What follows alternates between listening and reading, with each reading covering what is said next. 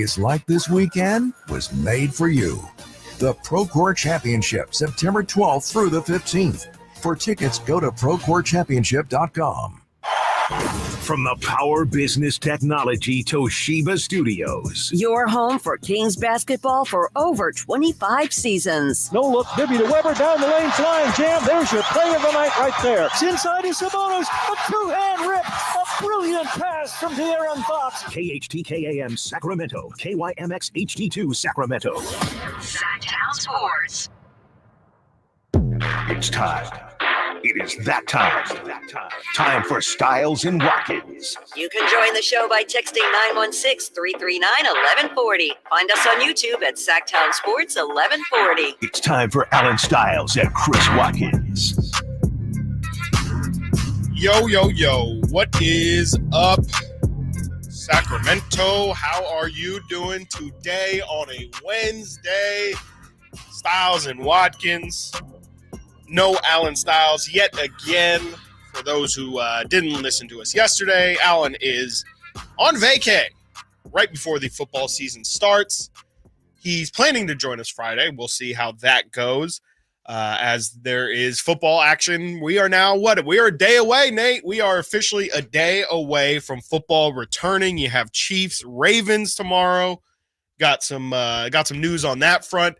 Hollywood Brown will be out for that game. Looks like the rest of the Chiefs squad is ready to go. So a lot of those guys ready to make their campaign for title number 3 in a row for them. That, again, kicks off tomorrow.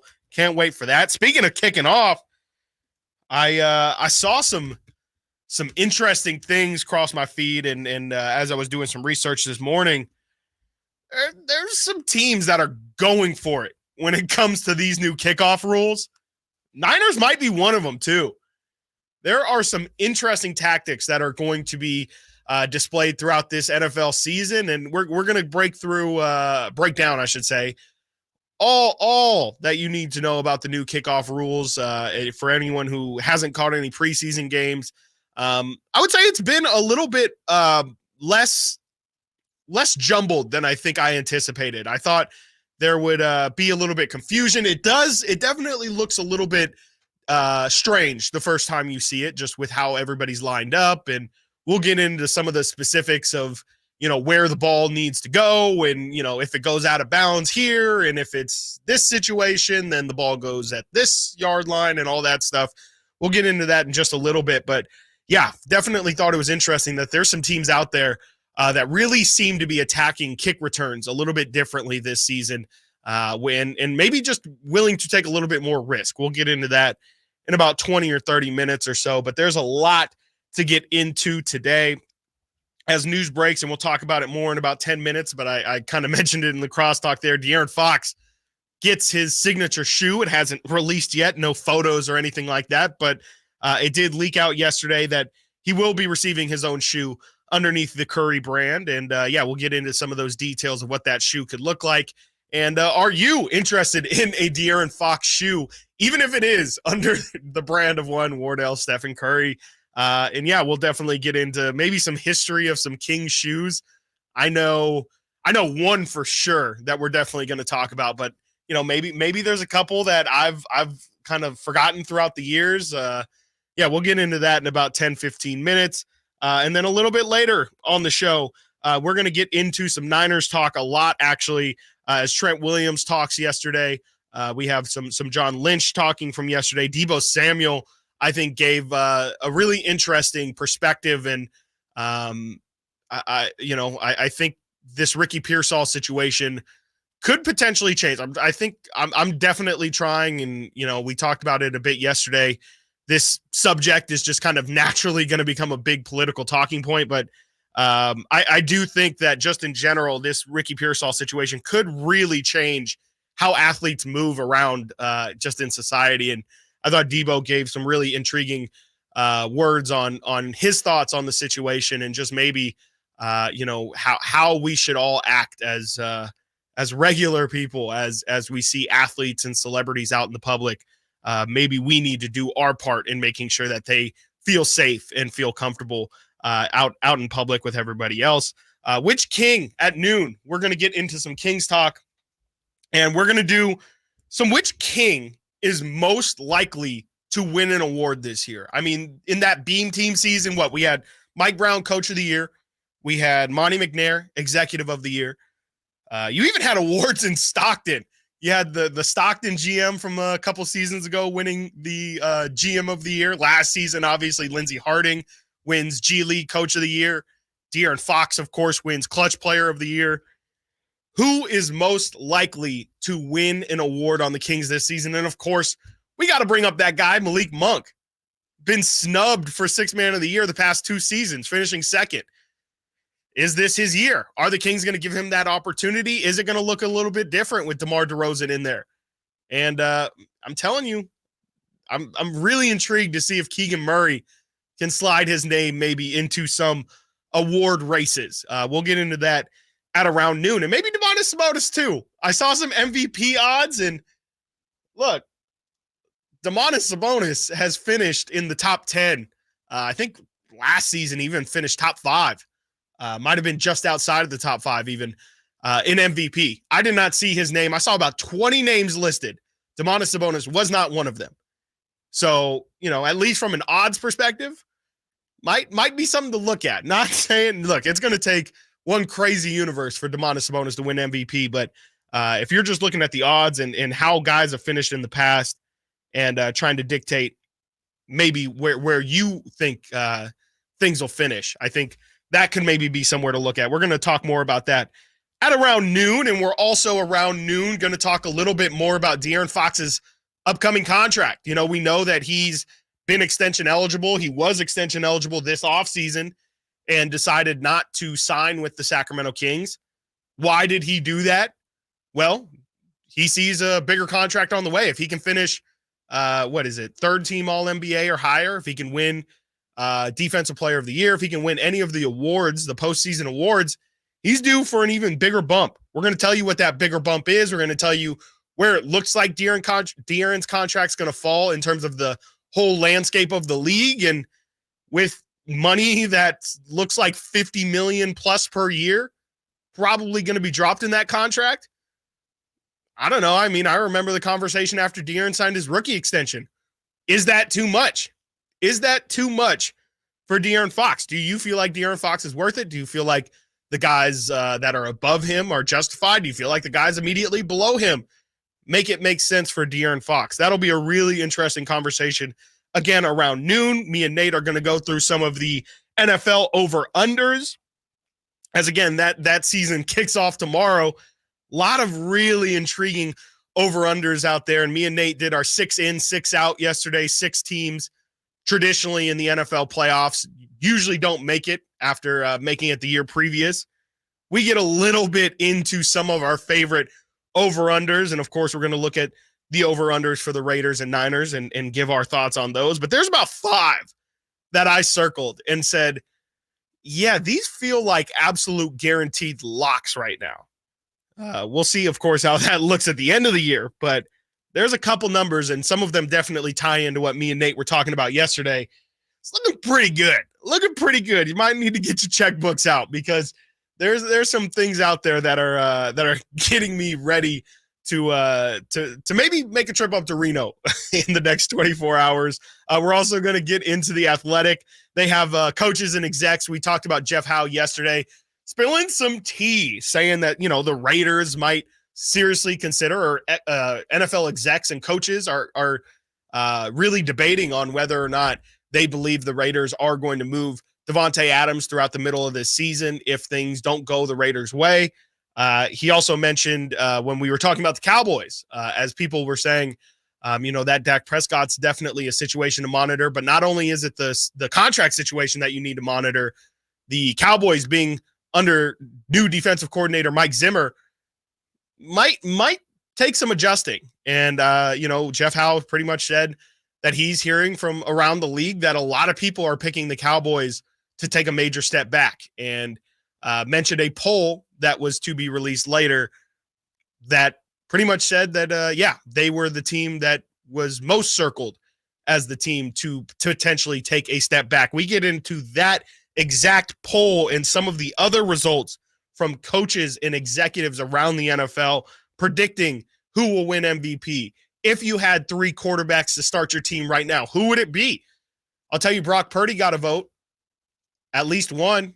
And he will tell you where he finished. It might surprise you. There's some others in that polling that is really, really interesting.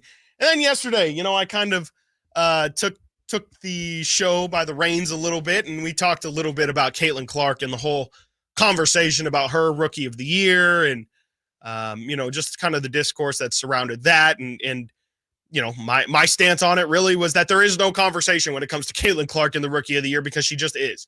She just is the Rookie of the Year, and there's not really much question about it. And some stats have surfaced of Caitlin's number one hater.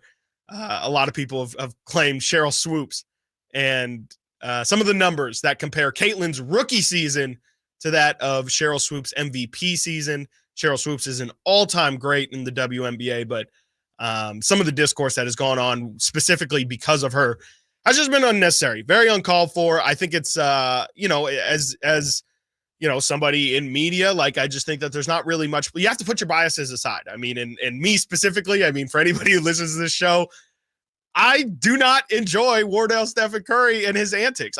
But I have to put that aside and acknowledge that he is the best shooter of this generation. He is maybe there's an argument, if you want to make it, that him and LeBron really are going toe to toe with the best player of this generation. I tend to lean towards LeBron in that conversation and don't really think it is much of one, but you got the rings, you got the head-to-head success.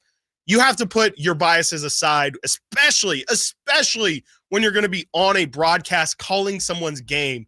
You have to be able to put all that aside and be willing to state facts and to put your biases aside and to report what is actually happening in front of you. And so there's been some back and forth with Caitlin and Cheryl Swoops. We'll get into some of those numbers comparisons and maybe expand a little bit on that conversation of what exactly is fair and how exactly Caitlin is being treated. Not just Caitlin. There's some other rookies out here that are just being disrespected by them not being talked about. I know, you don't want to miss the forest for the trees, but it does feel like, obviously Caitlin's a massive, massive story, but there's some others that are kind of going by the wayside that also deserve a lot of credit. Coming up next, we get into De'Aaron Fox's brand new shoe. Are you interested? Are you going to buy it? And can I personally look past my Wardell Stephen Curry bias to buy these shoes? We tell you next, right here, Stiles and Watkins, Sacktown Sports. The Sacramento Kings play here. He's got the triple. Sacramento takes the lead. Outstanding ball movement by Sacramento. Every triple, every jam, every Kings win. Sabonis with the jam over the Joker. He's got the three-point shot. Get your Kings fix all season long. Right here on your home of the Sacramento Kings. Here's a steal by Fox. The breakaway. He's got the rip with the left hand. Sacktown Sports at sacktownsports.com. I just don't like going to church, man. I don't like the people there. People at church have coworker vibes. Ralph Barbosa, the super cool ass tour. Some of them are cool, but most of them, they're just being fake nice because they want that promotion. If those are the people that are going to be hanging out in heaven, I just go to hell. Saturday, September 7th, the venue at Thunder Valley. Get tickets now. For tickets, visit ThunderValleyResort.com. Don't miss the hilarious Ralph Barbosa live. What sets Ashton & Price apart from other injury law firms? I'll tell you. From beginning to end, all important legal decisions are made directly between our clients and their experienced local attorney. A gate agent flying the plane, the receptionist performing surgery, not a chance. There's simply no substitute for the unique power of the direct attorney-client relationship offered by Ashton & Price. And there's never a fee until we win, and between you and me, we win a lot. Remember, for the best advice, don't think twice. Call Ashton and Price. Get your tickets for the Marysville Stampede September 14th and 15th at MarysvilleStampede.com.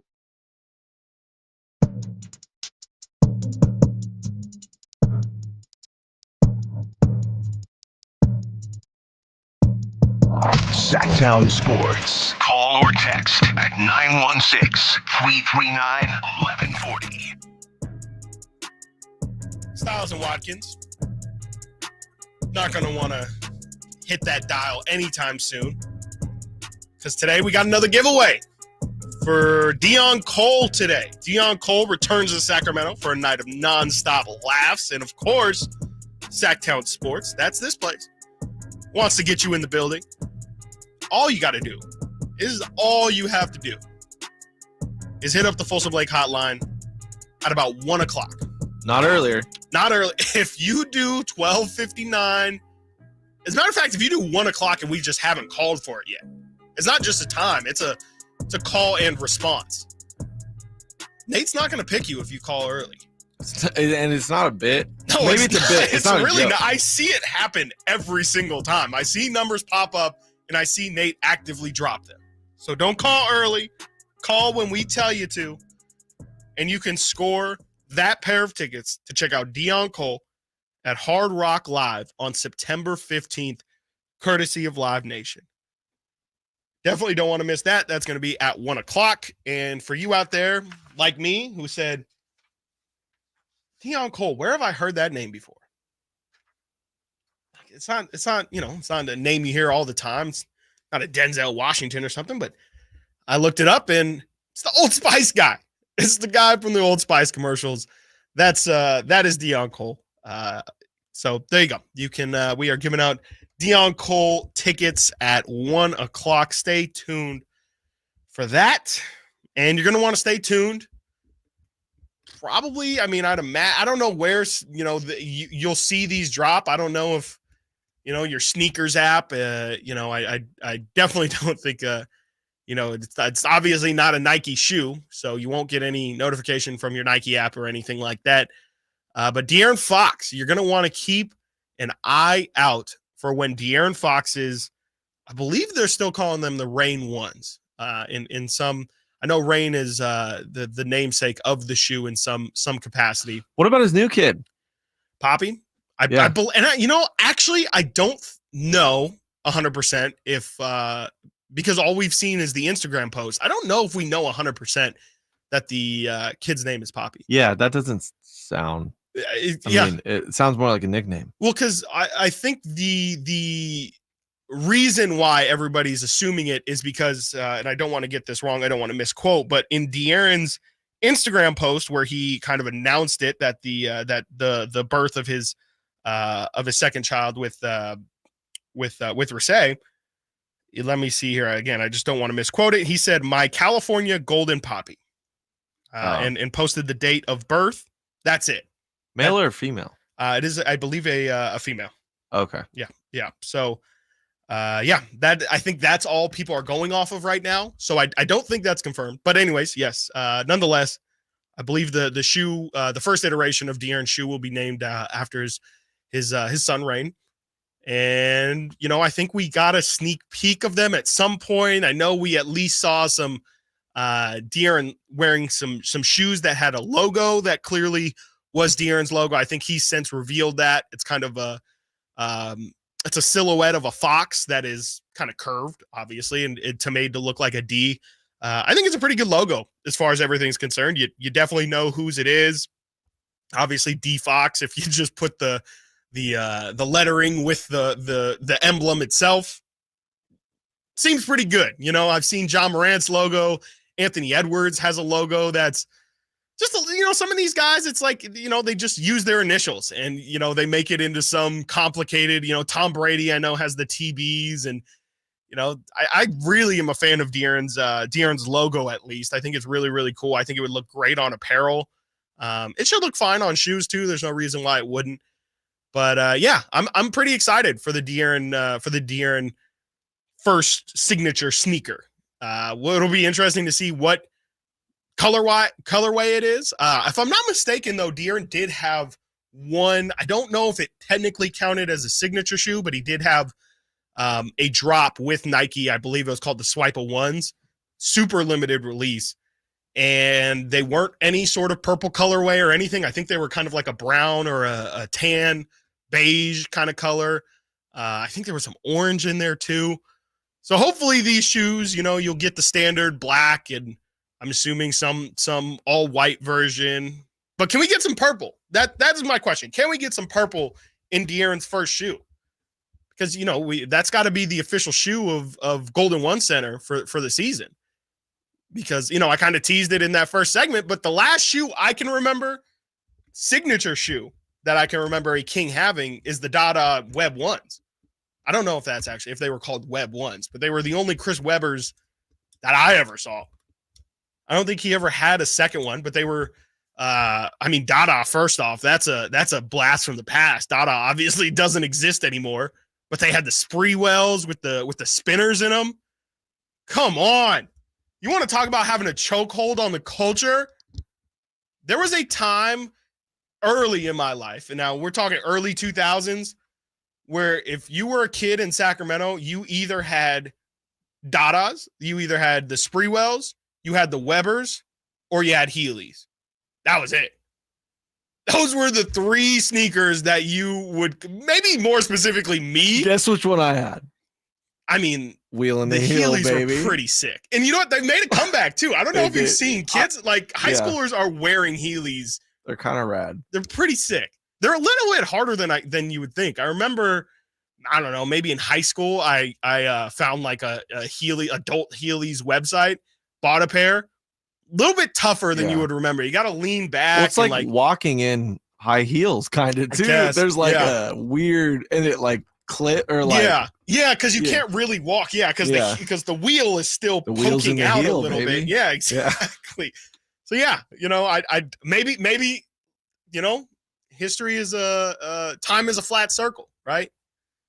And maybe people in Sacramento, kids these days in Sacramento, be rocking the Foxes or the Reigns, I should say.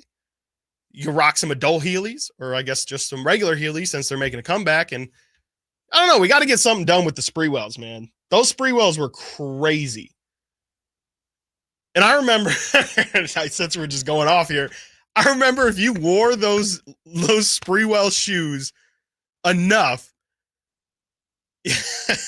the wheel would stop spinning at some point, and all that would happen is you would take a step, and you would just hear the air compress out of the other side. And so you would just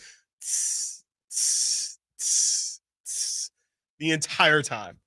Please. It feels like shoe innovation has gone backwards.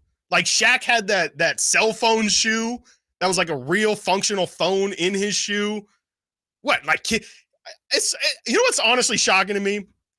Why don't adults have? Nah, never mind. I shouldn't go there. I'll say it. Why don't adults have light up shoes? Yeah, because it's. I mean, it looks because you look four is the answer. I think they took the lights and they put them under their cars, and I think that's where they went. Yep, it looks pretty sick. I can't lie. Yeah, it looks sick. When my lift pulls up, my Nissan Altima lift. Oh yeah, nothing better with the green underglow. That's how you underglow. know you're in good hands. $14 LEDs. Oh yeah, you're gonna get where you want to go quick. The glove compartment too. Oh yeah, when you got the custom Govies in your car, dude, you're living large. You think the car's lowered, but the shocks are just shot. Yeah. And the ride is rough. Absolutely. My goodness. So yeah, there we go. I'm excited for the Rain ones, or whatever De'Aaron's going to call a shoe. Again, just the poppies, bro. The poppies, you got to wait for those. Yeah. You're going to have to wait for those. But yeah, really excited that De'Aaron's going to get this opportunity. Glad that he is actually a priority of this Curry brand. I think that's kind of why De'Aaron left Nike, is he was getting leapfrogged by the Anthony Edwards of the world, the John Morants of the world. And he wanted to make sure that, he gets his own lane and he gets to partner up with Steph Curry, which obviously has a lot of benefits for him. I think the Bay Area and Sacramento ties is something that's definitely been talked about a lot, but I do think it's mutually beneficial for both of them. And yeah, I think in general, I have faith that they'll be good shoes. At this point, you don't really know much. The only details that we do know is the shoe will be a low top, and it'll feature a strap and is inspired by runners. That is the only information that we have so far on De'Aaron Fox's new signature shoe. I don't believe we have any sort of date or anything like that to expect them, but I would assume that they would drop, I don't know, around Christmas time seems pretty good for me. I would definitely assume at some point during this NBA season. who knows? Maybe it might be game one. I mean, if he's going to be rocking signature shoes throughout the season, I'd assume that'd be about as good promotion as you can get. So be on the lookout for those. As you know, we do have Media Day, September 30th. Maybe we'll see it then. And maybe we'll be able to ask De'Aaron about that ourselves as we plan to be out there asking all the players all the questions on Sacramento Kings Media Day. I got to pitch you guys some ideas I have for Media Day. There's something I wanted to do before. I just don't know if it would fly. Okay. Yeah. So maybe today, maybe when Alan's back, Alan will probably shoot it down before you because he's jealous when other people get the limelight, you know. But no comment. Yeah. I mean, that's just the hard truth. But anyways, something to look forward to. Something to look forward to for sure. Yeah. Excited to hear that. And I think there's going to be a lot of new ideas that we try and implement out there. And it'll be a work in progress. So we'll see how that goes. But yeah, Sacramento Kings Media Day, September 30th, and we definitely anticipate being out there and talking to all of your favorite Sacramento Kings. So definitely looking forward to that one. Coming up next, we're going to talk about the new NFL kickoff rule and how some teams, again, are really, really going for it when it comes to these new kickoffs, and why one of those teams is your San Francisco 49ers. You're listening to Stiles and Watkins, Sacktown Sports. The NFL's leading rusher plays here. And a handoff to McCaffrey, walks in the end zone. Handoff to McCaffrey, takes it right down to the goal line. He does his thing again. McCaffrey goes in motion right. Backwards pass led by Juszczyk. A block there. Hurdles a man. 10, 5, touchdown! CMC! You can hear all of Christian McCaffrey's touchdowns on your home for 49ers football. Sacktown Sports. Hello? Hey, it's Ted from Consumer Cellular, the guy in the orange sweater, and this is your wake-up call. Did you know we've got you fully covered? I've taken up beekeeping. I'm always covered. I'm talking the same fast, reliable nationwide coverage at up to half the cost. Same honey, half the work? Exactly. Sweet. Just call 1-888-FREEDOM or visit consumercellular.com. Savings based on cost of Consumer Cellular single line 1, 5, and 10 gig data plans with unlimited talk and text compared to lowest cost single line postpaid unlimited talk, text, and data plans offered by T-Mobile and Verizon January 2024. Why choose a Sleep Number smart bed? Can I make my side softer? Can I make my side firmer whenever I want? Can we sleep cooler? Sleep Number does that. Cools up to 8 times faster and lets you choose your ideal comfort on either side. 94% of Sleep Number smart sleepers report better sleep. J.D. Power ranks Sleep Number #1 in customer satisfaction with mattresses purchased in-store. And now, during our biggest sale of the year, save 50% on the Sleep Number limited edition smart bed. Limited time. For J.D. Power 2023 award information, visit jdpower.com/awards. To find a store near you, visit sleepnumber.com. She posted about us just now. Celebrities can't get enough of Beyond's bespoke skincare line. She has 147 million followers. How do we monetize? She needs a social media associate to help her with the hype. We should repost this. Do we need a hashtag? Indeed can help her hire great people fast. I need Indeed. Indeed you do. You can schedule and conduct virtual interviews all from your employer dashboard. Visit Indeed.com/credit and get $75 towards your first sponsored job. Terms and conditions apply. Drivers who switch and save with Progressive could save hundreds, which could be life-changing. I mean, you could put that money towards that zero-turn lawnmower you've always wanted. And after using its edge-shaping technology to meticulously sculpt the face of the Mona Lisa into your grass, you'll become the undisputed king of Saturday morning lawn care, leaving your neighbor and sworn enemy Gary to question his place in the delicate neighborhood ecosystem. And it's all because you could save money switching at Progressive.com. Progressive Casualty Insurance Company and affiliates, not available in all states. Hey, Daydreamer. Did we catch you thinking about your dreams? With Wells Fargo Premier, a team can help you plan for them. So let's imagine your biggest dream.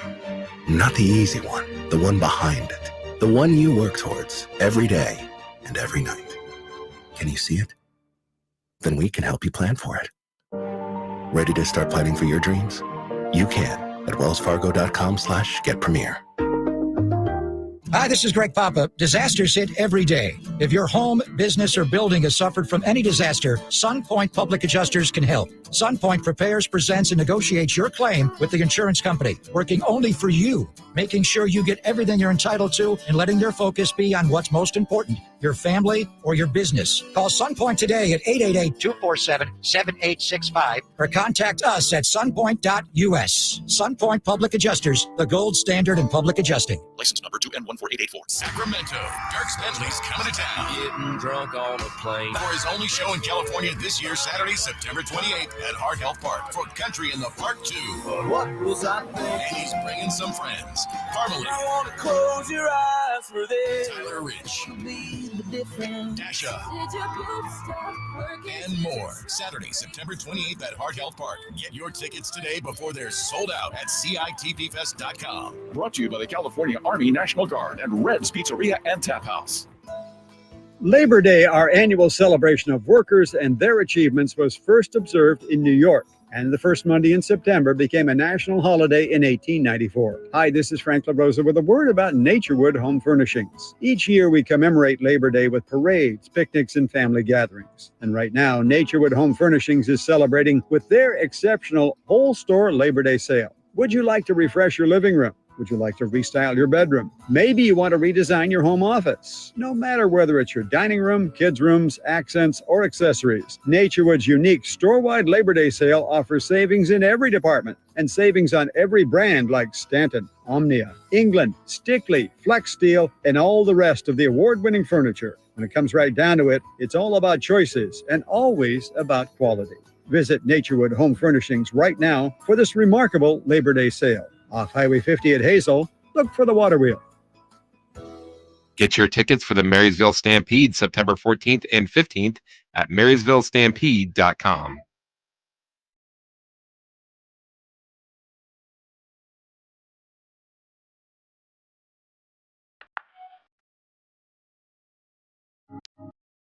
Live and local. Live and local. This is Sacktown Sports.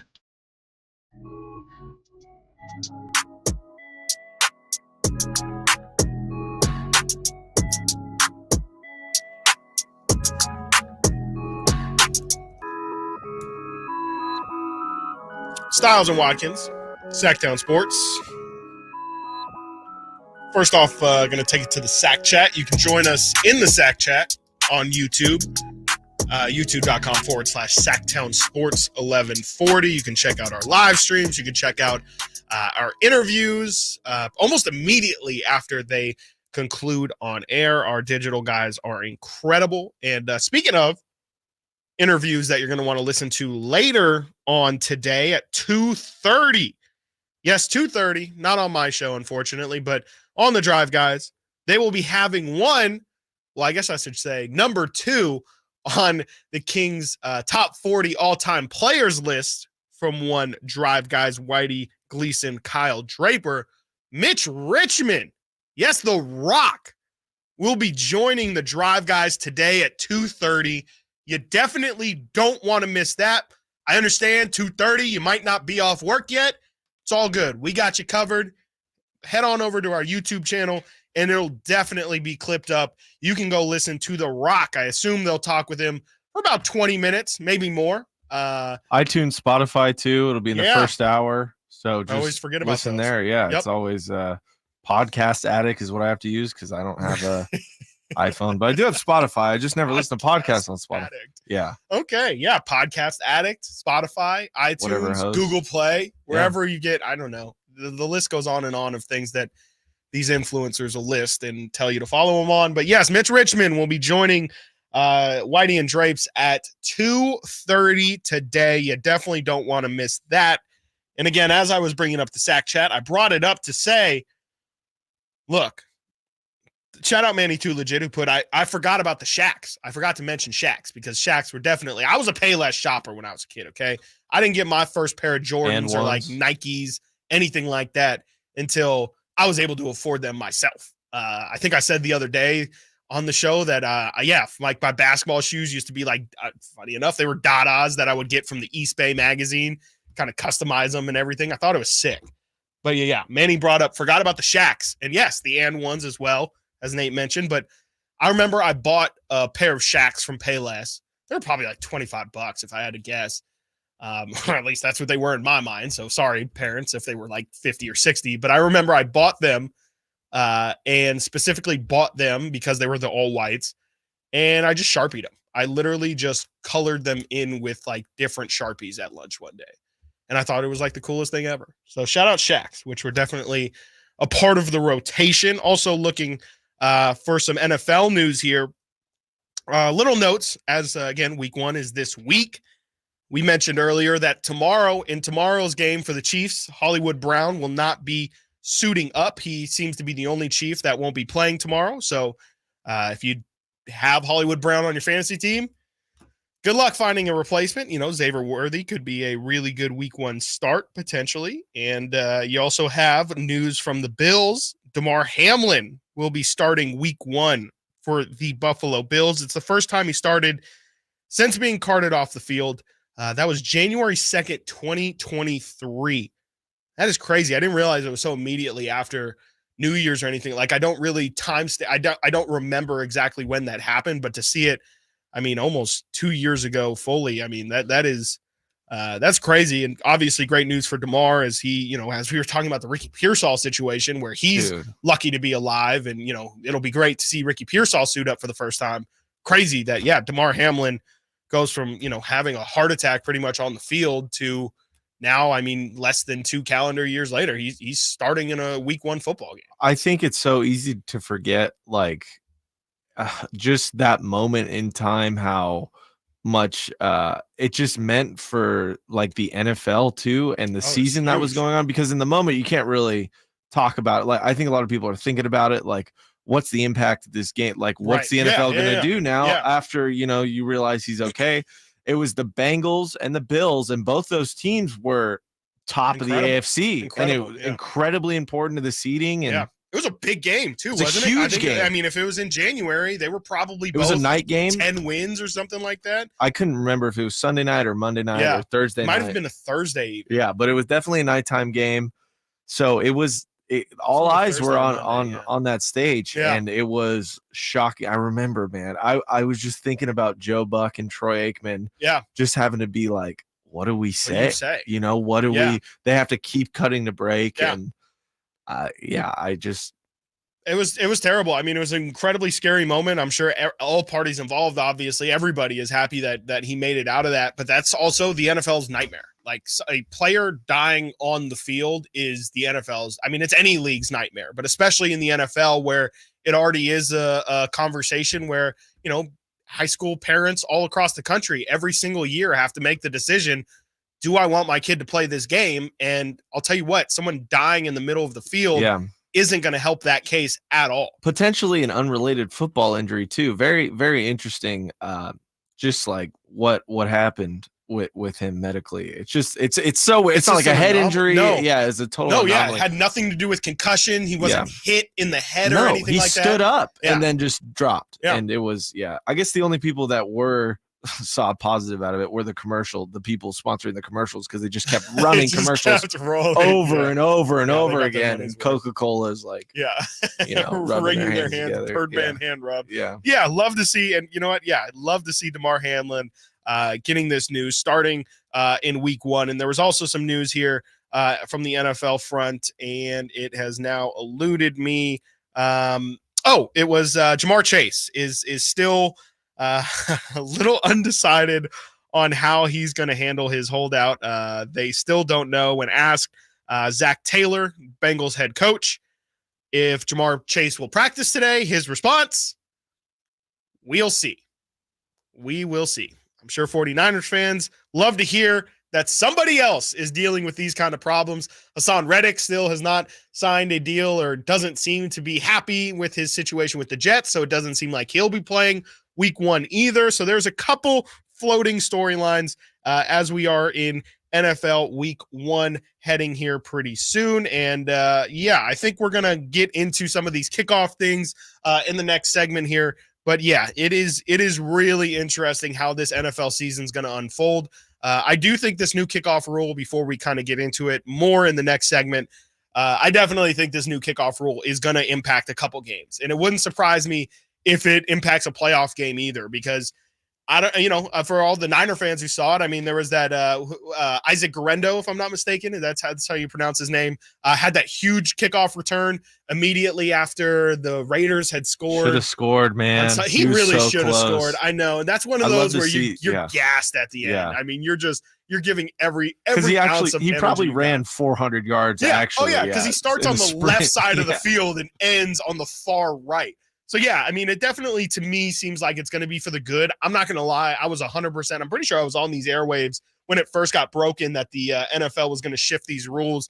I was afraid that they were trying to take out the kick return. And I thought it was a little bit interesting, especially with a guy like Devin Hester being inducted into the Hall of Fame this year.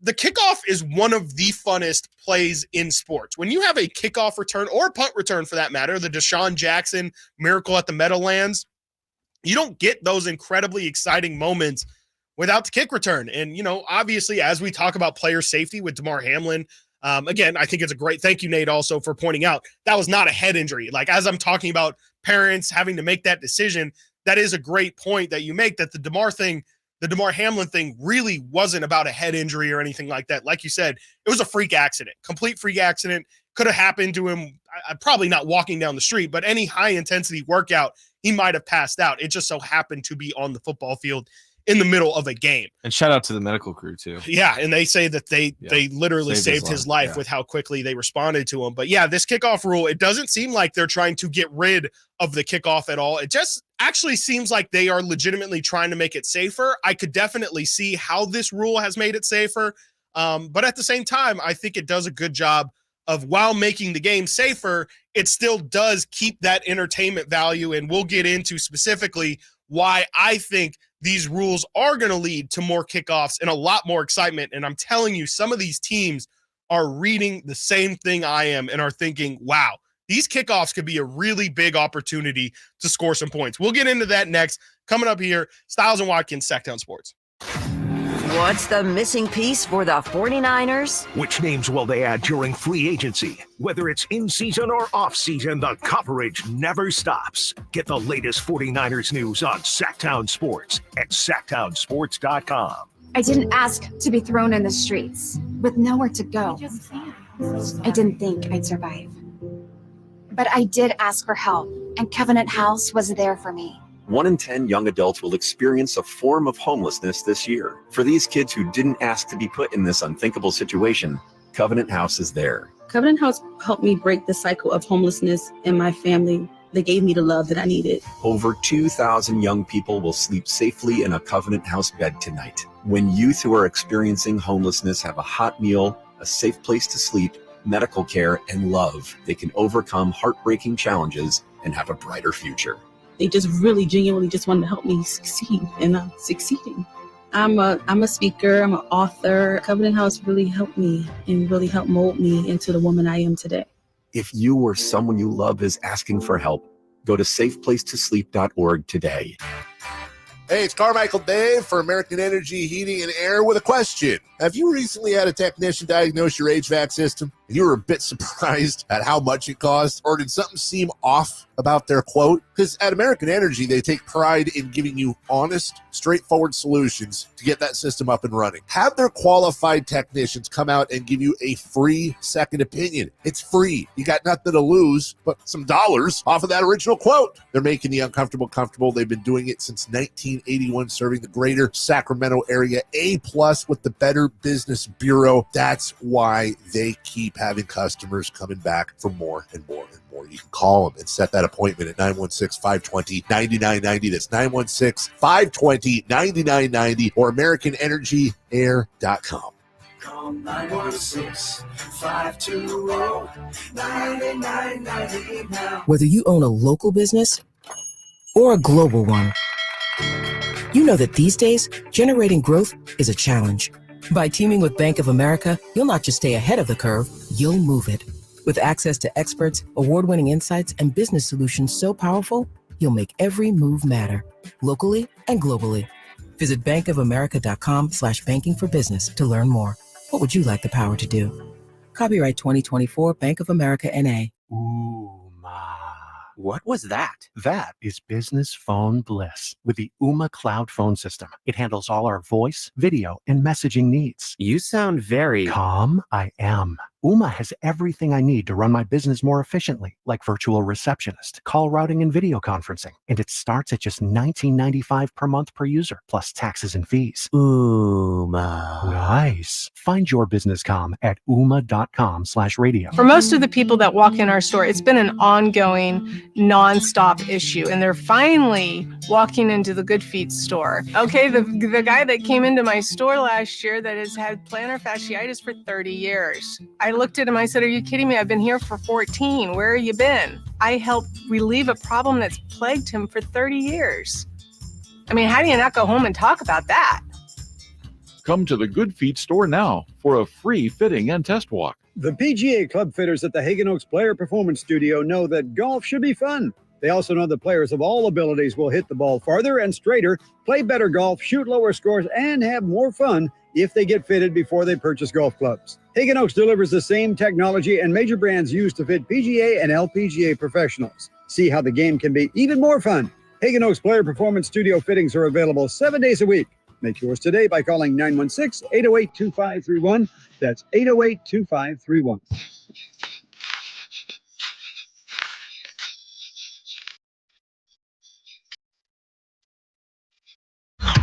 Sacktown Sports. Check us out on YouTube. Search Sacktown Sports and subscribe.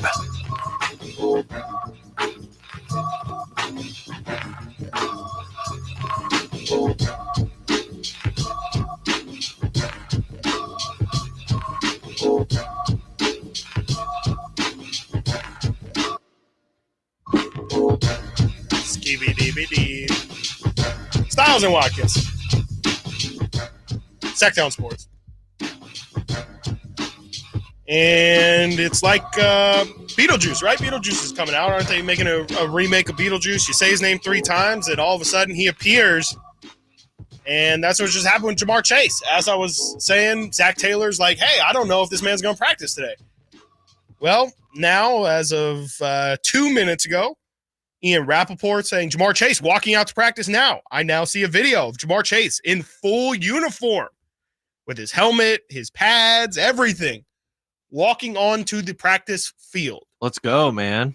For everybody out there who's got Nate, right? You got Jamar Chase, didn't you? One No? league, yeah. Yes.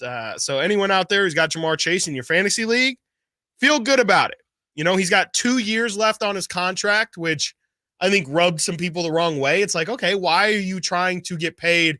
You can still play this year. You can play through the next year before you get that extension. Injury, 100%, especially, like a guy like Jamar Chase is seeking top dollar. And he wants that Justin Jefferson money. He wants a single dollar more than Justin Jefferson. Penny, I think. Just a penny. Yes, I'm sorry, a penny. So more than Justin Jefferson.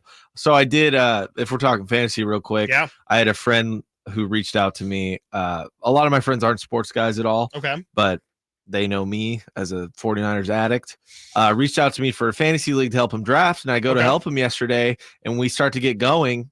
And it's an auction draft. And I'm like, oh, brother, this is going to be a lot different than normal. So all the stuff I told you doesn't really apply. His first bid win was Jamar Chase at like $48 with a $200 budget. So that was kind of a big one. He got Jamar Chase, Devonta Smith, Austin Eckler, a couple good picks, pretty some of the league had keepers, so he didn't get his choice at McCaffrey and stuff. But it was a good time. The auctions are fun. They're interesting for sure. He streamed shared his screen with me, and we were just sitting there for like an hour and a half. Just betting, and it's like betting, because you're offering. Yeah, exactly. It was a good time. Yeah, I've always wanted to do an auction draft, but it's always to me it feels I like it more. I did it for fantasy basketball. Me too. 1 year.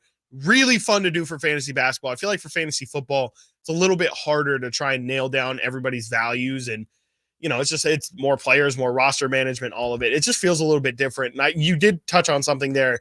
I really don't like keeper leagues for that exact reason. It just takes the draft is honestly, I don't know, 60, 70% of the fun of playing fantasy football. Sure. And if you're eliminating like the top picks. It's just, okay, so I have the first pick in the draft. I'm going to take, Devonta Smith is probably like one of the first guys. And it's like, okay, like it just doesn't feel the same. Well, the auction is way different too, because when it was his pick to nominate a player, I'd be like, don't nominate someone you want. Exactly. Nominate someone they're going to run the money up. Exactly. So we would early be like, all right, nominate Mahomes. He would run up for way more than he would like 36, 38, which is, a sixth of your budget for a quarterback, which is a little silly because so many quarterbacks have such a tight window of points scored. The difference between like Mahomes and, I don't know, Brock Purdy is like 1.5 points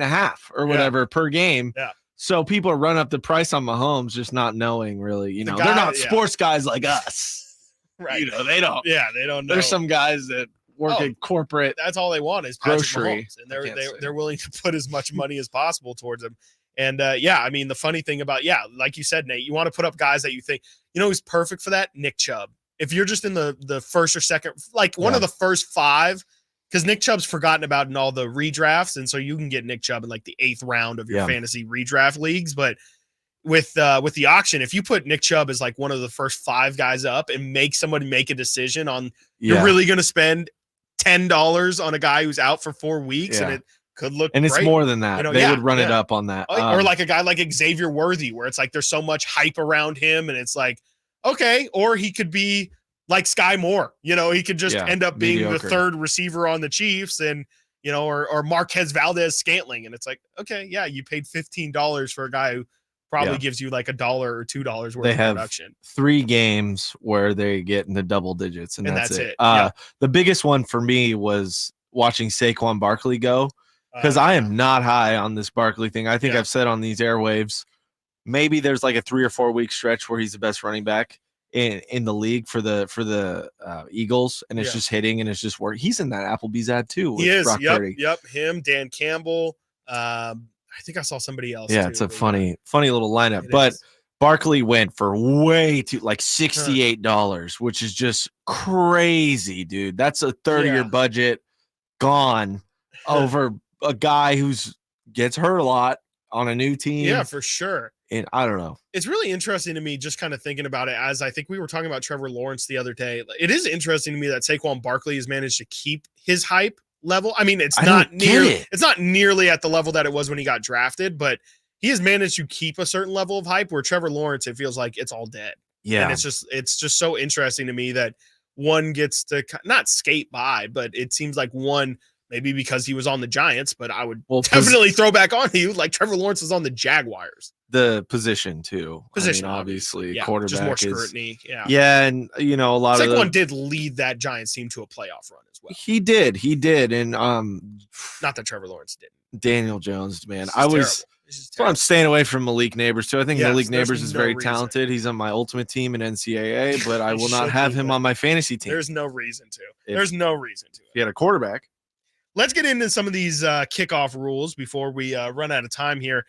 So for those who don't know, just to run through it real quick, the players now line up 5 yards apart. They are now all, I don't know exactly. I think it's the 35-yard line, the 30 and the 35-yard line that both teams line up at. It's obviously just the kicker standing at that line. He kicks it from the normal spot. The ball now has to land in between the goal line and the 20-yard line. That is now called the landing zone. I'm pretty sure they're going to, at least for the first couple weeks of the season, like highlight it in some sort of neon color so you can see this is the actual landing zone. So your broadcast might look a little bit different than what it typically has. Any kick that hits short of the landing zone, so if it lands before the 20-yard line, if it lands at the 25-yard line, anywhere, if it lands anywhere in front of the 20-yard line, it is treated like the kickoff went out of bounds and the ball is spotted at the 40. At the 40-yard line, ladies and gentlemen. Play will be blown dead as soon as the ball hits before that yard line. So there will be no return. And that is, again, for all you prop talk people out there, I don't know if it's been adjusted in Vegas yet. That's going to lead to a lot more scoring. I'll just say scoring, and you can draw your conclusions to that. It's going to lead to a lot more scoring than what we've seen in the past. If typically a lot of these kicks were traditionally going to the 25-yard line. Of course, we've seen in these past couple years, every kick just goes out of the back of the end zone. That puts the ball at the 25-yard line. Now there is a variable for at least one a game of a team starting at the 40-yard line, where that would only happen before if, yes, a team actually kicked it out of bounds, which maybe happens 2 to 3 times in totality for every single kick in the entire season. So you're going to see a lot more drives just in general starting at the 40-yard line. I think that's going to be a really, really big factor in all of this, as teams are going to try and get smart with, hey, if we can land it at the 20-yard line and then have it bounce out of the end zone, there's going to be no return. In that case, if the ball does land in the landing zone and then goes out of the end zone, the ball is downed at the 20-yard line.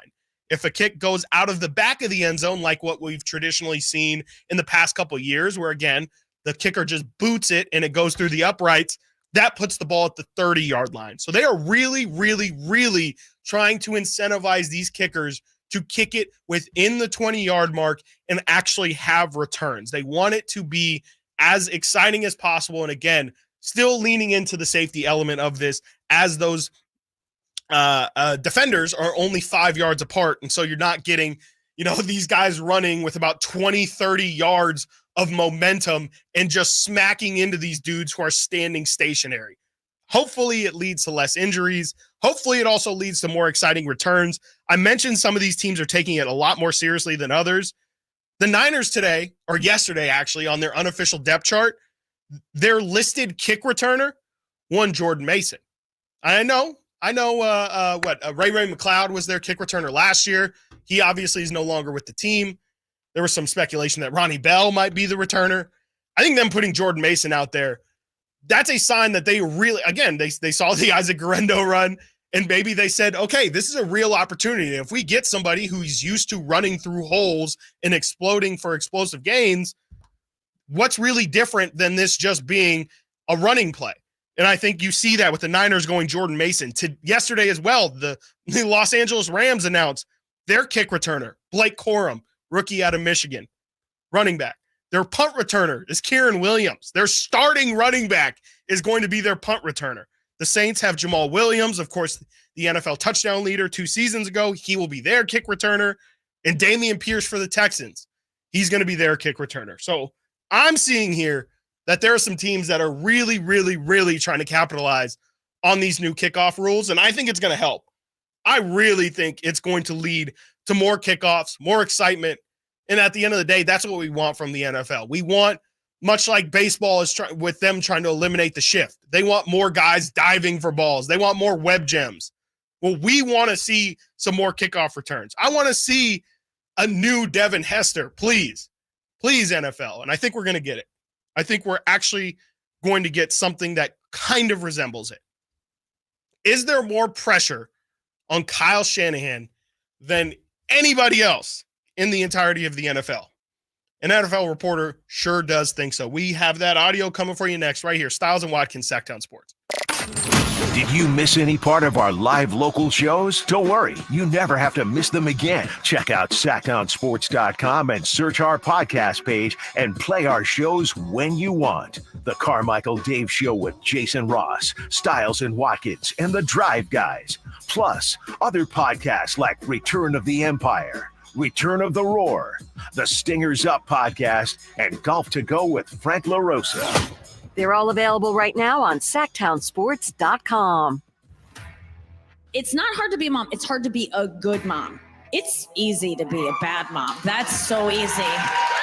But to be a good mom is hard. To be a bad mom, that's as easy as being a great dad. That's...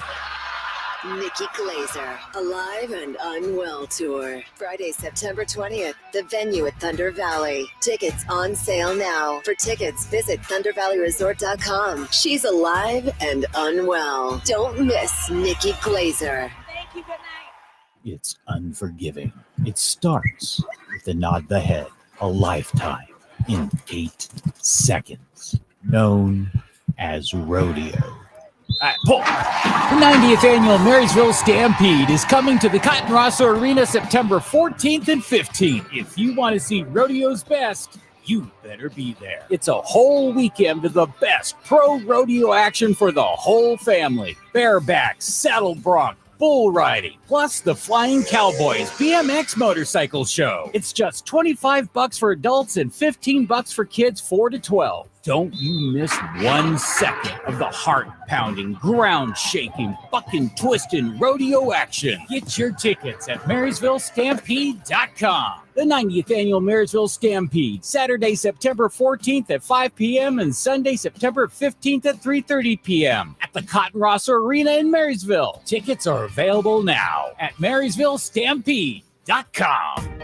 Sponsored by Xfinity Internet. Enjoy ultimate control of your home network. Personalize your Wi-Fi name and password. Assign user profiles. View and control connected devices and more with the Xfinity Internet app. You guys got a new Honda? Well, it was like this. My mom was driving me to school when, bam, our car started smoking. My mom wasn't happy, so she called my dad and said, honey, if you value your life and our marriage, you will take care of this now. So my dad calls up Stockton Honda and was like, can you get me approved for a new car and save my marriage? And they're all, sure, Mr. Jones, we do this every day. And just like that, Stockton Honda to the rescue. StocktonHonda.com. KHTKAM Sacramento, KYMX HD2 Sacramento. From the Power Business Technology Toshiba Studios, your new home for 49ers football in the 916. Sacktown Sports.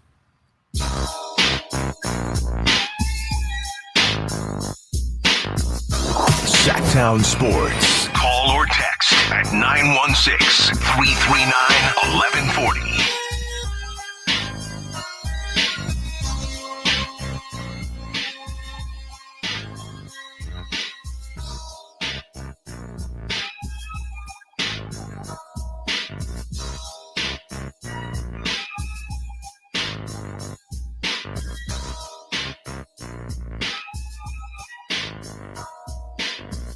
Look, I love rivalries. I really do.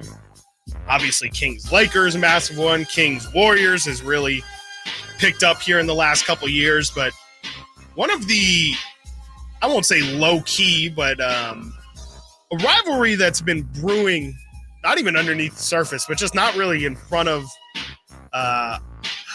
it's just tough. I don't really know how to phrase it, but it's just not talked about a lot. It was obviously talked about a lot when it first broke, but Live Golf versus the PGA Tour. Again, now that I've said it, it's definitely been talked about, and it's not that it's been under the radar. It's just you don't really think of those. You think of the entities as rivals. You don't necessarily think, and I know there's been a lot of jawing back and forth between the golfers themselves, but not really. It doesn't play out. You don't get these head-to-heads, and it's talked about. When the Live guys come over for the majors, of course they'll mention it and things like that, and definitely mention some of the comments that guys specifically like Rory McIlroy has made about the Live Tour. But this interesting note came out over the night. PGA Tour versus Live. PGA stars Rory McIlroy and Scotty Scheffler have agreed to face Live Golf's Bryson DeChambeau and Brooks Koepka in a made-for-TV match in Las Vegas in mid-December. So I don't know if that's going to fall under the, what is it? They call it the match, that whole series that's gone on. It started with Tom Brady and Peyton Manning and Patrick Mahomes and Gronk and all that stuff. It seems like it is now going to real golfers and real beef. And I think that'll be it'll be interesting, because I do think that kind of not spits in the face of everything that I think the PGA Tour players have stood for, but it does give a lot of credit. So I think it's interesting that that's how they're phrasing it. They're not really putting it as just straight up golfers versus golfers. It is being framed as PGA versus Live. So we'll tell you more about that as news trickles out more and more about that. But of course, love rivalry. So thought I'd mention that. And of course, thought I would mention this. Kind of started circulating a little bit yesterday. Peter Schrager of NFL Network, who has been, NFL Network right now is doing double duty. They are not only previewing the season, but they are giving out tons of content just for, their season predictions and all that stuff. And Peter Schrager, I think, had a really interesting take when asked which individual in the NFL, player, coach, executive, has the most pressure on them going into this NFL season. Peter Schrager said Kyle Shanahan. Here's his reason why. A guy who's got so much riding on this season as the head coach of the 49ers with contracts, everyone wants it. Purdy's got to get paid at some point. We've got to pay, Talanoa Hufanga has to get paid. Kyle's coming in there, and he's grown the hair out. Mm-hmm. He bookended his summer with the McCaffrey wedding where he was wilding out and this amazing Great Gatsby. This is me saying, hey, I've got the swag. My team's got the swag. You guys could poke holes in us all summer long. We good. In fact, we Gucci. He Gucci. I think Kyle Shanahan's got the most riding on this season. I also feel like he has no doubts that his team is ready to go. I'm going to say the head coach of the defending NFC champions, Kyle Shanahan's got the most on his shoulders, and he's got some hair rocking on it too. He's growing out that hair, and I respect it, and he was rocking it like Gatsby. So Peter Schrager's argument there is essentially, and Peter Schrager, I will say, usually does great work. Don't know if Kyle growing out his hair is necessarily reason to say, oh, Kyle's trying to make a statement this year. He's really putting all the pressure on himself by throwing Great Gatsby themed parties and, having a mustache. Does it every year. So strange. Does the party every year. He does. So, he does throw that party every single year. The hair, he's obsessed with his hair. Yes. Very strange. Very strange. And also just in general with him not looking like a dork, like the Gucci thing. Like I wouldn't describe Kyle Shanahan as like a fashion forward guy. Not that he looks bad at all, but like I don't think he's somebody who's, yes, this is my Gucci belt with my Louis shoes and things like, I don't know. I mean, like he looks dapper for sure in the pictures, but yeah, I mean, we'll just talk about what he is in general talking about. Cause again, if we focus on what exactly he's saying there, there's not really much there that he's giving us as to why Kyle has the most pressure on him for the year. But I will say this, just in general, I don't know if I would say the most of anybody. Again, we can point to yesterday there being a report, and we should loosely say report. Grant Cohn, who was on these airwaves last week, we had him on, Stiles and Watkins. He reported yesterday that apparently Kyle and John Lynch are on the hot seat a bit. And we discussed it a little bit yesterday, kind of in passing. I kind of said it's overblown. I don't think Kyle has that much pressure on him. I think there's coaches who are legitimately coaching for their job. But I do think there is an argument that at this point, I don't want to say Kyle's coaching for his credibility, but I think he's coaching for the ability of having benefit of the doubt. I don't think the Niners get benefit of the doubt. And you already see it being eliminated, really. I mean, we discussed it a bit yesterday with some of these articles that have come out saying, are we sure the Niners? Super Bowl hangover? I think a lot of people have already started to stop giving the Niners benefit of the doubt. I think if they don't get it done this year, and unfortunately get it done is getting it done, hoisting that Lombardi trophy, I just think you're going to see more and more of it. And I think it's just going to be, you're almost going to be counterculture if you're saying, hey, how about the Niners were great every year? They're going to be great this year too. Feels like now, again, you already start to see the narrative shifting.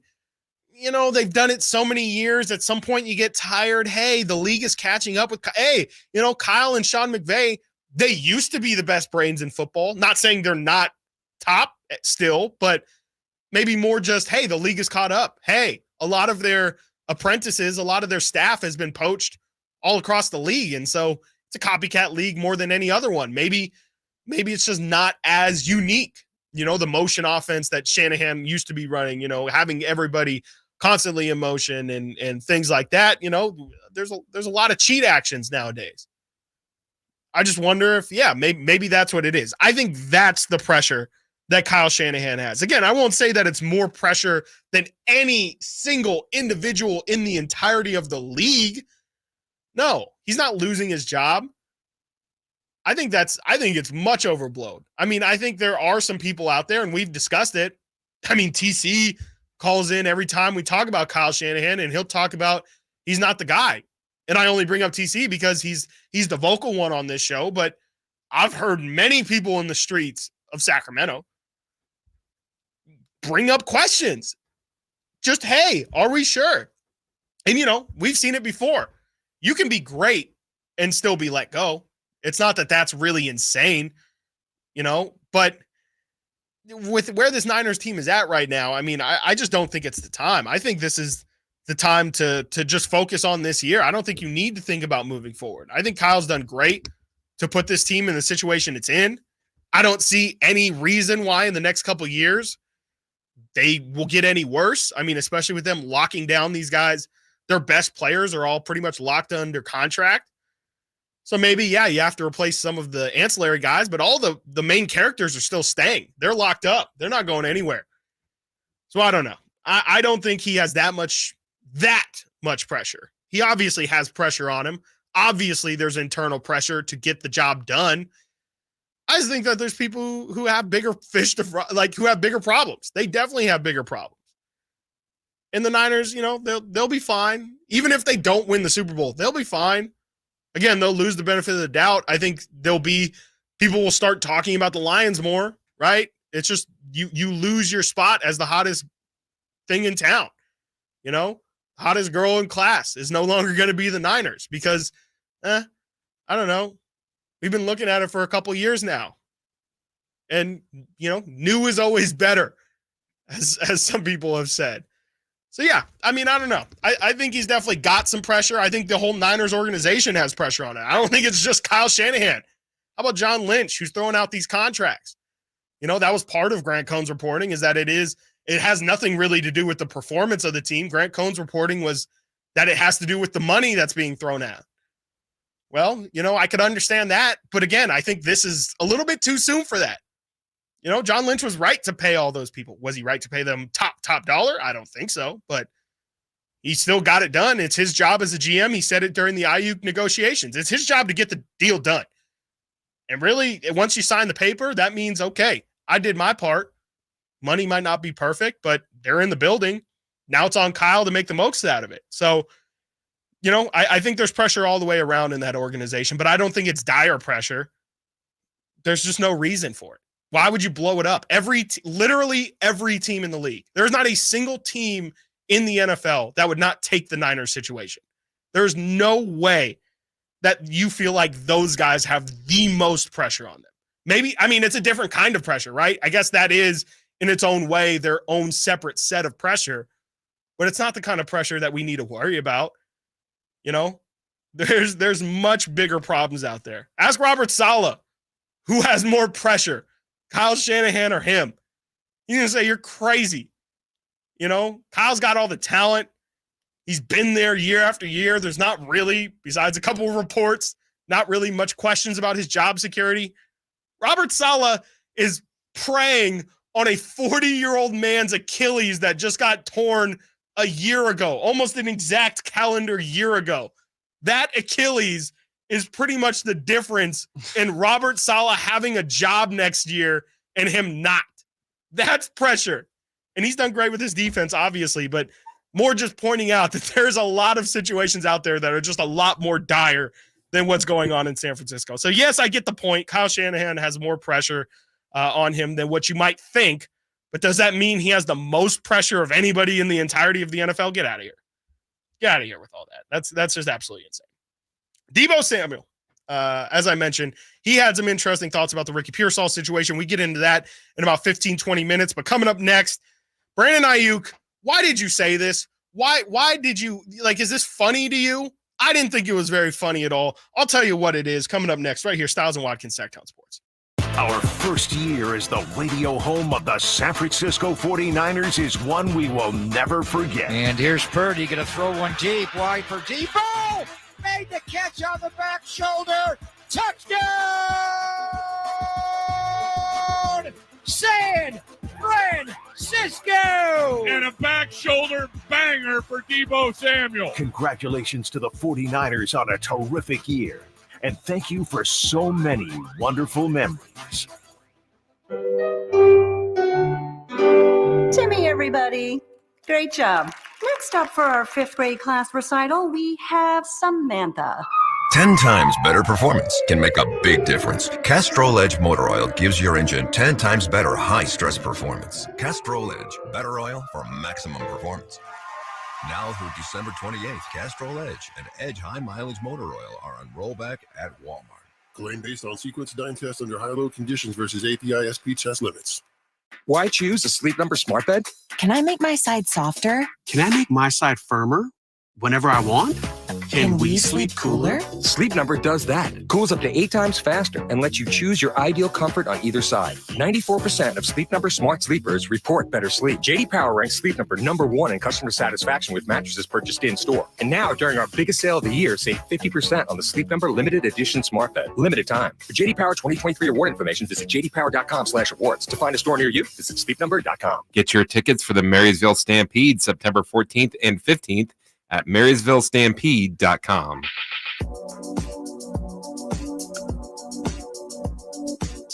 Live and local. Live and local. This is Sacktown Sports.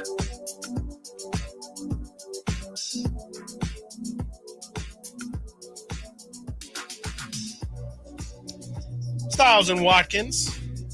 Alan Stiles out on vacay until at least Friday.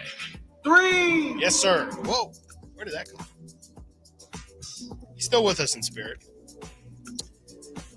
And you can be physically there at Hard Rock Live on September 15th, courtesy of Live Nation, to see Dion Cole return to Sacramento for a night of nonstop laughs. And, of course, we want to send you out there. You just got to call Folsom Lake Honda Hotline at 1 o'clock when we ask you to call. After we ask you to call. Please know beforehand. As Nate, it's Nate's number one pet peeve. Just calling early. So wait on that at 1 o'clock. We will be having our Dion Cole ticket giveaway. Again, that'll be September 15th at Hard Rock Live, courtesy of Live Nation. Definitely don't want to miss that in the 1 o'clock hour. And as well in the 1 o'clock hour, we will be going over our favorite over-under picks in the NFL this year. And in about 45 minutes, we're going to talk some Kings, a lot of Kings actually. Which King is most likely to take home some hardware at the end of the year? And looking a bit into De'Aaron Fox's contract, or his future contract, that is, and maybe some of the possible ramifications of that. And ultimately, I think you have to ask this of everybody who's going to sign a contract. Doesn't matter if it's your best player. Doesn't matter if it's your worst player. Is it worth it? Is it worth it? Is De'Aaron Fox's potential extension worth it? I'll tell you right now, it is. I'll spare you the hour of waiting, and I'll tell you it is definitely worth it. But we will tell you why exactly. I believe that it is just so worth it, and you don't need to concern yourself with anything else, really, when it comes to De'Aaron Fox in that financial statement. I do want to kind of talk about it in a little bit here. I don't think we'll get to it right now, maybe in the next segment or the one after. But I saw something. Actually, I think it was Pat McAfee, funny enough, posted the audio that we're going to play here in a minute of Trent Williams mentioning Ricky Pearsall and how that situation possibly affected his return to the Niners. But are the Niners, like, maybe, of course, out of a horrible, terrible situation, could they make the most of it and use that as fuel, as everybody is talking about, again, them being over the hump, them missing their championship window, them being tired? Is there a Super Bowl hangover? Well, I can't think of any better motivation, anything that can bring a team together, like almost like being on the verge of losing a teammate in the way that they did. Is there a possibility that the Niners can use that and try and, really rally around Ricky and try and use that to fuel them through a season? Because frankly, it's not the skill that anybody's concerned about with the Niners. It's the emotional side of things. And that's really where they need the biggest bump. And could Ricky Pearsall give them that bump? Again, making the most out of a terrible situation. I think it's a really interesting topic, and we'll get into it probably in about 15 to 20 minutes or so. But right now, I want to play this audio that absolutely had me ripping my hair out, as I was very vocal about the Brandon Ayuk situation and how it frustrated me and how it went on longer than it needed to go. And funny enough, I'm not the only person who thought it was unnecessary and went longer than it needed to go. Here's straight from the horse's mouth. Here's one Brandon Ayuk and what he had to say about the contract negotiations. I think I'm not gonna lie, I made it a little bit more difficult than it needed to at the end. Oh, Brandon. Jeez. What a prankster you are. Wow. Thanks. I mean, everybody in that room loves content. Obviously they're all writers, they're all journalists in there. So they it's funny for them. Ha ha ha. Me, not so much. Have 4 hours to fill. Probably a couple days of talking legit 2 hours of Brandon Ayuk. Not so funny to me. He's giving you something though. Not so funny to me. Really not so funny to me. Whatever. Yeah, the contract's done now. Ha ha ha. But why? Why did he make it harder than it needed to be? What did he, For fun. Hilarious. Yeah, it was a blast. We're having so much fun. Had so much fun talking, trying to figure out your motivations, trying to figure out all the cryptic Instagram posts and everything. All the journalists blast. saying things or talking but not saying anything. Yeah. All the updates that weren't updates. Yeah. Hey, we know major update. We know who Slick Rick is now. No update. Thanks for showing us that Twitter account. Right? We could have gone our whole lives without knowing what that target dog of a Instagram or Twitter page was that reported. Remember initially? You mean Pretty Ricky? Pretty Ricky, whatever. Slick Rick is Ricky Pearsall's. I just remembered. Pretty Ricky is the worst. Pretty Ricky was the worst. The worst part of this entire Brandon Ayuk saga was this guy, this random guy. And Alan will tell you, nothing drives me crazier than these people who don't know but are going out on a limb because on the off chance that they're right, they're going to look great on socials. But if they're wrong, nobody's going to remember it. At least this guy was loud enough and continued to double, triple, quadruple down on his standing on business that we now know, okay, we don't need to listen to this fool because he, for months, said he is going to be a Steeler. He is going to be a Steeler, and obviously it never happened. I got in an argument with a friend about it. A friend was sending me Pretty Ricky. Yeah, my friend's sending me because doing previously, I just didn't care as much to follow these things. There's nothing I can do. Yeah, I'm waiting to see if the trade happens. I can't look at new stuff every day. Yeah. So now that we're doing this show, I'm a producer for the show. I pay attention. I look into all these reports. Literally it's part of the job, and I hear you guys talk about it every day. It's what we have to do. So I knew Pretty Ricky was nothing. We knew this. And then my friend one day, I think it was one day where it was like, he's getting traded to the Steelers. He texts me and he's like, Ayuk's going to the Steelers. And I'm like, dude, who's your source on? What's the source? And he literally sends me the Pretty Ricky tweet. And I said, that guy is just full of it. I don't think I'll be shocked if he's right, but I don't. And my friend's like, no, this guy's been pretty legit about stuff. They always are. They can always point to one other thing that they got, obscure thing that they go, oh, dude. He called the Mac Jones extension. I called Brandon Ayuk getting signed that day. Right. So maybe I can be beautiful Nate. Yeah. We gotta Nasty Nate. Nasty Nate. Yeah, there you go. Nasty Nate on the report. Dropping news, bro. What are my sources?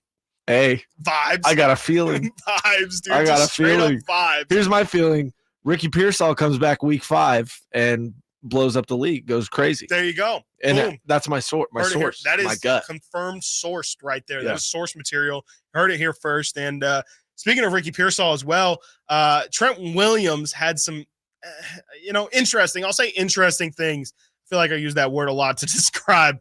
I don't really know what to do with this information, but Trent Williams says that the Ricky Pearsall incident did have a little bit of a factor in him signing with the Niners or coming back to join the Niners. I really don't know what to do with that. I think his words were great. Everything he said definitely makes sense to me.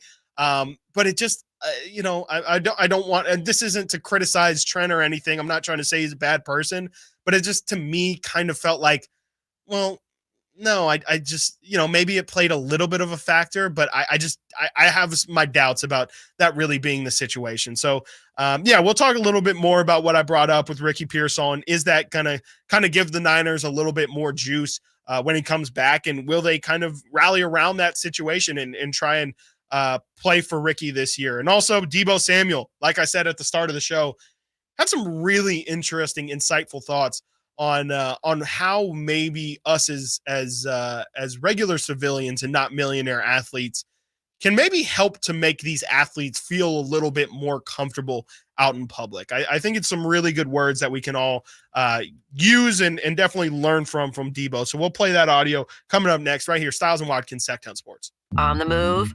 Got somewhere to be? Take Sacramento Kings basketball with you. The Sacktown Sports app will let you stay connected to your passion. Never miss a moment of Sacramento Kings basketball with the Sacktown Sports app. Hey, it's Carmichael Dave inviting you to make the switch to electric this spring and save big with American Energy. Stay ahead of those spiking energy bills this summer with up to $9,000 in rebates on a new ultra-high efficiency comfort system. American Energy is providing huge rebates from SMUD as well as spring specials by installing one of many incredibly efficient AC options available to you right now. Get rid of those fluctuating gas bills in the winter and switch to year-round all-electric with American Energy. Let them perform a free in-home energy efficiency analysis and see where they can help you save for the warmer months ahead. These guys are the best. Been serving the greater Sacramento area since 1981. A+ from the Better Business Bureau. Learn more by calling 916-520-9990. That's 916-520-9990. Call 916-520-9990 now. Experience a golf tournament as refined as you are. The Pro Court Championship at Silverado Resort, September 12th through the 15th. Be there as the best of Napa meets the best of the PGA Tour. With world-class wine experiences, breathtaking views, and incredible golf. It's like this weekend was made for you. The Pro Court Championship, September 12th through the 15th. For tickets, go to ProCourtChampionship.com. Sacramento Dodge Chrysler Jeep Ram. They believe it's all about people and choices. Their goal is to find the car that fits your lifestyle. With their huge inventory of models, they've got the right car and, more importantly, at the right price every time. Experience for yourself why their customers drive away smiling. Discover the difference, because it's not just about the car, it's also about the people. Experience the Sacramento Dodge Jeep and Chrysler difference off Business 80 next to Hagen Oaks, or you can find them online, SacSuperstore.com. My kids call me Tom. So unnerving. Every day, the older one's like, "How you doing, Tom?" I go, "Hey, I'm not your fucking stepdad, all right? I wish I was. It'd be a lot easier, but I'm not." From his multiple Netflix specials, comedian Tom Segura brings his new tour, Come Together, to the venue at Thunder Valley September 5th. Get tickets now. For tickets, visit ThunderValleyResort.com. Don't miss Tom Segura, Come Together. Sacramento, Dirk Bentley's coming to town. Getting drunk on the plane. For his only show in California this year, Saturday, September 28th at Heart Health Park for Country in the Park 2. What was I thinking? And he's bringing some friends. Carmelie. I want to close your eyes for this. Tyler Rich. Dasha. And more. Saturday, September 28th at Heart Health Park. Get your tickets today before they're sold out at CITPFest.com. Brought to you by the California Army National Guard and Red's Pizzeria and Tap House. I would end the day with sore feet, sore legs. The drugstore inserts that I was purchasing were really not very useful at all. I walked into the Good Feet store and the guy kind of grinned at me and said, I hear that a lot. I was living with chronic pain before going to the Good Feet store. Now I don't really have that problem. I'm able to do the things that I expect to be able to do, even at my advanced age. I feel pretty good about what's going on. Come to the Good Feet store now for a free fitting and test walk. Get your tickets for the Marysville Stampede September 14th and 15th at MarysvilleStampede.com.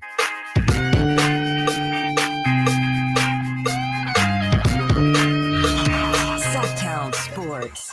Check us out on YouTube. Search Sacktown Sports and subscribe.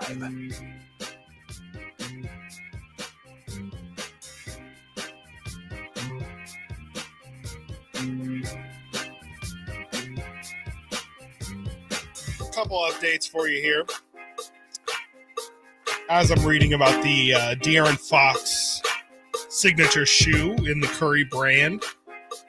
I misspoke earlier. I said it was going to be named after his son, Rain. Looks like the shoe will just be classified. It'll be dubbed the Curry Fox 1. Can I just say that makes me want to buy it like 5%, 10% less? I hate that. Don't know if I want one Wardell's name first on that. Yeah. Why does it have to be Curry brand? I get it. Like it would be. Well, no, I don't think anyone's calling it the Jordan. I guess technically you call it like the Jordan Tatum 1. But I feel like people I guess you'll just still call it the Fox 1s. I don't know. Something about Steph's name being in that did not sit well with me off immediacy. Going over to the Sack Chat.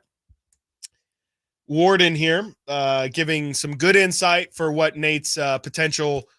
It's not called a Finsta because it's on Twitter, but what Nate's fake Twitter page, I guess, would be. We said not naughty Nate. That's my late night DJ. That is the name. new one. What did we decide on? It was nasty Nate. Ward puts in here naughty by Nate. Sure. Yeah. Okay. I'll take it. How about like Nature Boy? Something Nate, like that. Nate, your boy. Yeah, like it could be Nature Boy, or it could be like Nate, like not your boy. I don't know. I saw a video recently of the Nature Boy. We Boy. got to come up with a fake report also. Acting up in a pizza place. It was a little silly, a little sad too. Okay. Yeah. I mean, a lot of these old wrestlers are not doing too hot when it comes to their media appearances these days. And I think there's nothing you could really do about that. It's your some of your favorites from childhood. Some of them are a little bit wild. Some of them a little bit wild out there. Keep it clean. Deebo Samuel restructured his contract. That broke yesterday. He restructured it to clear about $16 million more in cap space. So as we reported yesterday, that the 49ers lead the NFL in cap space with $50 million. Apparently, they are adding to that, and I'm sure that has something to do with Trent being signed in the Debo or in the IU contract. I don't believe all that $16 million is for this season either. I would imagine I not. think it's over several. Right. Yes. I believe it's $16 million total. Not just this season, because I asked yesterday, what are they doing with the $50 extra million in cap space? Can't imagine they would have much plans for $66 million. So that is probably no. It is separated throughout a couple years here. And as we talk about Deebo Samuel, I've been teasing this pretty much all show. Deebo gave some thoughts on his, I believe it wasn't an Instagram live. I believe this is just his, a series of Instagram stories that he posted. And he gives a little bit of not insight, but just, I guess, a little bit of insight into what it's like to be one of these celebrities that, people take photos of. And if you see them at a restaurant, maybe you'll post it and say, oh my gosh, Deebo Samuel is here at my favorite restaurant, and post it on your Instagram, and maybe not even tag him, but just post it. And Deebo kind of talks about some of the dangers of that, and maybe how we as everyday civilians can kind of help these millionaire athletes, just help them live a little bit more in public and feel safe. Here's what Deebo had to say on his Instagram. Hey, I want to tell y'all something for real. Like, all joking aside, I don't think y'all people actually know how dangerous it is that y'all be recording people while they out eating and posting it. Like, do y'all think that's actually safe to be doing? Like, stop thinking about the person you're recording and think about their, privacy, and think about their well-being, because at any point anybody can pull up, and this world ain't but so big. Like, anybody can pull up and do whatever they want. Like, so that's pretty much the gist of what Deebo has to say. Is just really, when you're thinking about it, these guys are public figures, and Ricky Pearsall's situation is almost directly because of information being public. Like, and it wasn't necessarily even what Deebo's specifically referring to when it comes to, seeing these guys at a restaurant or something like that and posting it.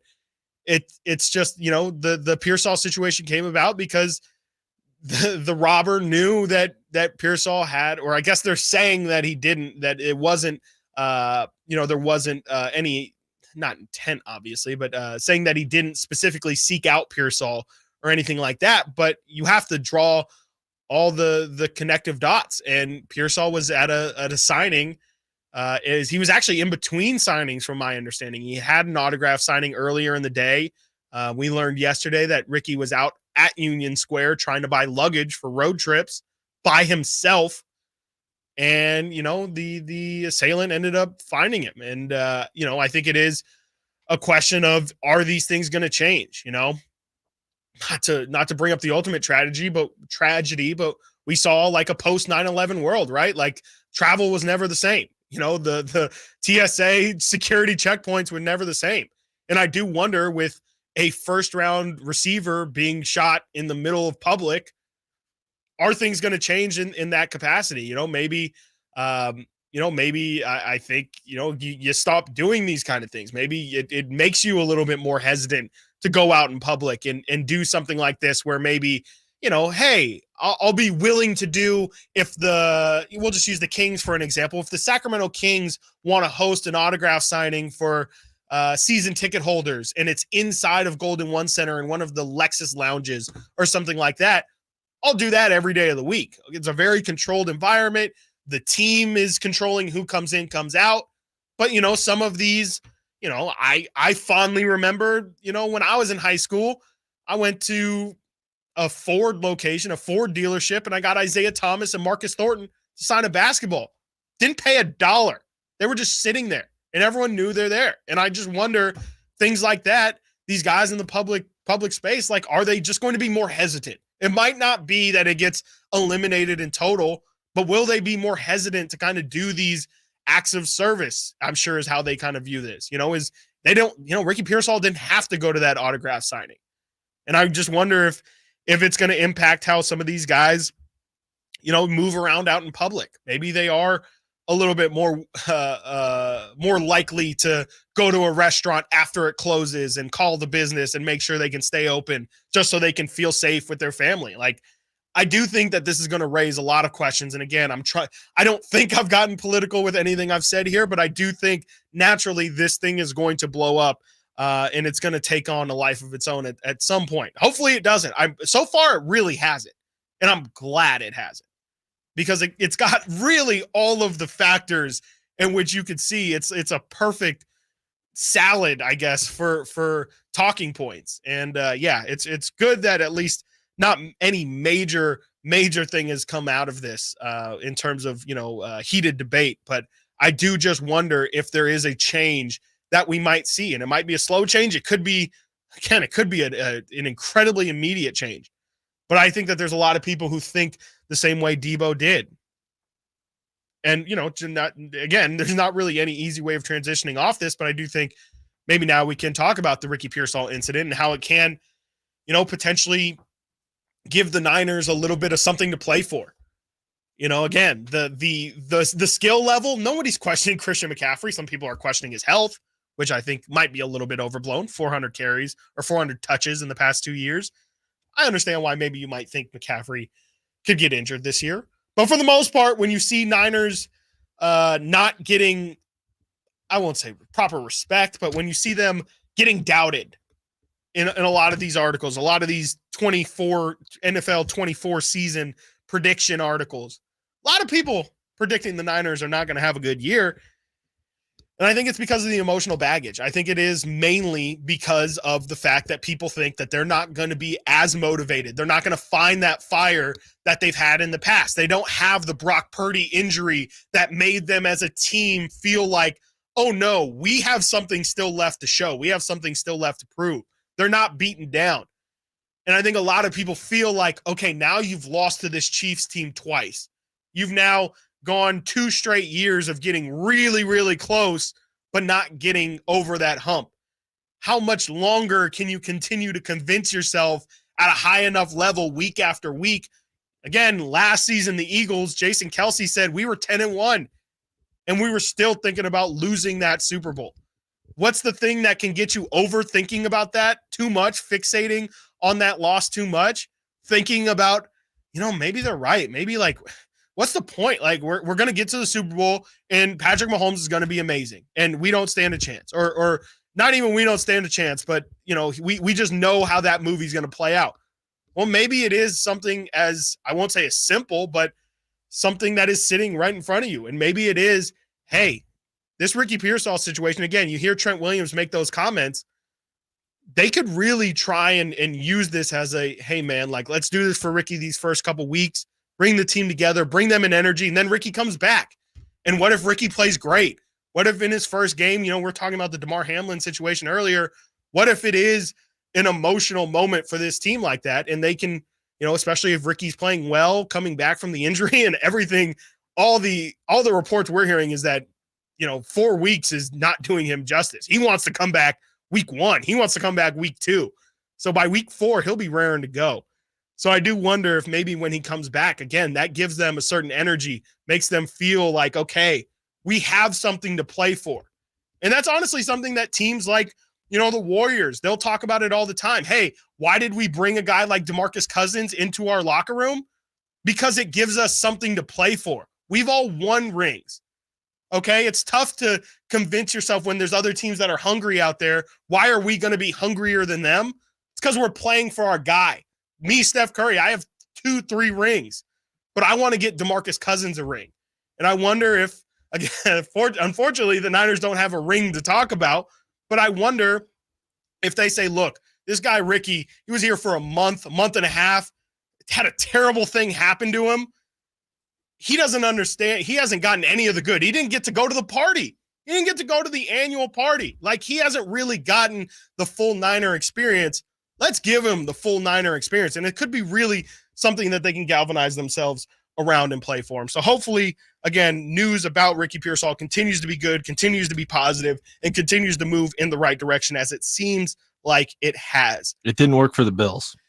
It didn't work for the Bills. I will say that. It's a fair counter. I hate to be the negative. It's a very fair counter. Didn't work for the Bills. It did not work for the Bills at all.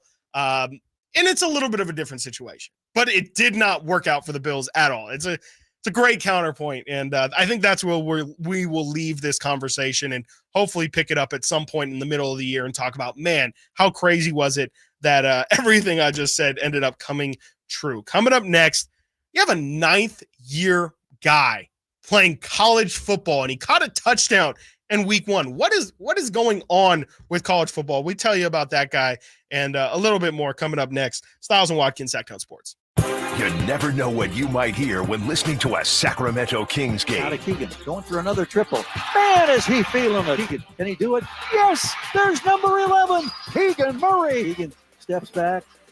He just knocked down his 12th three-pointer, a Kings franchise record. He's got 45 points. Never miss a moment of Sacramento Kings basketball with Sacktown Sports and the Sacktown Sports app. At Fisher Investments, we may seem like other money managers, but we're different. What makes you so different than the rest of us? We ensure clients receive unparalleled service at every step of the relationship. Tell me more. Our investment counselors focus on service over sales, prioritizing clients' needs. How do you make money? We don't sell any commission-based products. We have a simple management fee based on the value of our client's portfolio. So we do better when our clients do better. What about client portfolios? We get to know each client, their finances, family, health, lifestyle, and more, and then we tailor a portfolio based on their specific goals and needs. Your clients really come first then, huh? Yes, we make them a top priority. Our goal is helping them achieve a comfortable retirement. Wow, maybe we are different. At Fisher Investments, we're clearly different. Learn more at FisherInvestments.com. Investing in securities involves the risk of loss.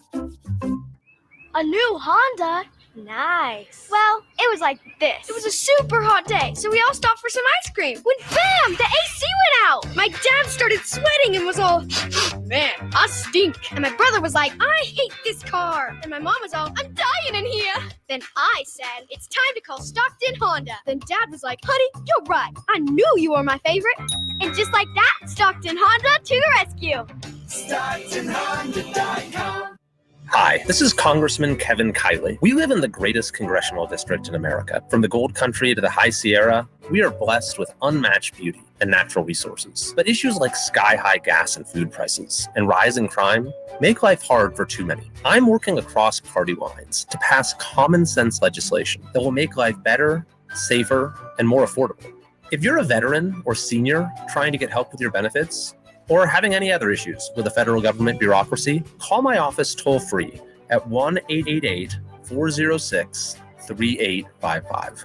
Over the last 18 months, we've helped resolve thousands of cases of all types and returned over $7 million to constituents. This is Congressman Kevin Kiley. You can visit my website at kiley.house.gov to learn more. We are here to serve you. Thank you for listening. Paid for by official funds authorized by the House of Representatives. It's Capital Casino, Sacramento's #1 poker room. And guess what? Primetime football is back. Capital Casino is giving away $500 per game in high hand bonuses for every Sunday, Monday, and Thursday night primetime game. As always, offering the best food, the best service, and the best action with the most variety of games in the region, conveniently located in downtown Sacramento. So check them out, Capital Casino, and always remember to gamble responsibly. 1-800-GAMBLER. Sponsored by Xfinity Internet. Enjoy ultimate control of your home network. Personalize your Wi-Fi name and password. Assign user profiles. View and control connected devices and more with the Xfinity Internet app.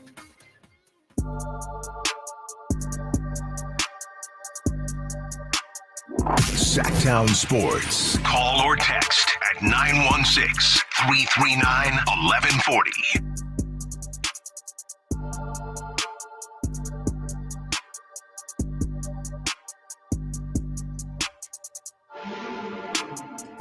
Two little notes here. Stiles and Watkins, Sacktown Sports. Fans going to the FIU home opener. I believe that is Florida International or something like that. What is Florida? What is it? FIU is, Florida International University. Didn't sound right. FIU. Anyone who's going to their home opener on Saturday will get a Pit Bull commemorative pin at entry. Dale. For those who are unaware, FIU, Florida International University, just recently announced, like within the past month, announced that they had sold the naming rights to their stadium as Pit Bull Stadium. So, did I tell the story about him actually being Mr. Worldwide and the Alaska thing? I don't think so. Pitbull, their Walmart and Pitbull teamed up, Mr. Worldwide. Yeah. And you could vote for your Walmart for him to go perform at. Okay. And a group of people on the internet found the most remote Walmart in the world. Okay. And it was in some tiny town in Alaska. And they've got enough votes for it.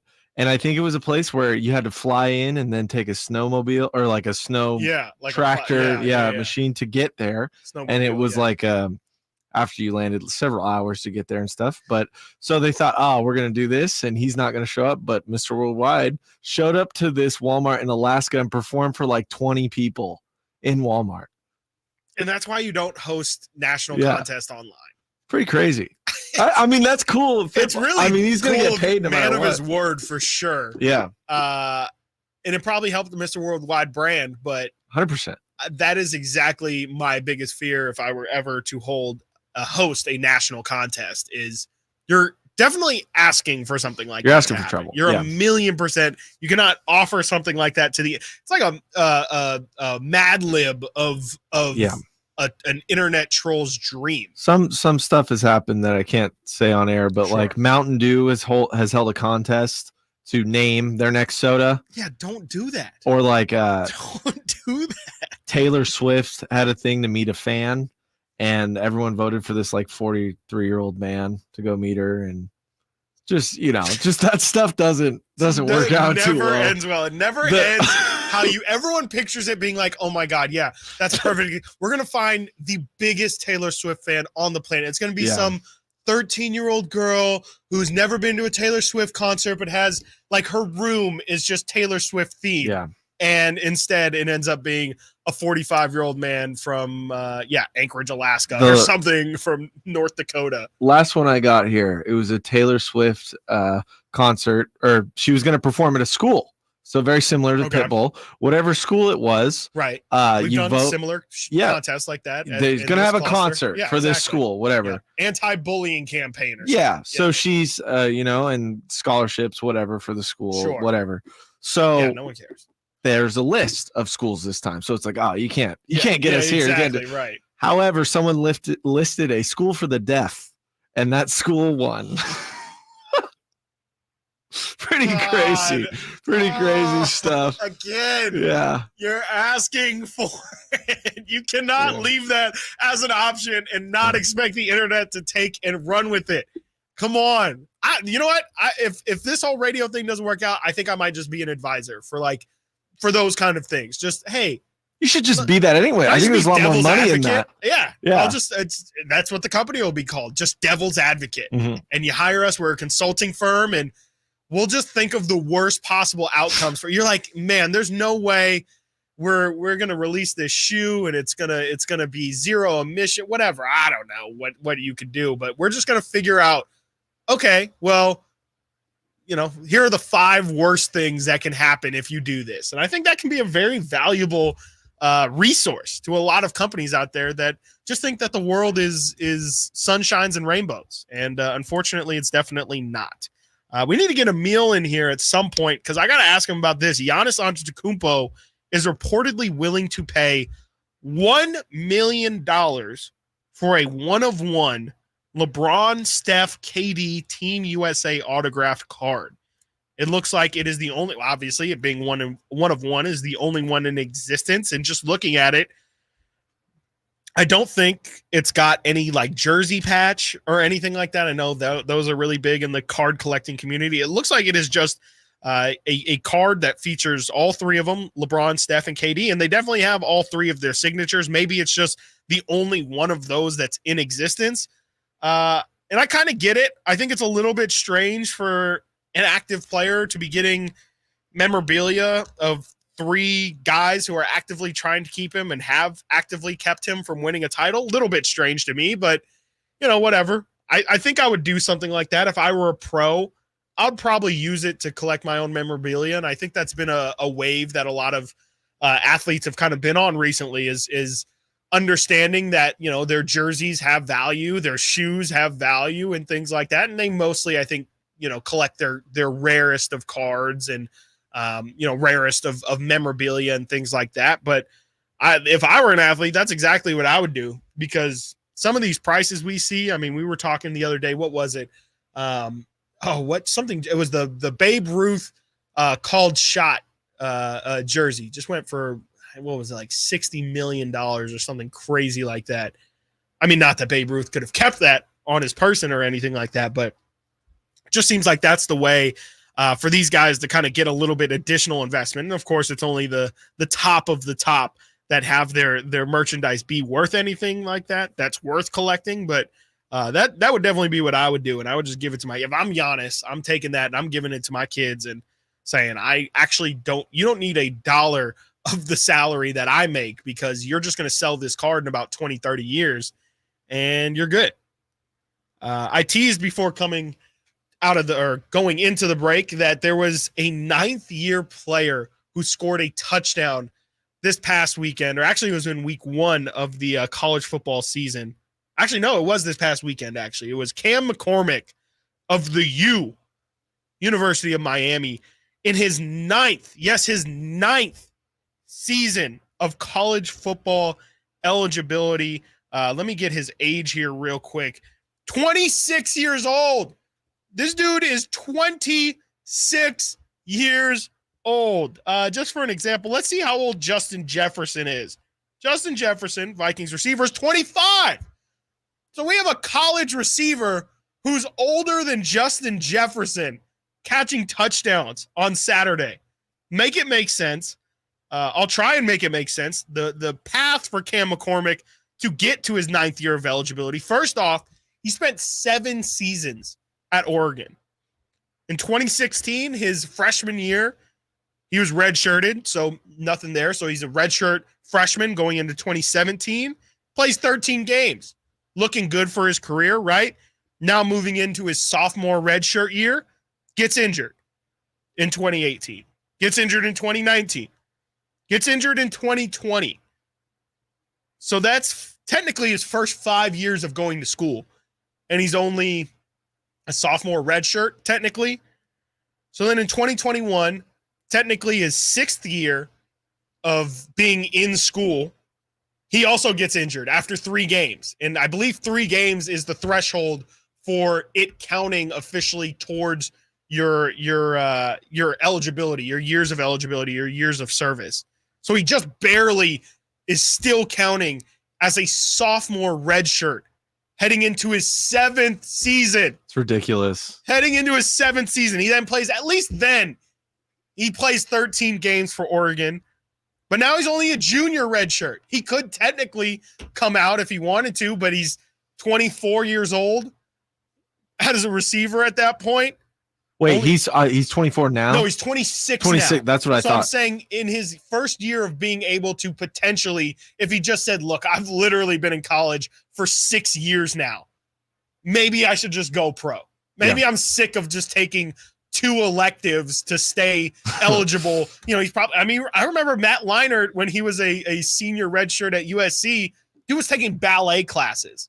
So this dude's probably legitimately taking, interpretive dance or something. You got Stetson Bennett too, who was That seemingly fool, in yep. the league forever. He's 26 as well. He's 26 as Yeah, well. yeah. This is some Brandon Whedon type stuff. And, what are we doing? we're getting it because of COVID, really. It's the because COVID so year, right. we're having the hangover from the COVID holdouts, Yeah. and we're seeing things like we even saw guys like Trey Lance who just didn't play For sure. enough Yeah, and didn't play at all. took that year off and didn't work out. This guy is the where we are. reverse. He is the bizarro Trey Lance. He is the inverse of Trey Lance, who played 5 games in college. What's that song? I Love College. Yeah, was that Mike Posner? I don't know. Song sucks. There's a Steph Curry remix of that. No, there's yes, not. when he's in What do you college. mean? When he's in college, he did they made a video, and Steph is he's singing "I Love College," and he's got the most 20.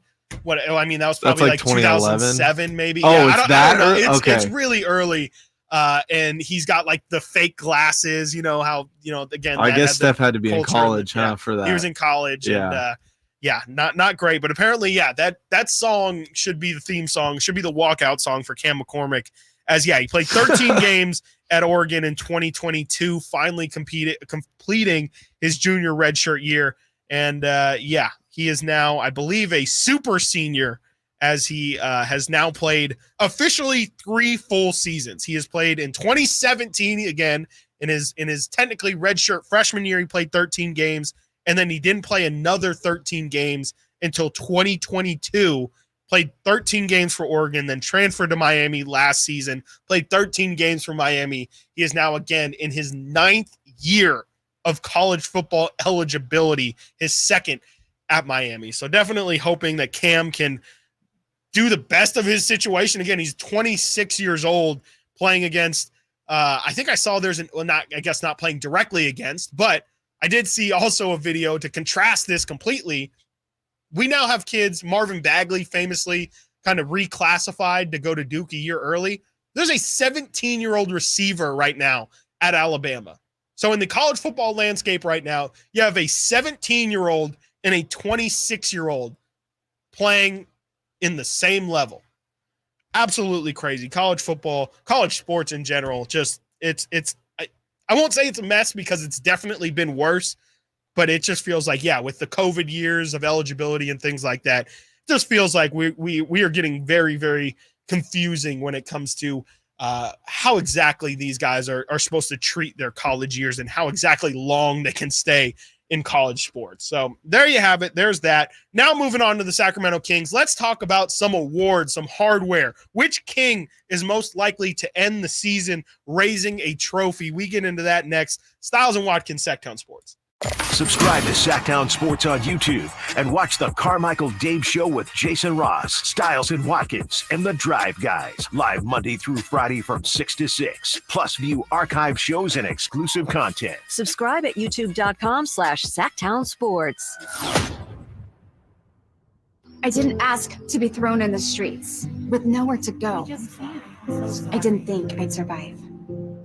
But I did ask for help, and Covenant House was there for me. 1 in 10 young adults will experience a form of homelessness this year. For these kids who didn't ask to be put in this unthinkable situation, Covenant House is there. Covenant House helped me break the cycle of homelessness in my family. They gave me the love that I needed. Over 2,000 young people will sleep safely in a Covenant House bed tonight. When youth who are experiencing homelessness have a hot meal, a safe place to sleep, medical care, and love, they can overcome heartbreaking challenges and have a brighter future.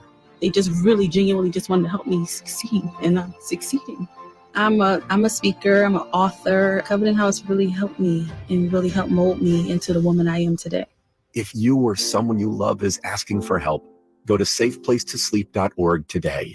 Hello, Sacramento. I'm Emran Pilati, owner of True Sports Cards and Collectible Store here in Rockland, California, and the host of the True Sports Cards Show that airs right here on Sacktown Sports 1140 every Saturday from 10 to 11 a.m., where we discuss the latest trends, hottest products, and deliver exclusive interviews with other industry leaders. And don't forget to visit our shop, True Sports Cards, at 6661 Stanford Ranch Road in Rockland and see what we have for all your sports card and memorabilia needs. At aimyourdigital.com, we'll help you target the right audience, build your leads, and crush your quota. Take your business to the next level. Our digital marketing strategies help grow awareness of your product or service, all while building trust in your business. Our approach involves leveraging multiple tools and strategies to deliver exceptional results that are customized to your unique business needs. Don't wait to run out of sales leads. Keep your business growing. Get started with aimyourdigital.com today. Labor Day, our annual celebration of workers and their achievements, was first observed in New York, and the first Monday in September became a national holiday in 1894. Hi, this is Frank LaRosa with a word about Naturewood Home Furnishings. Each year we commemorate Labor Day with parades, picnics, and family gatherings. And right now, Naturewood Home Furnishings is celebrating with their exceptional whole store Labor Day sale. Would you like to refresh your living room? Would you like to restyle your bedroom? Maybe you want to redesign your home office. No matter whether it's your dining room, kids' rooms, accents, or accessories, Naturewood's unique store-wide Labor Day sale offers savings in every department and savings on every brand like Stanton, Omnia, England, Stickley, Flex Steel, and all the rest of the award-winning furniture. When it comes right down to it, it's all about choices and always about quality. Visit Naturewood Home Furnishings right now for this remarkable Labor Day sale. Off Highway 50 at Hazel, look for the water wheel. Hey everybody, it's your boy Drapes, Kyle Draper from Mercedes-Benz of Stockton. Are you looking for a new van for your business? Maybe you want to go out on a camping trip or even haul your kids and their teammates to their sporting events. Well, Mercedes-Benz of Stockton has the Sprinter van just for you. It's fully customizable, and plus it has that Mercedes star right on the front, so you know it has the premium quality that Mercedes sedans and SUVs are known for. Give the Mercedes-Benz Sprinter van a test drive at Mercedes-Benz of Stockton or go online at mbofstockton.com. My kids call me Tom. So unnerving. Every day, the older one's like, "How you doing, Tom?" I go, "Hey, I'm not your fucking stepdad, all right?" I wish I was. It'd be a lot easier, but I'm not. From his multiple Netflix specials, comedian Tom Segura brings his new tour, Come Together, to the venue at Thunder Valley September 5th. Get tickets now. For tickets, visit ThunderValleyResort.com. Don't miss Tom Segura, Come Together. Get your tickets for the Marysville Stampede September 14th and 15th at MarysvilleStampede.com. KHTKAM HD1 Sacramento, KYMX HD2 Sacramento. From the Power Business Technology Toshiba Studios. This is Sacktown Sports.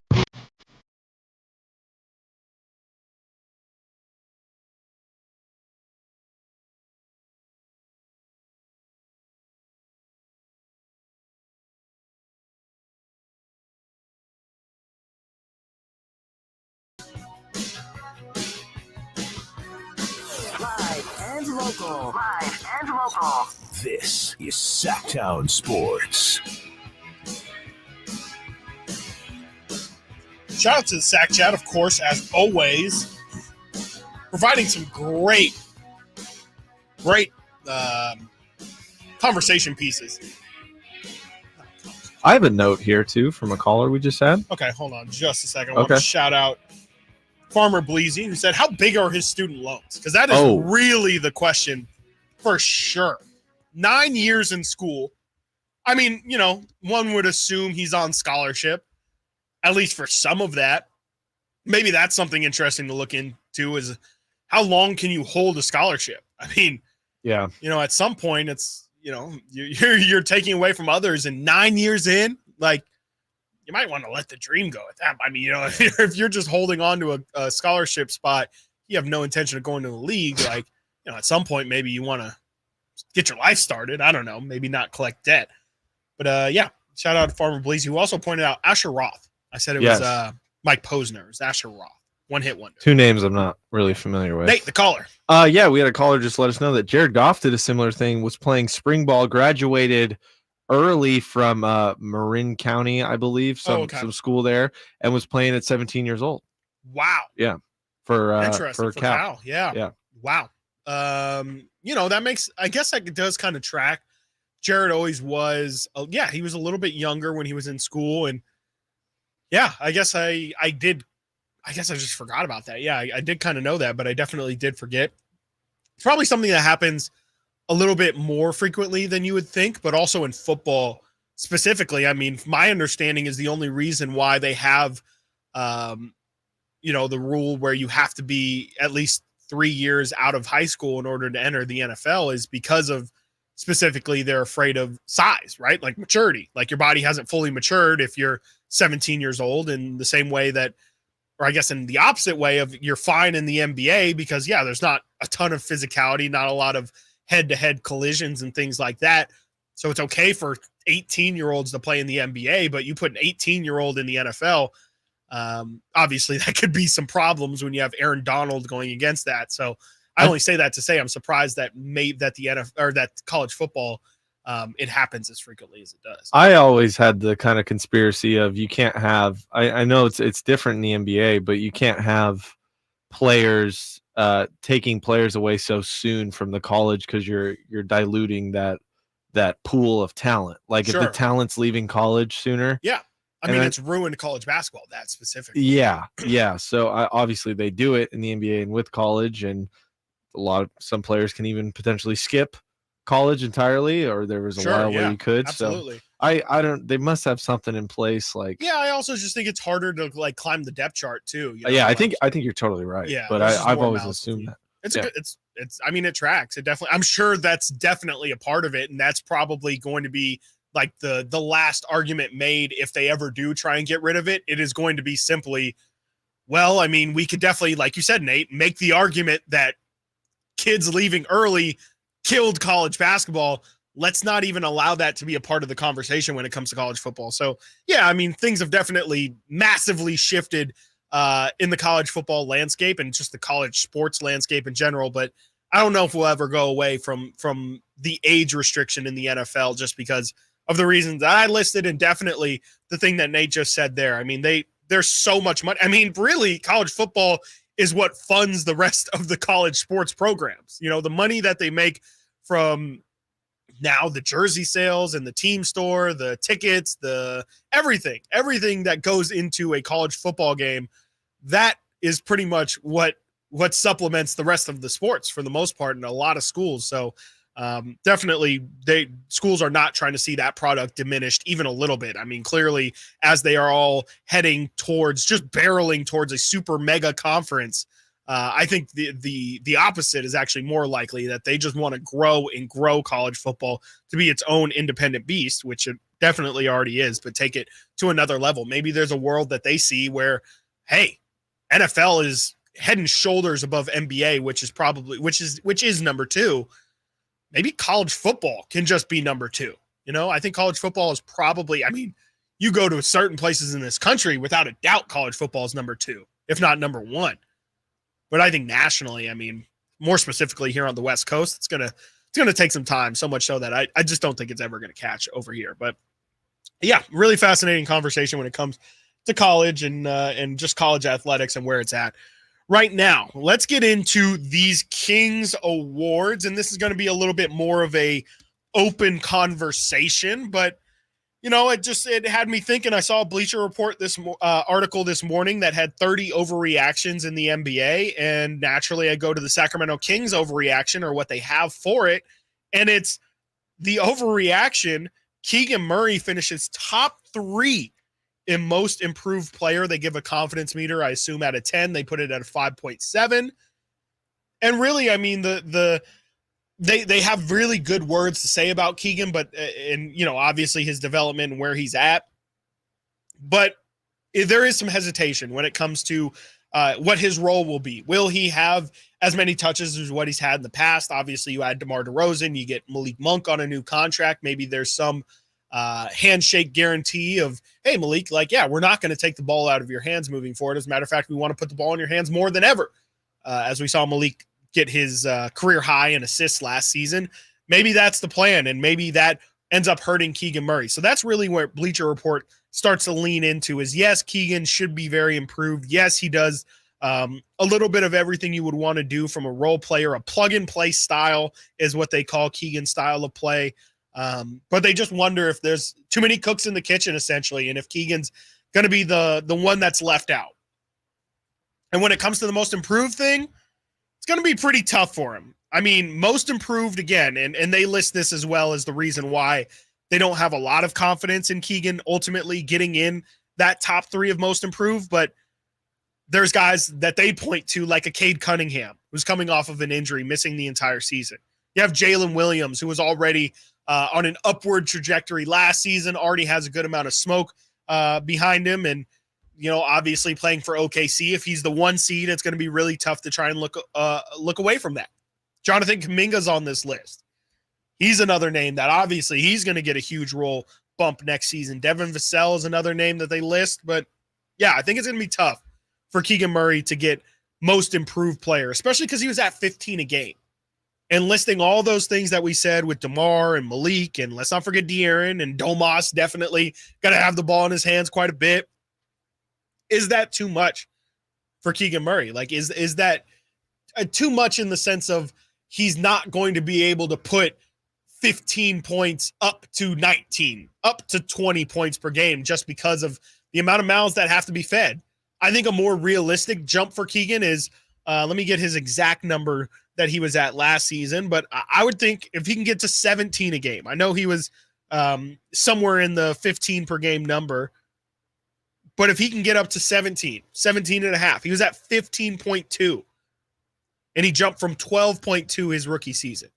So he jumped 3 whole points per game in a season, and I don't know. I think asking him to do that again up to 18 as you add DeMar DeRozan, I think that might be a little bit much. So if he's at 17, to me, spiritually, that's Keegan being the most improved that he probably can given the circumstances. And there's some things that can come with that could maybe boost his case. If he shoots, back near 40%, rookie season, he was 41.1%. Last year, 35.8. So I think if he can get to 17 a game, if he can get that efficiency from 3, again, just 39, 40, of course, if he can get to 41, that's maybe how we're talking 18, 19 a game. But I think that helps Keegan in his case. And, of course, playing games. Hasn't really been talked about much. But Keegan Murray, incredibly durable. Incredibly durable. Played every game his last year at Iowa. Played 80 games his rookie season. And we know he had a thumb issue that he played through. No problem in his rookie year. Last season, only missed 5 games. He played 77. So you have him missing 7 games in total his first 2 seasons in the league. That'll help. That'll definitely help. I think Mike Brown's got a little bit of a tough case. We talked about it a bit during this offseason, him to win Coach of the Year. I mean, there's definitely a chance. I would say there's a better chance this year than there was last year. When you go from not making the playoffs to a 3 seed, yeah, that'll get you definitely in the running for Coach of the Year. It got Mike Brown unanimous Coach of the Year. Well, last year, the Kings were the 9 seed. And they, didn't make it out of the play-in. So maybe if the Kings are a 4 seed, we'll just say a top 4, could Mike Brown get in consideration? I don't see why not. I don't see why the Kings couldn't be a top 4 team either. If that's all it took for Mike Brown to get in consideration, maybe that's the one. Maybe that's really the one to try and circle. I think the problem is that if Mike Brown would then be a 3-time Coach of the Year, I think that's probably pretty rarefied. There you go. We can have Alan announce it. I mean, be faster. It'd be great. Yeah, just a little bit. I caught you off guard with that one. But I mean, if he's a 3-time coach of the year, I don't. It's kind of the fatigue thing. It's the Russell Westbrook of like, are we really gonna? Or I guess Jokic is probably a better example. As that conversation was, are we really going to give Jokic a third MVP? Do we really think like now he's in rarefied air? He's in some real all-time greats conversation. I don't know. I don't know if the voting poll, the voting audience necessarily feels that great about Mike Brown and his standing across the league. I think obviously they think he's a good coach, but again, if you're going to put him in 3-time coach of the year conversations, I don't know. I don't know if they'd be willing to do it, but I think the Kings can make that decision really, really hard on voters if they finish top 4. And I don't see why Mike Brown wouldn't at least be in the top 3 of coach of the year if that's the case. The Kings might have a couple players up for clutch player of the year. And of course we know Malik Monk, he's been fighting for that 6th man of the year award the past couple of years. We'll talk about their chances of bringing home hardware at the end of the year. And again, De'Aaron Fox and DeMar DeRozan, are they going to be fighting for the same award? We talk about that next, right here, Stiles and Watkins, Sacktown Sports. On the move? Got somewhere to be? Take Sacramento Kings basketball with you. The Sacktown Sports app will let you stay connected to your passion. Never miss a moment of Sacramento Kings basketball with the Sacktown Sports app. Hey, this is Greg Papa. Are you working through a major insurance claim? SunPoint Public Adjusters can help. SunPoint prepares, presents, and negotiates your claim with the insurance company, working only for you, making sure you get everything you're entitled to, not what just some adjuster working for an insurance company thinks you should get. Call SunPoint today at 888-247-7865 or contact us at sunpoint.us. SunPoint Public Adjusters, the gold standard in public adjusting. License number 2N14884. Hey, what's up, Sacramento? It's Kyle Draper. Turn up the cleanliness at your restaurant, healthcare, or industrial business with Alsco Uniforms, the official sponsor of the Sacramento Kings Mop Crew. We've got you covered with crisp uniforms, hygienically clean linens, floor mats, and of course, mops delivered weekly. But that's not all. Alsco Uniforms also offers weekly services for first aid and restroom supplies. Discover why it pays to keep clean with Alsco Uniforms. Just go to alsco.com to learn more. Again, that's alsco.com. Get your tickets for the Marysville Stampede September 14th and 15th at marysvillestampede.com.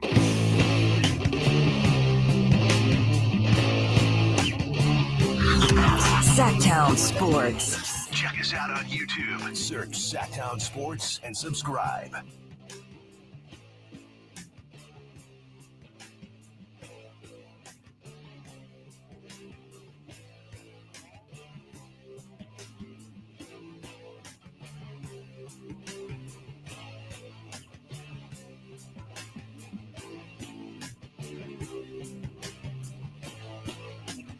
Really interesting stuff as we were talking about college football and college, just the landscape of college sports a couple segments ago. I see news here. Penny Hardaway, coach at University of Memphis right now, head coach, head basketball coach that is. Really famous for bringing in James Wiseman over to Memphis as well. Boogie Ellis was part of that recruiting class, as I believe Precious Achua was as well, if I'm not mistaken. Some weird times for the University of Memphis as today they've announced the I don't know if it's officially they're using the term firing. Memphis coach Penny Hardaway announced the firing of 4 staff members today, just 2 months before the season begins. 3 of them are assistant coaches. One of them was a special advisor. There is no official wording as to the reasons why Penny has let these guys go. There's only, let's see here, on the official University of Memphis website, there is only 4 or 5 members of the staff left. One is the chief of staff, one is the director of scouting, one is a trainer, and one is a physical therapist. That is the entirety of the University of Memphis basketball staff right now. It is Penny Hardaway coaching the basketball and everybody else doing other stuff. So not quite sure what's going on with Memphis over there. They only bring back one player, should definitely be noted here. They're only bringing back one player from last year's team. A single player, and has just fired 4 of their coaches. 7 players transferred out of the program. 1 left early for the draft, and several players used up their remaining eligibility. They welcomed in 8 Division I transfers, which is, I guess, good for them. 1 ESPN 100 freshman. I would not expect good things for the University of Memphis this year. That is really strange and a little bit surprising there, as it doesn't seem like anybody had any idea that this was on its way to happening. So Penny has definitely just, frankly, it's been kind of embarrassing what has happened over there at the University of Memphis, leading all the way back to that James Wiseman thing all those years ago. I mean, there was a lot of, James Wiseman, played 2-3 college basketball games because of recruiting violations or looking into recruiting violations. So that Penny Hardaway era has just not gone well at all. And I do wonder if Memphis maybe is thinking, man, maybe we should have fired Penny and we should have tried to bring John Calipari over here. John Calipari obviously over at Arkansas now. I just wonder if Memphis maybe is thinking, and, obviously SEC has got a lot more weight than I think Memphis is in the A10, the Atlantic 10 conference or something like that. Maybe it's as simple as that, but I just would, I remember Derrick Rose and kind of being the first really massive recruit for Coach Cal at Memphis. I wonder if they're maybe thinking, we kind of miss those days. And it's bad when you're missing John Calipari, who has 1 national title for what it's worth. Just one, just a single one with all of those NBA pros. Maybe they're just yearning for those days these days. Let's get back into this award race, award talk, this hardware talk, as which Sacramento King we are trying to determine is most likely to come home with an award at the end of the year. Just talked about Keegan Murray, most improved player. Just talked about Mike Brown, coach of the year, and what that would have to look like in order for him to get it. Malik Monk, 6th man of the year. I don't know. I don't know what that man has to do to win that award, because he's had the stats. 2 years ago, he had the team success. I just don't know.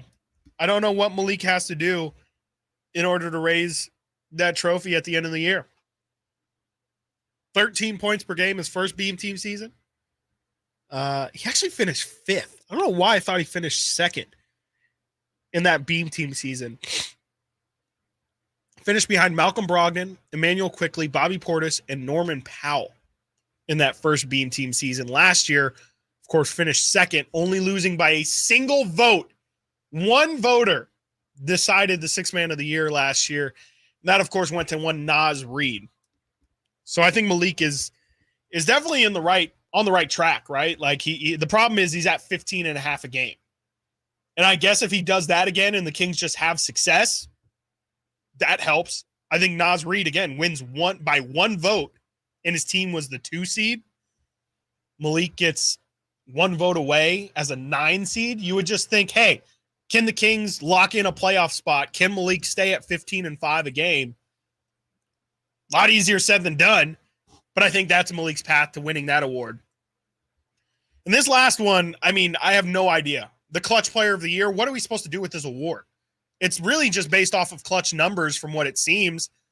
I think the NBA, when they came up with this award, they wanted it to be a vibe thing. I think they wanted it to be a, man, Damian Lillard, Dame time, right? Like, it really feels like every time Dame is in a clutch situation, he hits that big shot. And it might not even be that Dame has the most clutch points or anything that has to do with clutch stats. It could just be, man, he hit 3 game winners this year, like buzzer beater game winners. And that's what Clutch Player of the Year should be. However, to De'Aaron Fox's benefit, for sure, the award has instead been stat-based. It has been, oh no, this guy has the most points of any player in the last 5 minutes, which is not something anybody was paying attention to before this award was a thing. And does it mean something in terms of clutch points, like leading the league in clutch points? Does it mean something? Kind of, yeah. It means that your team looks towards you in those minutes. Doesn't necessarily mean you're the best. Might also mean that your team's in a lot of situations like Steph Curry last year, where your team is in a lot of 5-point games with 5 minutes to go. Does that necessarily mean that you're clutch, or does it just mean that your team is average and finds themselves in a lot of situations and you're the best player on the team? Again, that's what the award has become. I don't think that's what the award should be. And I think De'Aaron and DeMar, I bring all that up to say, I think they have a better shot if we're going off vibes. If we're going off of, wow, DeMar DeRozan, every time the Kings are in the clutch, they go right to him, and it feels like he never misses. De'Aaron Fox, same thing. I don't think, obviously they're going to take touches away. They're going to take points away from each other in clutch. So I don't think we'll look at the stats at the end of this year and say, wow, De'Aaron and DeMar, both top 5 in clutch scoring like they have been the past 2 years. Naturally, they're going to take away from each other. So I don't know. I don't know if it's possible for them to win the award if it's going to be based off of stats like it's been the past couple years. But if it's off vibes, I think De'Aaron and DeMar, you get them in clutch situations, you get them literally shot clock winding down, it's a wrap. It's a wrap. I have no doubt that those guys are going to step up more than anybody else in those specific moments. So maybe we'll just find a new stat, right? Maybe we'll find, DeMar DeRozan has 7 buzzer beaters this year. The next closest has 3. So maybe that's what it is. Maybe we'll just find a new stat to justify it. But that's the only way I can see them winning Clutch Player of the Year, is if it's not off of stats and if it's off of actual feel. But that's just not how the award has gone here recently. So we'll see. We will see. I think my favorite, I think it's Malik. I mean, that makes the most sense. But I'm telling you, I think that Mike Brown Coach of the Year bet is a really, really decent one to look at. If the Kings play well, I think it's going to be pretty hard to deny that Mike Brown played a big factor in it. Maybe DeMar will take votes away from Mike Brown as well. Maybe they won't give Mike the credit. They'll just say, you get better players, you're going to have better results. I don't know. But that's where I would look if I were somebody who was looking at those awards in any sort of financial way. Coming up next, we're going to look at De'Aaron Fox, the potential Clutch Player of the Year. And we're going to look at his future contract extension, what it may look like, and where it ranks among some of the other big deals in the NBA. And, of course, we ask the question, is it worth it? We get into that next right here. Stiles and Watkins, Sacktown Sports. Trying to find out where to catch your favorite team's games? Are you a fan of the Kings, Niners, and the NFL? Well, Sacktown Sports has you covered. Touchdown! San Francisco! It's all on his shoulders. Fox rocks. He fires for the win. He's got the triple. Catch all your Kings, Niners, and NFL games all year long on Sacktown Sports and SacktownSports.com.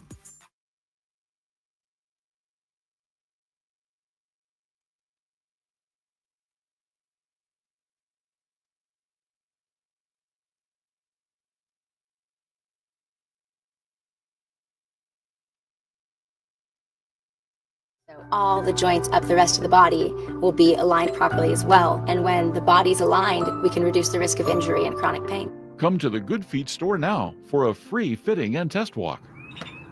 You guys got a new Honda? Well, it was like this. My mom was driving me to school when, damn, our car started smoking. My mom wasn't happy, so she called my dad and said, honey, if you value your life and our marriage, you will take care of this now. So my dad calls up Stockton Honda and was like, can you get me approved for a new car and save my marriage? And they're all, sure, Mr. Jones, we do this every day. And just like that, Stockton Honda to the rescue. StocktonHonda.com. Timmy, everybody. Great job. Next up for our 5th grade class recital, we have Samantha. 10 times better performance can make a big difference. Castrol Edge Motor Oil gives your engine 10 times better high-stress performance. Castrol Edge, better oil for maximum performance. Now through December 28th, Castrol Edge and Edge High Mileage Motor Oil are on rollback at Walmart. Claim based on sequence-dyne test under high-load conditions versus API SP test limits. Hey everyone, it's Ted from Consumer Cellular, the guy in the orange sweater, and this is your wake-up call. If you're paying too much for wireless service, you don't have to keep having that nightmare. Consumer Cellular has the same fast, reliable coverage as the leading carriers for up to half the cost. So why keep spending more than you have to? Seriously, wake up! and call 1-888-FREEDOM or visit consumercellular.com. Savings based on cost of consumer cellular single line 1, 5, and 10 gig data plans with unlimited talk and text compared to lowest cost single line postpaid unlimited talk, text, and data plans offered by T-Mobile and Verizon January 2024. Sacramento, Dirk Bentley's coming to town. Getting drunk on a plane. For his only show in California this year, Saturday, September 28th at Heart Health Park for Country in the Park 2. What was I thinking? And he's bringing some friends. Harmony. I wanna close your eyes for this. Tyler Rich. Be the difference. Dasha. And more. Saturday, September 28th at Heart Health Park. Get your tickets today before they're sold out at CITPFest.com. Brought to you by the California Army National Guard and Red's Pizzeria and Tap House. It's unforgiving. It starts with a nod of the head, a lifetime in 8 seconds, known as rodeo. The 90th annual Marysville Stampede is coming to the Cotton Rosso Arena September 14th and 15th. If you want to see rodeo's best, you better be there. It's a whole weekend of the best pro rodeo action for the whole family. Bareback, saddle bronc, bull riding, plus the Flying Cowboys BMX motorcycle show. It's just $25 for adults and $15 for kids 4 to 12. Don't you miss 1 second of the heart-pounding, ground-shaking, fucking twisting rodeo action. Get your tickets at MarysvilleStampede.com. The 90th annual Marysville Stampede, Saturday, September 14th at 5 p.m. and Sunday, September 15th at 3:30 p.m. at the Cotton Rosso Arena in Marysville. Tickets are available now at MarysvilleStampede.com. You go into your shower feeling, but as soon as you reach for the Irish Spring, your day immediately gets better.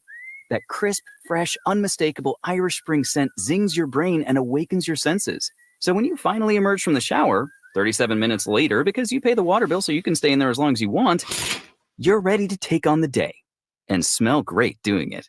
Irish Spring Body Wash and Bar Soap. Fresh, green, Irish. Shop now at Walmart. I feel like I'm constantly cleaning hair off my bathroom floor. At least my Swiffer Sweeper makes it easy.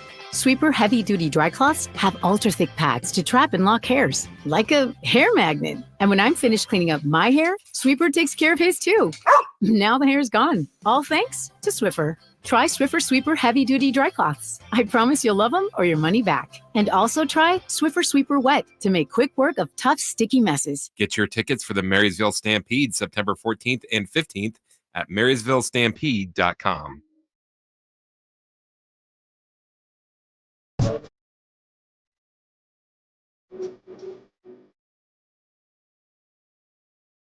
Sacktown Sports. Call or text at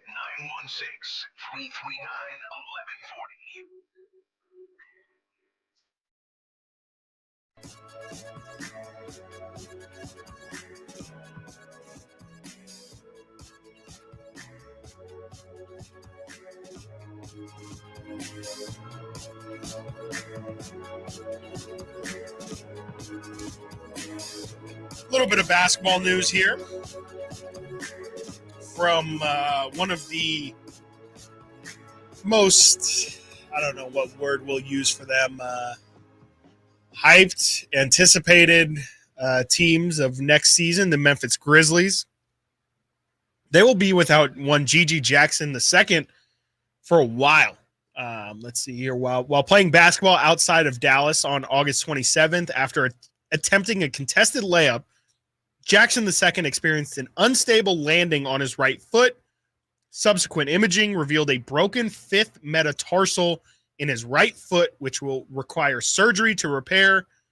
And that update was just given today that he is going to miss a good chunk of time. He's going to miss the first 22 games of the season. He'll be reevaluated in about 3 months and is expected to make a full recovery. So that is not good news for the Memphis Grizzlies, as Gigi Jackson was one of the most their most hyped players, being incredibly young. He's only 19 years old. As we kind of just were talking about eligibility in college, he was the youngest kid in the NBA last season, or 2 years ago, I think it might have been actually. No, it was last season. He was the youngest guy in the NBA last season and is still one of the youngest players in the NBA. Bad news for him, and that does kind of tie into something we were talking about, Alan and I, I don't know, maybe a month ago, just in general. I think it was when we were talking about DeMar DeRozan in the Drew League.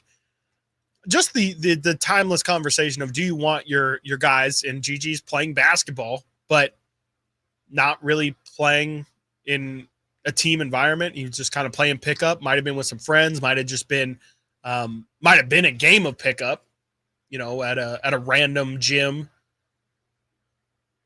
in Dallas. I don't know. I mean, I definitely don't love it, especially in these bad situations where your players get hurt and it feels like, hey, like, you got hurt essentially doing something you didn't have to. But when they're playing basketball and things like that, I mean, you got to let these guys live, right? You can't tell them, hey, we can't have you on a boat because we don't want you potentially falling or anything like, like these guys have to be human at some point, and especially if they're playing the sport that they, it's one thing if Gigi Jackson was playing turkey ball or something like that, having a turkey bowl with his cousins and gets hurt stepping in a sprinkler hole or something. That's maybe a different conversation. Hey, Gigi, maybe could you not, play receiver? Maybe could you not have a jet ski or something like that? Those are understandable conversations. But, if the dude's going to get hurt on a contested layup playing pickup, not really much you can do about that. And you can't really get too frustrated with something like that. You just hope he recovers soon. And I think it's probably the best case scenario that he's only out 3 months and it's not something more serious than that. So good for Gigi Jackson. Unfortunate that he's going to miss some time, but I think overall good that it's not going to take his entire season, as Memphis has really big plans for this year to make a really big dent in the Western Conference. And this might make a big dent in some owners' pocketbooks, as Bleacher Report predicts the 12 biggest NBA contracts over the next 5 years. The only real guidelines is that they're covering 24-25 season through 28-29 season. So that's going to exclude people who just signed extensions like Anthony Edwards, like Tyrese Halliburton. I think Jason Tatum also just inked himself a new deal. So we're not counting those guys. At number 12, they have Joel Embiid, who's set to make a 3-year, $192 million contract extension. Antetokounmpo, Davis, and Jokic, they all link together. Giannis, AD, and Jokic can all sign a 3-year, $212. And at number 8 on this list, when it comes to the biggest contracts that they expect over the next 5 seasons, that's where one De'Aaron Fox shows up on this list. So again, not anything too crazy in terms of contract value when you look at it. Fox. This brother, I'm telling you, it's feeling like he's going to stay in Sacramento. Okay? But I'm thinking Sacramento. That's what I'm thinking, Steven. It's weird to call him Steven. Stephen A. De'Aaron's up for a 4-year, $228 million extension, $228.6 million to be exact. They write in here, Fox's next contract with the Sacramento Kings would start in the second max tier, 7 to 9 years of service, but he can jump to the higher tier if he qualifies. His best chance is via one of the All-NBA teams, which only applies if he stays on the Kings.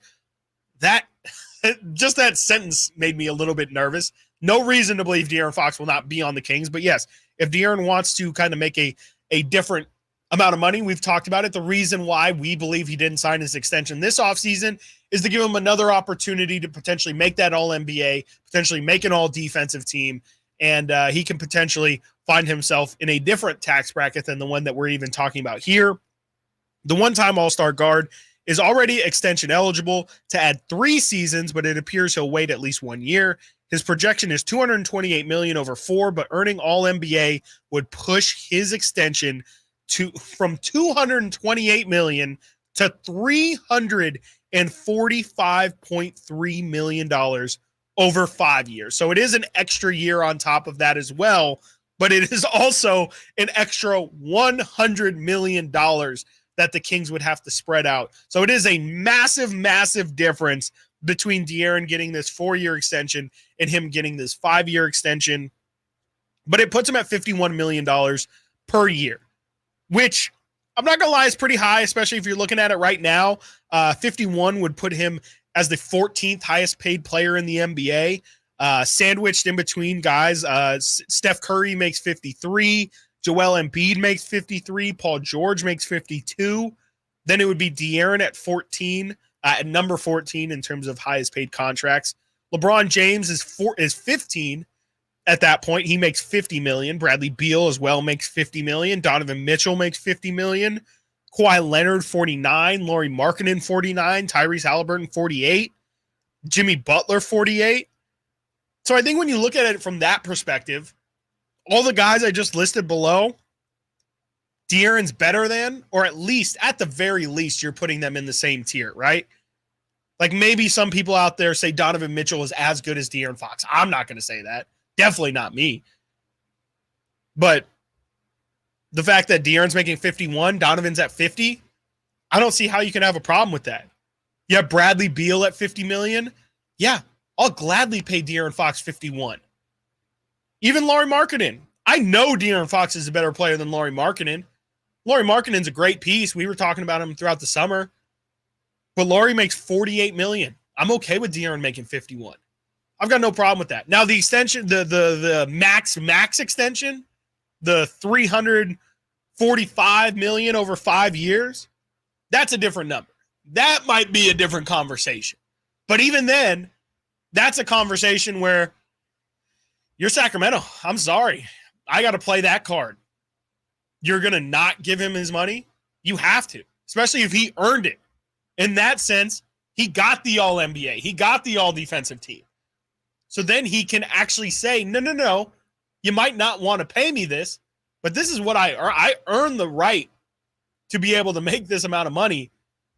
And you're going to tell me no? You're going to tell me, okay, De'Aaron, we're not comfortable paying that? You're willing to upset your superstar as things are finally heading in the right direction? De'Aaron Fox would have a lot of leverage in a negotiation like that. And you could see how maybe that could get a little bit confusing in terms of, I'm not saying a holdout or anything like that, but that negotiation might actually be a negotiation. That might not just be this is what we can offer, so here is the offer. That might be De'Aaron, this is what you could make. I don't know. I don't think, again, if I'm the Kings and what I think would happen is the Kings just gladly say, again, you earned it. We are on a good track. If De'Aaron makes an all-NBA team or all-defensive, that probably means the Kings had a good level of success on the floor this season. I think you take it and you don't think twice. Or you send it, I guess, and you don't think twice. But we'll see. I mean, we will see. And we'll see sooner rather than later. Because the contract, he might not be able to sign it, but it'll be the talk. De'Aaron is going to give. Brendan's been talking about it when we haven't had either of those two on in a while, but Brendan would bring it up. He said, this is pretty much a contract year for De'Aaron Fox. And we just saw last year how Malik Monk performed in a contract year. It's a real thing. These guys know that the money is right around the corner, and they know that if they can just focus up for 6 months, they're going to get the biggest payday of their life. Something tells me De'Aaron's going to have a little something for this year. And I think that's great. I think that's best for everybody. And if it means that the Kings have to pay him more, why would you be upset at that? It's not our money. I think it would only be good for the Sacramento Kings if De'Aaron Fox plays well enough to earn himself that contract. Now, it might hamper how you can build the team out moving forward. But I think that locking down your star is probably worth trying to figure out all those other things. I think it's definitely something that is worth your time. So we'll see. We'll see how De'Aaron's season goes. We'll see if he earns that All-NBA. We'll see if he earns that super duper duper max contract. Only time will tell. And the season's right around the corner. Cannot wait. Cannot wait. So excited for that. Really, really excited for that. We got a lot more for you guys on the show coming up. We have the final hour of the show coming up, and that is absolutely jam-packed. You're not going to want to miss that. We got some good stuff for you coming up. Stiles and Watkins, Sacktown Sports. Our first year as the radio home of the San Francisco 49ers is one we will never forget. They're going to give it. No, it's a play action. Purdy going to roll left, throw for the end zone. Caught by George Kittle. He has the hat trick tonight, a career high. 3 touchdown catches for George. Touchdown, San Francisco. Congratulations to the 49ers on a terrific year. And thank you for so many wonderful memories. I had been starting to be sick all the time at work, so I went to the doctor. He asked if people in the office smoked. He identified it as being exposed to secondhand smoke. I decided to sue. It was worth it in the end, California being the first state to be smoke-free in workplaces and restaurants in the country. Andrea was part of a historic movement to ban smoking in the workplace. Learn how she and other Californians are fighting big tobacco at undo.org. Oh no, stomach issues again? Stomach issues? Who are you? Your pancreas. I could be the real reason for your diarrhea, gas, bloating, stomach pain, or loose oily stools. I thought it was my stomach. People often do, but any of these symptoms could mean having a condition called exocrine pancreatic insufficiency, or EPI. With EPI, the pancreas doesn't release enough enzymes to break down food, but EPI is manageable. Use the symptom checker on identifyepi.com and speak with your doctor. That's identifyepi.com. Sponsored by AbbVie. It's not hard to be a mom. It's hard to be a good mom. It's easy to be a bad mom. That's so easy. But to be a good mom is hard. To be a bad mom, that's as easy as being a great dad. That's... Nikki Glazer, Alive and Unwell Tour. Friday, September 20th. The venue at Thunder Valley. Tickets on sale now. For tickets, visit ThunderValleyResort.com. She's alive and unwell. Don't miss Nikki Glazer. Thank you. Good night. Hello, Sacramento. I'm Emran Pilati, owner of True Sports Cards and Collectible Store here in Rockland, California, and the host of the True Sports Cards Show that airs right here on Sacktown Sports 1140 every Saturday from 10 to 11 a.m., where we discuss the latest trends, hottest products, and deliver exclusive interviews with other industry leaders. And don't forget to visit our shop, True Sports Cards, at 6661 Stanford Ranch Road in Rockland and see what we have for all your sports card and memorabilia needs. Are you tired of your tee shots ending up in the adjoining fairway while the rest of your foursome is hitting it down the middle? Well, experts will tell you that being properly fitted for golf clubs will help you strike your drive center cut. The Hagen Oaks Player Performance Studio and its team of trained PGA professionals are ready to help you get rid of your banana balls and duck hooks. Hagen Oaks Indoor-Outdoor Player Performance Studio fittings are available 7 days a week. Make yours today by calling 916-808-2531. That's 808-2531. Labor Day, our annual celebration of workers and their achievements, was first observed in New York, and the first Monday in September became a national holiday in 1894. Hi, this is Frank LaRosa with a word about Naturewood Home Furnishings. Each year we commemorate Labor Day with parades, picnics, and family gatherings. And right now, Naturewood Home Furnishings is celebrating with their exceptional whole store Labor Day sale. Would you like to refresh your living room? Would you like to restyle your bedroom? Maybe you want to redesign your home office. No matter whether it's your dining room, kids' rooms, accents, or accessories, Naturewood's unique store-wide Labor Day sale offers savings in every department and savings on every brand like Stanton, Omnia, England, Stickley, Flex Steel, and all the rest of the award-winning furniture. When it comes right down to it, it's all about choices and always about quality. Visit Naturewood Home Furnishings right now for this remarkable Labor Day sale. Off Highway 50 at Hazel, look for the water wheel. Sponsored by Xfinity Internet. Enjoy ultimate control of your home network. Personalize your Wi-Fi name and password. Assign user profiles. View and control connected devices and more with the Xfinity Internet app. Our first year as the radio home of the San Francisco 49ers is one we will never forget. Going deep down the sideline for you.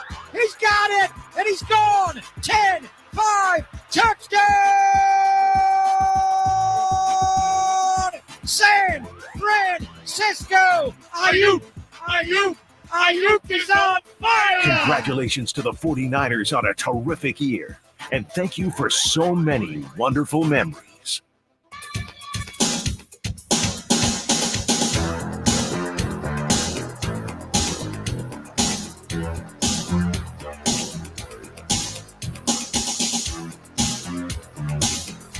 Live and local. Live and local.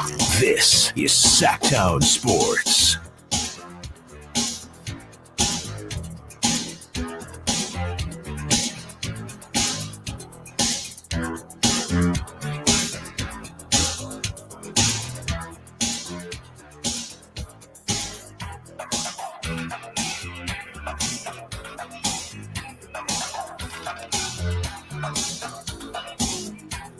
Shocker, Stiles Watkins. No Alan Stiles physically here, but spiritually he is. And he also, funny enough, Nate, I told you that I saw Pat McAfee earlier kind of bring up the talking point that I was kind of going off on about the Niners potentially using Ricky Pearsall's incident as a motivator for the year to just kind of rally around and to kind of win the season for him and win games for him and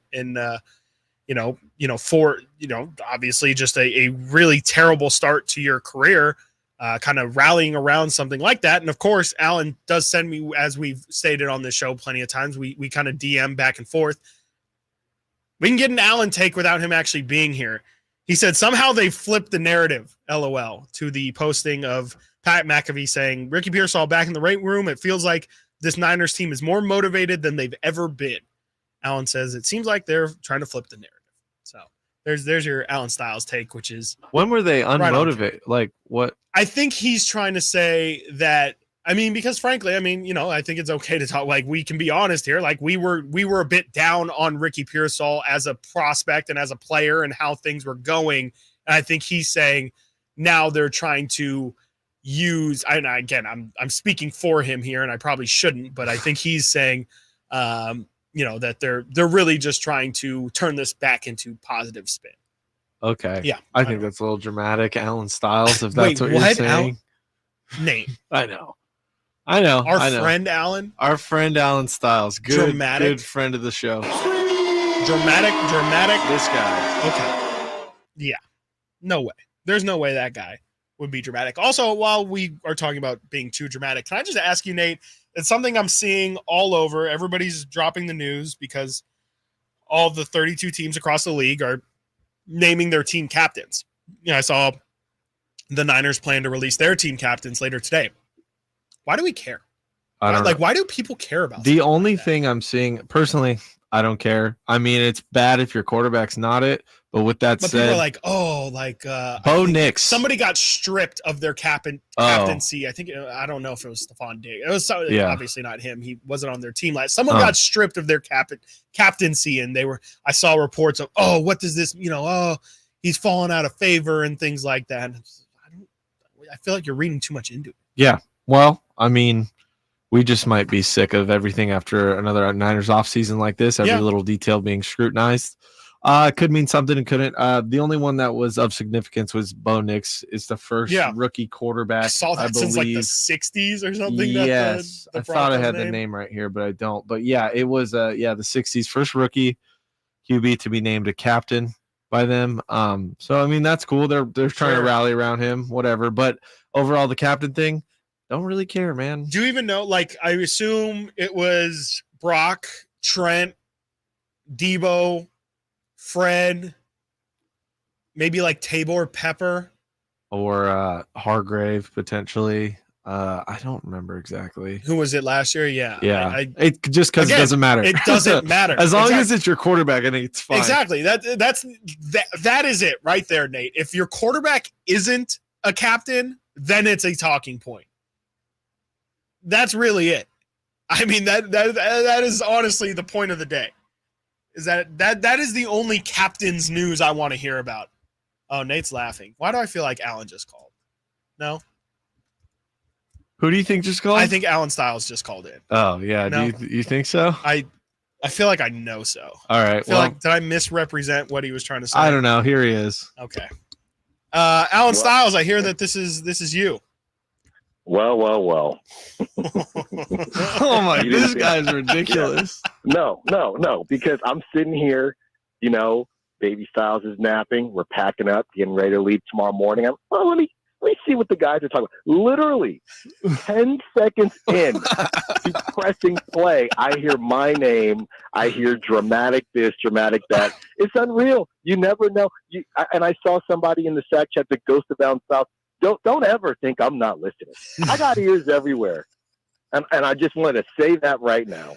Well, you're the LeBron James of the station. We're just trying to keep the ratings up. So we got to drop your name to make sure people are listening.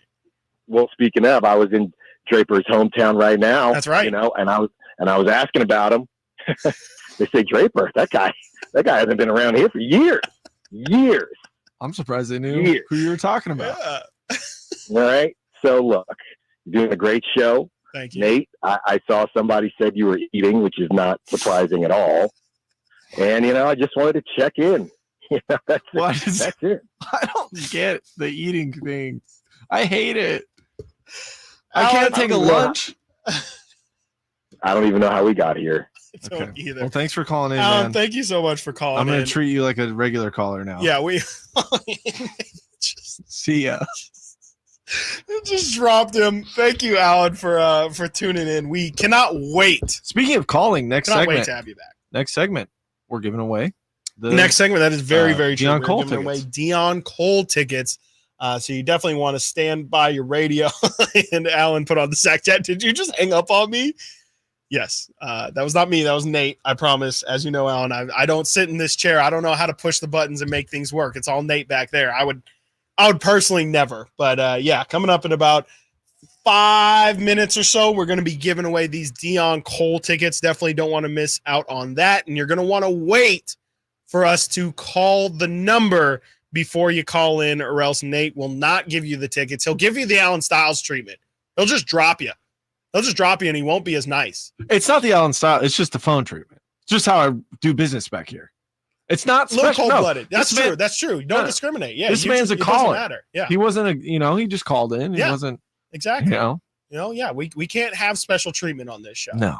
No. We appreciate Alan listening, and It sounds like he'll be tuning back in. Friday. Sounds like he'll be back Friday. Definitely sounds like he'll be back He Friday. sounds He's packing mad up. for no reason. You know, I don't know. So what? I ate a chicken Caesar salad I today. mean, you know how it gets when you eat. He just gets jealous. He gets Yeah, I don't jealous he know doesn't what have it is. food. I don't know. It's so I weird. mean, I get it. Again, normally sitting in the other seat with my back turned to you, it is a lot of staring. I am staring at you for a lot of the show. Yeah. I'm your audience. I can maybe understand where, he's looking at you and you're like eating a salad or something, but I probably wouldn't mention it on air, but here we are. Alan brings stinky lunches. And I think that's probably where we'll leave this for now. So coming up next, we got the final hour of the show. We're going to give away those Deion Cole tickets. Definitely be sure you got about a couple minutes to switch over to radio or to the YouTube stream, and make sure you don't miss out on being our special caller to win those Deion Cole tickets. Coming up next right here, Stiles and Watkins, Sacktown Sports. Did you miss any part of our live local shows? Don't worry, you never have to miss them again. Check out sacktownsports.com and search our podcast page and play our shows when you want. The Carmichael Dave Show with Jason Ross, Stiles and Watkins, and the Drive Guys. Plus, other podcasts like Return of the Empire, Return of the Roar, the Stingers Up podcast, and Golf to Go with Frank LaRosa. They're all available right now on sacktownsports.com. I didn't ask to be thrown in the streets with nowhere to go. I didn't think I'd survive. But I did ask for help, and Covenant House was there for me. 1 in 10 young adults will experience a form of homelessness this year. For these kids who didn't ask to be put in this unthinkable situation, Covenant House is there. Covenant House helped me break the cycle of homelessness in my family. They gave me the love that I needed. Over 2,000 young people will sleep safely in a Covenant House bed tonight. When youth who are experiencing homelessness have a hot meal, a safe place to sleep, medical care, and love, they can overcome heartbreaking challenges and have a brighter future. They just really genuinely just wanted to help me succeed, and I'm succeeding. I'm a speaker, I'm an author. Covenant House really helped me and really helped mold me into the woman I am today. If you or someone you love is asking for help, go to safeplacetosleep.org today. A new Honda? Nice. Well, it was like this. It was a super hot day, so we all stopped for some ice cream. When bam, the AC went out. My dad started sweating and was all, man, I stink. And my brother was like, I hate this car. And my mom was all, I'm dying in here. Then I said, it's time to call Stockton Honda. Then Dad was like, honey, you're right. I knew you were my favorite. And just like that, Stockton Honda to the rescue. It's Capital Casino, Sacramento's #1 poker room. And guess what? Primetime football is back. Capital Casino is giving away $500 per game in high hand bonuses for every Sunday, Monday, and Thursday night primetime game. As always, offering the best food, the best service, and the best action with the most variety of games in the region conveniently located in downtown Sacramento. So check them out, Capital Casino, and always remember to gamble responsibly. 1-800-GAMBLER. As a mom, I'd do anything to keep my child out of physical pain. Dr. Pamela Maida is a board-certified orthopedic surgeon. As a doctor, I know that growth spurts can cause pain in my child's feet, and that can affect their legs and back too. Good Feet Youth Arch supports are designed to alleviate, even eliminate common pain. Investing in youth arch supports for your child or teen is one of the best decisions you can make. Come to the Good Feet store now for a free fitting and test walk. Experience a golf tournament as refined as you are. The Pro Court Championship at Silverado Resort, September 12th through the 15th. Be there as the best of Napa meets the best of the PGA Tour. With world-class wine experiences, breathtaking views, and incredible golf. It's like this weekend was made for you. The Pro Court Championship, September 12th through the 15th. For tickets, go to ProCourtChampionship.com. Get your tickets for the Marysville Stampede September 14th and 15th at MarysvilleStampede.com. KHTKAM Sacramento, KYMX HD2 Sacramento. Take it on the local level. Live and local, 6 a.m. to 6 p.m. Monday through Friday. From the Power Business Technology Toshiba Studios, Sacktown Sports.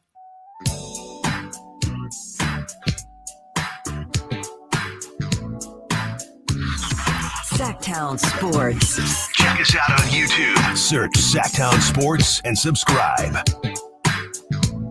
Stiles and Watkins, final hour.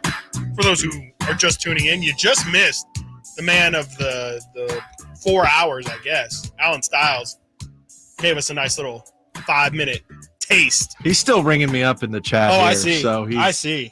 Says I'm never going to work in this city again. He just got here. Just got here. So Literally just got here. I don't. We'll see how that that tell. You know, he knows people. You know, that's what he'll tell you. He knows people. He's going to tell Jake at CBS. Maybe. You know, and then what? Could be that. You know, he knows Kyle Draper. That guy's. Oh yeah. That guy can do some things. I think Draper might like me more. I almost guarantee it. Yeah. I actually almost guarantee. Me and Drapes get along really well. Well, yeah, you guys are always hanging out during the crosstalk. So yeah, I can imagine. We're having our own crosstalk back here. Yeah. Huh. Yeah. What's that like? It's good. No, it's fine. Good content. No, it's fine. I've been putting it out on my YouTube channel.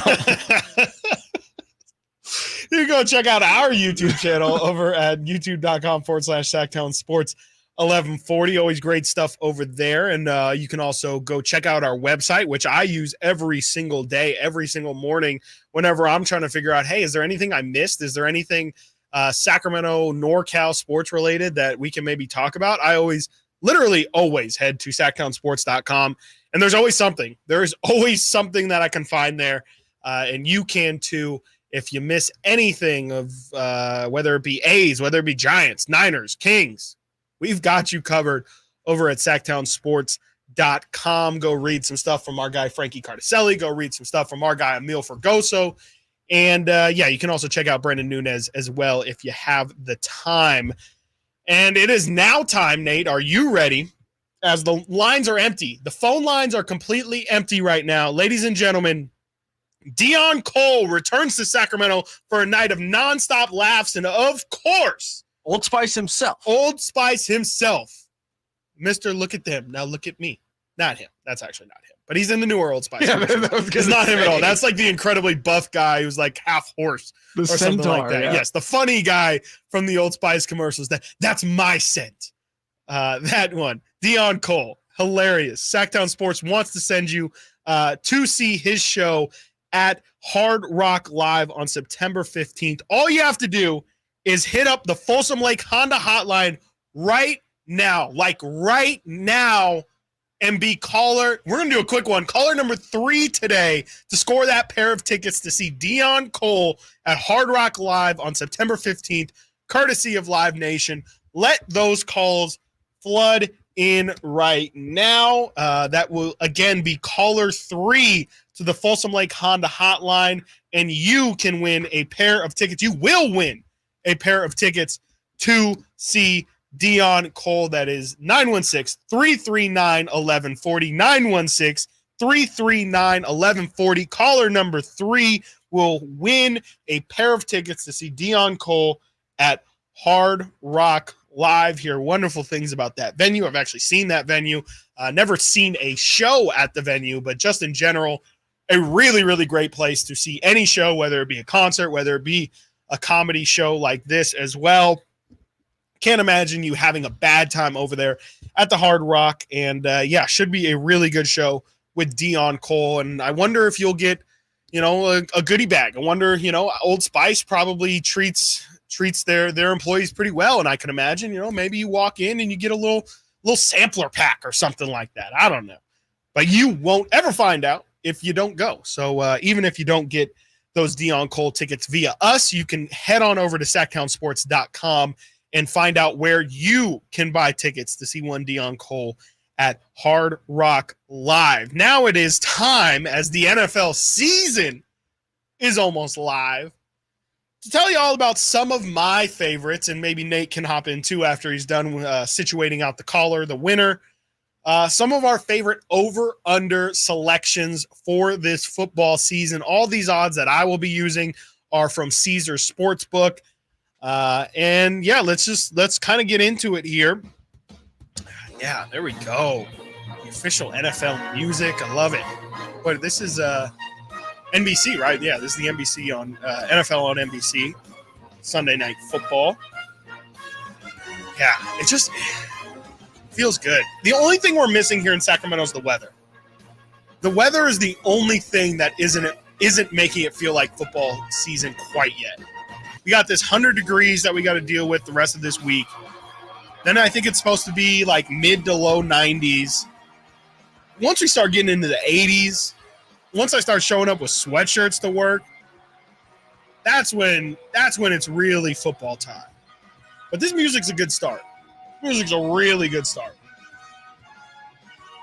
Here we go. Let's get into it. Some of my favorite over-unders. I'm going to start with the overs first and foremost. This one shocked me. And a lot of these are going to tie into the conversation me and Nate had yesterday about the teams we think will make the postseason that didn't make it last year. The Rams, according to Caesars Sportsbook, they're over-under right now 8.5. That's the Rams finishing above 500. That's an easy over to me. I think with Stafford, with them getting Cooper Kupp back this year, I think their defense is going to be better than it was last year for what it's worth. They were really criminally young on defense last season. Going to be the first year without Aaron Donald. That'll be interesting for sure. But 8.5, I think yesterday I said I have 2 NFC, maybe even 3 NFC West teams making the playoffs. So I think the Rams over 8.5, that's easy for me. That is super easy. This next one's inspired by Nate, actually. Nate actually without Nate, I don't know if I would have had the confidence to put this one on one of my favorites. Denver Broncos. I'm talking about Bo Nix earlier. This number is crazy low in my opinion. I thought the Rams number was crazy low. They're okay. We're gonna the Broncos is 6, and it's just 6. It's a flat 6, not 6.5. So I guess really you're betting for a 7, which is a little bit of a different ask. But even then, again, me and Nate talked about it yesterday. If Bo Nix is decent, they really just have to beat out the Raiders in terms of their division. I would guess the Raiders are probably going to finish 4 to maybe 7 wins. I think 7's the max I can see the Raiders pulling out. But I think if the Broncos are just better team than the Raiders are, and we'll see week 1, right? I think is that the week 1 matchup? I don't know, but I'd say Broncos will sweep the Raiders, split with the Chargers, and then probably get swept by the Chiefs. Maybe Raiders are a playing trade. the Chargers week 1. That's still an interesting. That's going to be a great matchup. But I think the Broncos. I like 7 wins for the Broncos. Yeah, and even then, again, if you are a betting person, you get a push at 6. So I do actually like that a little bit more. If it's 6.5, you then have to get the 7. I like the cushion of getting 6 wins is still a push. I like Broncos 6. I really like that number. Again, you get the cushion. So really you're betting them to win over 5 games. And I don't think they're that bad. Bo Nix will have to be as bad as what everyone thinks he will be, essentially. I don't know if that kind of makes me feel better. He just has to be better than the worst quarterback in the NFL, which I think a lot of people pre-draft were projecting Bo Nix to be. Definitely, if you read the reports since he's been drafted at Broncos camp, all positive when it comes to Bo Nix. There's even started to been some talk about Bo Nix maybe being the best rookie quarterback, having the best rookie season, that is, of this rookie class. So I really like that 6 number. I think it's decent. We'll have that conversation tomorrow, too, yes, about we will. Best rookie quarterback next year. Yes, we will. Yep, that'll be an exciting one. I wish J.J. McCarthy would be a part of that conversation. Unfortunately, he will not be. Should we include Anthony Richardson? That's cheating, but it's cheating, but we can. I don't think I don't think he's necessarily at a different level to where it's like, okay, well, if we're gonna add him, then he is the answer. He just got a taste. Answer, but 3 games. He was hurt every single one of those games at some point.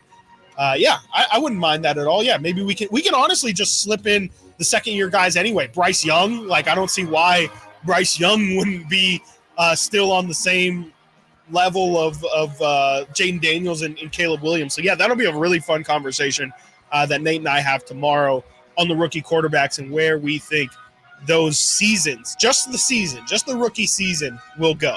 Not going to go any further than that. Numbers that I also like, these are on the underside. First 2 were overs. Rams over 8.5. Broncos over 6. This is insane. This is almost so bad that I had to double check, and it was correct. But as a matter of fact, I'm going to check again right now because I just don't believe that they really have the Chicago Bears over-under number at 9. I'm seeing 8.5 and 9. Again, Caesar Sportsbook is the one that I'm using, but it might depend on which one you find. You're either going to find, well, now I'm seeing Vegas Insider has 7.5. So maybe it depends on where you go. But the number that I'm using, 9 is crazy. That's a game and a half difference than 7.5 from who's that on Vegas Insider? Is that just the collective? I'm trying to see. Yeah, I think Vegas Insider usually just kind of grabs. They don't cite a specific sports book. Actually, no, they have. I take that back. They literally have everyone, source them right? all. Yeah, I use them all the time. They're great. Let's see here. They have the. While you're looking at that, 9, I'm taking the under all day. I'm smashing the under. That is. I've been on this for a while. Funny enough, sorry, Nate. Caesar Sportsbook, 9.5. Oh my lord. What is? Oh, going I'm sorry. on? That's it. That's not even. That's at the MGM 9.5. Caesars has it at 9. DraftKings has it at 8.5. FanDuel has it at 8.5. Bally's Sportsbook has it at 9.5. And what is this? Sky. I think that's. I really think we're seeing all this diversity in these lines because Rivers has it at 9.5 as well. All this diversity is here in these lines being set just because of there's so many question marks on the Bears, and I'm just leaning towards bad. 9 is bad, crazy. Bad. Yeah, they played really well to end the season last year, but 9 is too much. Different quarterback. Well, especially if you think different quarterback, right? Yeah. And especially if you think the Packers are going to be good this year, you're going to tell me there's 3 teams in the NFC North that are going to have over 10 wins? 4? Come on. I'm not going to go that far. Let me stay positive for you. I will not go that far, but I will tell you about my team because they are the next one that I want to talk about. But we'll give you that number on the other side of the break. Me and Nate going over our favorite over-under picks for this NFL season, and we're going to get into the Niners and the Raiders number as well. What do we think those 2 teams can bring in the 24 NFL season? You're listening to Stiles and Watkins right here at Sacktown Sports. What's the missing piece for the 49ers? Which names will they add during free agency? Whether it's in season or off season, the coverage never stops. Get the latest 49ers news on Sacktown Sports at sacktownsports.com. It's one thing falling in love with a house, picturing yourself moving in and calling it home, and quite another navigating the world of price negotiating, mortgage lenders, and finding the budget that works best for you. An agent who's a realtor can make understanding that world easier. Realtors have the expertise, access to proprietary data, and tools to help you get from imagining living somewhere to actually doing it. That's the kind of help we can provide. Because that's who we are. Realtors are members of the National Association of Realtors. Did you know your skin is the largest organ of your body? Huh? That's why you should shower with Old Spice Super Hydration Body Wash instead of plain old bar soap. Love your skin by super hydrating it with vitamin B3 and glorious notes of vanilla and shea. Did you know that my super hydrated skin is the second largest organ of my body?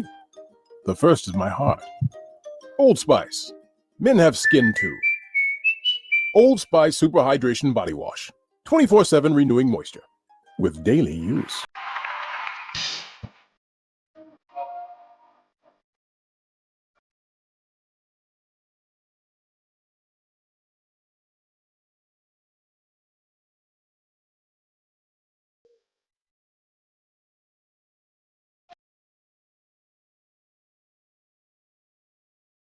Stiles and Watkins, Sacktown Sports. Nate and I just going over some of our favorite over-under picks. If you missed it so far, I like the Rams over 8.5. Broncos over 6. Bears under 9. And if you can find 9.5, I mean, come on. what are we doing? It's not a conversation. That's insane. I'm going to look at the Packers number because if the Bears are at 9.5, Packers have to be in. they have to be at 10.5 at least. Because I'm thinking the Packers And then at what? 9.5. The Lions then have to be at 12, 11.5. Like what? It just keeps raising. Yeah, it's silly if you're going by the same logic, but I just don't think they're gonna have them up that high. The Lions across the board 10.5. I think that's a great line for them. It is. That's a really tough. I'd probably go over. I haven't looked at their schedule, but obviously, like, pretty ruthless division. Yeah, they also finished in first, so I think that also impacts the other teams that you're playing play. the first divisions of other NFC teams, which, if that's Tampa Bay. Yeah, Cool. definitely. Right, Yeah. exactly. And it could be, the Cowboys won that division as well, so maybe that's not Did as... the Cowboys get ahead of the Eagles? I believe They did. so by the end Yeah. of the year. Yeah, I think so. Yeah.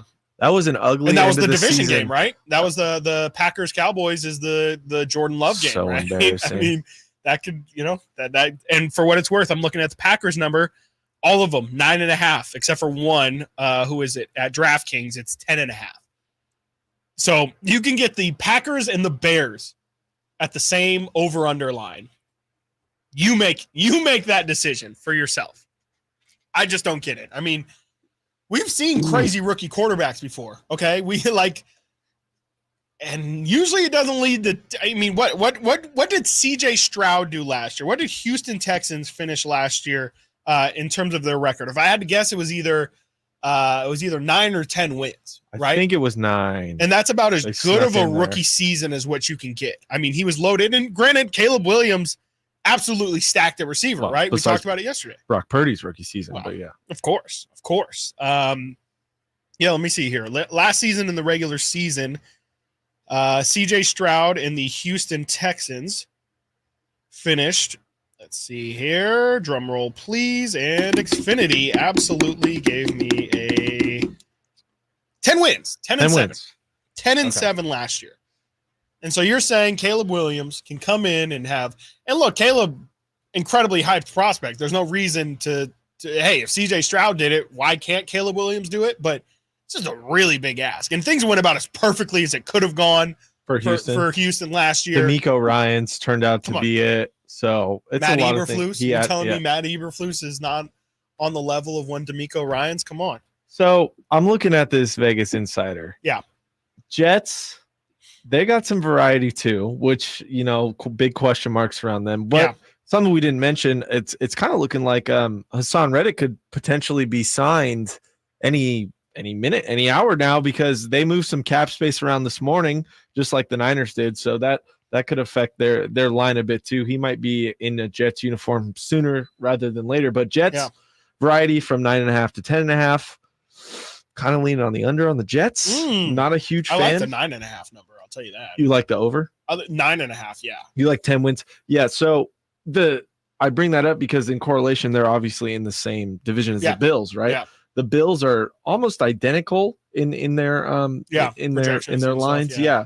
So I think those two go hand in hand. Like if one goes over, the other's probably going under. Yeah, absolutely. That's a great one. Yeah. And in that case, I'm probably taking the under on the Bills, over on the Jets. If they're both at 9.5, Yeah. taking 9 wins for the Bills. It's funny how we're just kind of all falling off on the Bills. Yeah. I mean, I think, I just think, you lose some receiver talent. You're banking on a rookie receiver in Keon Coleman. We'll see about James Cook. He played great at the end of last year, but his career has been, it was really down until it wasn't.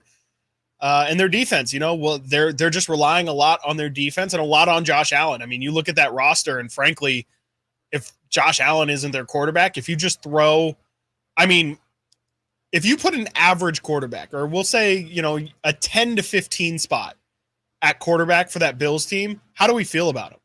Probably not great. Dak Prescott, throw him there. Put Dak in there. Do we think Dak is going to elevate Keon Coleman? Do we think Dak's going to Khalil Shakir? I feel like it's and Josh Allen's great, and he's a running back, he's a fullback in the end in the red zone. Yeah, but he has to be, and if he gets hurt, if he just doesn't have as electrifying as a season, the Bills got Stephon Diggs initially for a reason. It was because they needed Josh Allen to get some help. Mm-hmm. I don't know if you now take him out. Is Josh Allen Josh Allen led the NFL in interceptions last year. Let's not forget week one. Week one, remember? Did they lose that game? They lost that game to the Jets. We talked about this the other day. Yeah, they did. They blew it. He's not a perfect quarterback. He's great. He's definitely one. We've all agreed he's a top 5. I think we all agreed he was a top 3 quarterback. I have him at 6. We all agreed he was a top 10 quarterback. Okay. I just don't know. Moving on to some of the other over-unders. Go ahead. Quick, I think the Josh Allen, the comparison with Cam Newton is very, like, everyone makes that for comparison, sure. right? And that's a scary one to make if you're looking at the Bills now, because Cam fell off. I think of he's like a hybrid of Brett Favre and Cam Newton. I think, and you think, you hear that and you go, that sounds awesome. Great. But it's the same thing with Jay Will. Like, people forget the Jason Williams. They forget, the silly mistakes like Brett Favre all the time. I guess you know a bit. Yeah. Just run the ball, Brett. But Cam Newton on his MVP season, I believe he had Greg Olsen at tight end. Yeah. But his best receiver was an aging Steve Smith. Exactly. And not a shot against Steve Smith at all, but receiver, like, speed goes away quickly. Yeah. He was more of a tough catch, run through you kind of guy, but Cam didn't have a ton of help around him. Yeah. So he had to win the games himself, and that's why he was the MVP of the league. But it's also probably why he's not a quarterback today, though. It's because it destroyed his body. Josh Allen is trending in that direction, and the Bills are honestly making him trend in that direction. Yeah. No, and we'll see. This is going to be a huge season for him. Again, Peter Schrager says that Kyle Shanahan has the most pressure on him, which is so dumb. Again, I would not say Josh Allen even has the most pressure on him, but that's a lot of pressure in the same space as Kyle Shanahan, more so having pressure because of expectations. Well, now Josh Allen, they have done the Tyreek Hill thing. They have taken your best receiver away from you and expect the same, if not more, production. We'll see. I guess the difference with that, though, is Mahomes and Hill were together from the start. Yeah. Well, Hill was there. Pretty much. Yeah, whatever. And then Diggs showed up. Wow. He was good, but it wasn't it was not Mahomes Hill. No, it was not as dangerous as that, for sure. I think if you're Josh Allen, you got to hope they drafted right or a miracle happens when it comes to a receiver. Yeah. I know they're tight end. Dalton Kincaid is there. He's pretty good. Yeah, they also have I think they still have Dawson Knox as well. Yeah, yes. Yeah. So and that's where they're probably going to lean. Especially speaking from a fantasy perspective, like there's a lot of hype around Kincaid and around Dawson Knox for that exact reason. And we'll see. Their running back situation again hasn't been great. They finally move on from Devin Singletary. I'm sick and tired of seeing Devin Singletary get 15 rushes for 50 yards every single game. We'll hope that James Cook, for their sake, can kind of find the form that he found last year. He really turned it on, and there was a lot of hype around him, obviously being a Georgia running back, things like that. He really didn't show much throughout his first, year and a half of his career, but last year looked great, and we'll see, the second half of last year looked great, and we'll see if he can continue that, because if not, I don't know how that offense moves the ball. So we'll see. And we will get into the rest of Nate and I's favorite over-unders here coming up in a couple minutes here. Again, we got two names, and then we go into the Niners and Raiders over-under. Where do we think those two teams will fall? You're listening to Stiles and Watkins right here at Sacktown Sports. You never know what you might hear when listening to a Sacramento Kings game. Out of Keegan, going for another triple. Man, is he feeling it. Can he do it? Yes, there's number 11, Keegan Murray. Keegan steps back. He just knocked down his 12th three-pointer, a Kings franchise record. He's got 45 points. Never miss a moment of Sacramento Kings basketball with Sacktown Sports and the Sacktown Sports app. She posted about us just now. Celebrities can't get enough of Biana's bespoke skincare line. She has 147 million followers. How do we monetize? She needs a social media associate to help her with the hype. We should repost this. Do we need a hashtag? Indeed can help her hire great people fast. I need Indeed. Indeed you do. You can schedule and conduct virtual interviews all from your employer dashboard. Visit Indeed.com/credit and get $75 towards your first sponsored job. Terms and conditions apply. Drivers who switch and save with Progressive could save hundreds, which could be life-changing. I mean, you could put that money towards that zero-turn lawnmower you've always wanted. And after using its head-shaping technology to meticulously sculpt the face of the Mona Lisa into your grass, you'll become the undisputed king of Saturday morning lawn care, leaving your neighbor and sworn enemy Gary to question his place in the delicate neighborhood ecosystem. And it's all because you could save money switching at Progressive.com. Progressive Casualty Insurance Company and affiliates, not available in all states. Did you know your skin is the largest organ of your body? Huh? That's why you should shower with Old Spice Super Hydration Body Wash instead of plain old bar soap. Love your skin by super hydrating it with vitamin B3 and glorious notes of vanilla and shea. Did you know that my super hydrated skin is the second largest organ of my body? The first is my heart. Old Spice. Men have skin too. Old Spice Super Hydration Body Wash. 24/7 renewing moisture with daily use.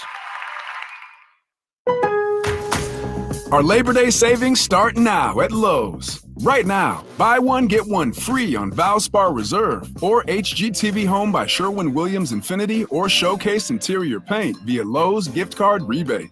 Whether you're painting one accent wall or want to freshen up a whole room, we've got you covered. Because Lowe's knows savings. Lowe's knows home improvement. More terms and restrictions apply. See Lowe's.com/rebates for details. Valid through 9/4. Hi, this is Greg Papa. Disasters hit every day. If your home, business, or building has suffered from any disaster, SunPoint Public Adjusters can help. SunPoint prepares, presents, and negotiates your claim with the insurance company, working only for you, making sure you get everything you're entitled to and letting your focus be on what's most important, your family or your business. Call SunPoint today at 888-247-7865 or contact us at sunpoint.us. SunPoint Public Adjusters, the gold standard in public adjusting. License number 2N14884. Sacramento. Dierks Bentley's coming to town. Getting drunk on a plane. For his only show in California this year, Saturday, September 28th at Hard Health Park for Country in the Park 2. What was I thinking? And he's bringing some friends. Parmalee. I want to close your eyes for this. Tyler Rich. Dasha. And more. Saturday, September 28th at Hard Health Park. Get your tickets today before they're sold out at CITPFest.com. Brought to you by the California Army National Guard and Red's Pizzeria and Tap House. I just don't like going to church, man. I don't like the people there. People at church have like coworker vibes. Ralph Barbosa, the super cool ass tour. Like some of them are cool, but most of them, you know, they're just being fake nice because they want that promotion. Like if those are the people that are going to be hanging out in heaven, I just go to hell. Saturday, September 7th, the venue at Thunder Valley. Get tickets now. For tickets, visit ThunderValleyResort.com. Don't miss the hilarious Ralph Barbosa live. At aimyourdigital.com, we'll help you target the right audience, build your leads, and crush your quota. Take your business to the next level. Our digital marketing strategies help grow awareness of your product or service, all while building trust in your business. Our approach involves leveraging multiple tools and strategies to deliver exceptional results that are customized to your unique business needs. Don't wait to run out of sales leads. Keep your business growing. Get started with aimyourdigital.com today. You guys got a new Honda?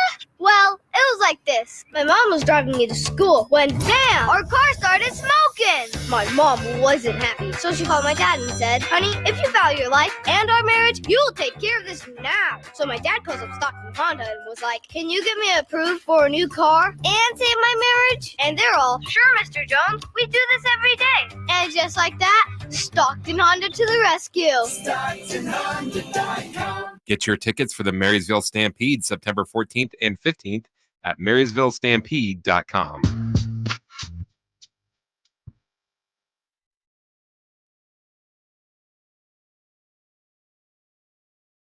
Sacktown Sports. Call or text at 916-339-1140. All right. Putting a bow on this over-unders that Nate and I are liking. I could do this all day, man. I love this. I could too. I love it. I considered going today's show essentially just like an hour of blocking off and just doing division by division and doing over-unders. But I thought we might not have thoughts on every single team and then like schedule, like it's okay. Atlanta Falcons 9.5. Okay, well, what's this Falcons schedule and things? And once we're starting talking about having a big debate, Falcons, they're definitely going over 9.5, and then Saints, they're definitely going under 8.5. It just gets a little bit nitpicky and it's a bit much. So I thought this was a little bit more efficient way of doing it. And I will have to say this one's going to hurt, but this is how you know that I am really picking these with my eyes. I'm using my head and I'm not using my heart.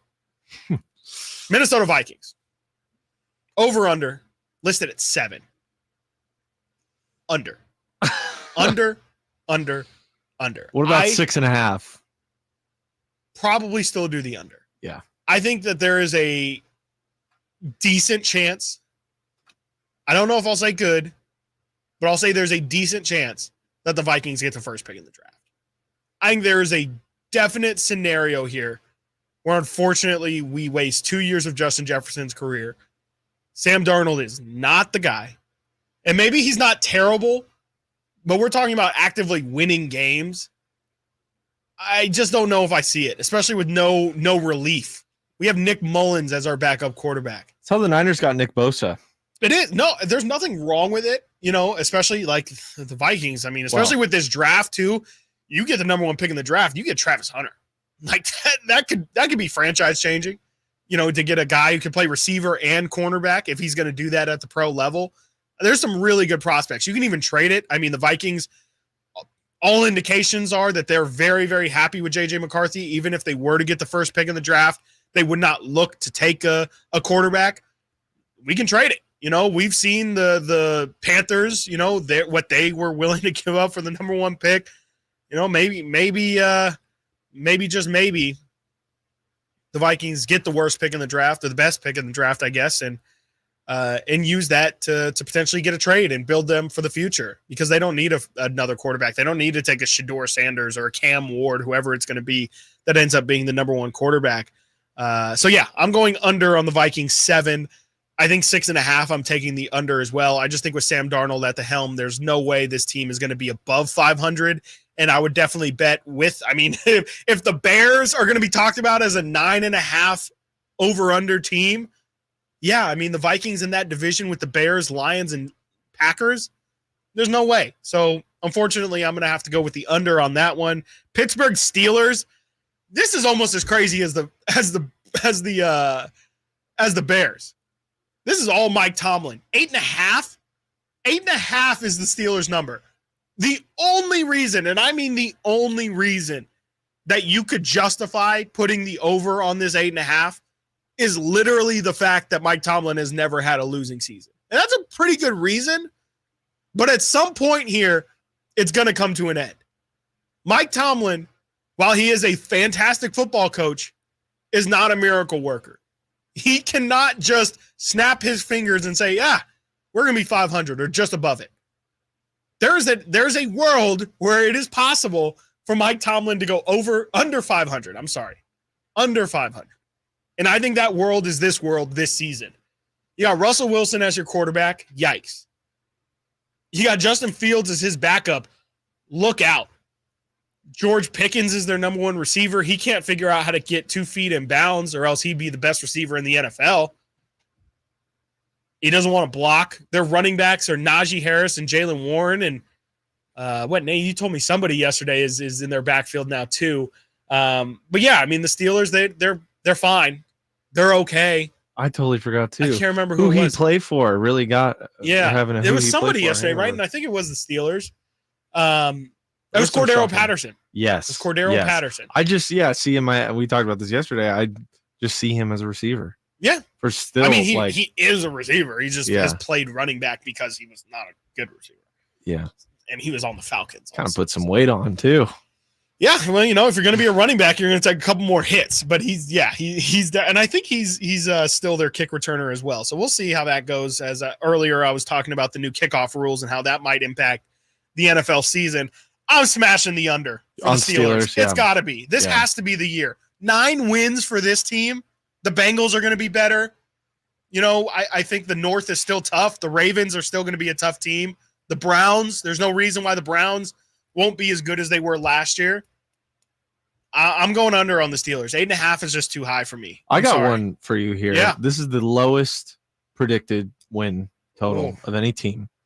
It's a team that drafted a rookie quarterback this season. Yeah, in the AFC East. Huh. They used to be really good every single year, always. Yeah. Patriots. Yeah.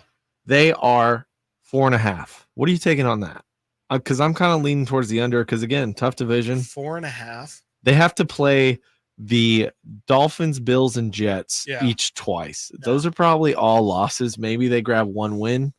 But I think they most likely get swept by their division. They have Jacoby Brissett starting. Drake May probably get to run at some point. He'll play by the end of the year, but who knows if that makes them any better. According to Gerard Mayo, actually, he's already said Drake May has played better than Jacoby Brissett. And why did they start Brissett? That is the question. That's the question disaster. of the day. I mean, Ramondre is their backup, or I'm sorry, is their running back. Who is their number one receiver? Even I mean, Kendrick Bourne's hurt. Yeah, I don't know. I mean, who is their number? Like Juju's not on that squad anymore. I don't think I know who the Patriots' number one receiving option is. Forget. Like, are they still eating off the Hunter Henry contract that they signed? That was terrible all those years ago. What they signed like Hunter Henry and Delaney Walker. So they signed like somebody. It wasn't. They have. It was some random other tight end that they absolutely bagged out. Demario Douglas, Jalen Polk, KJ Osborne.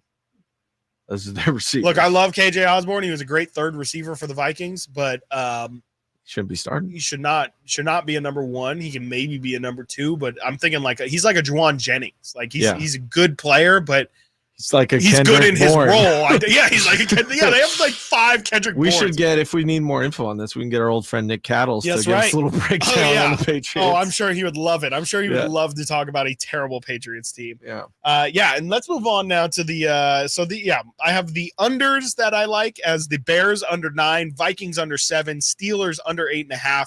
The overs that I liked, Rams over 8.5, Broncos over 6. And now let's move on to the team with the local ties. San Francisco 49ers and the Las Vegas Raiders. Let's start off with the Raiders. Why not? Let's give the Raiders hopefully some love here. The Raiders number is a number. This is a number that I hate, to be honest with you. I know I just said it with the Vikings, but 6.5 for the Raiders. It's a really good number. That's a really good number. They know how to get you. I'm somebody who's a little bit less, I guess I would be pessimistic for the Raiders season. I don't think that Gardner Minshew and Zamir White make me feel like that offense is going to move quite a bit. Their defense is great. It is. But 7 wins, like I said earlier, that's like the most I can see it. And it's not that I don't see that happening. It's just I can't see it being much better than that. I think I'll have to go under. If I have to pick one, I'll go under.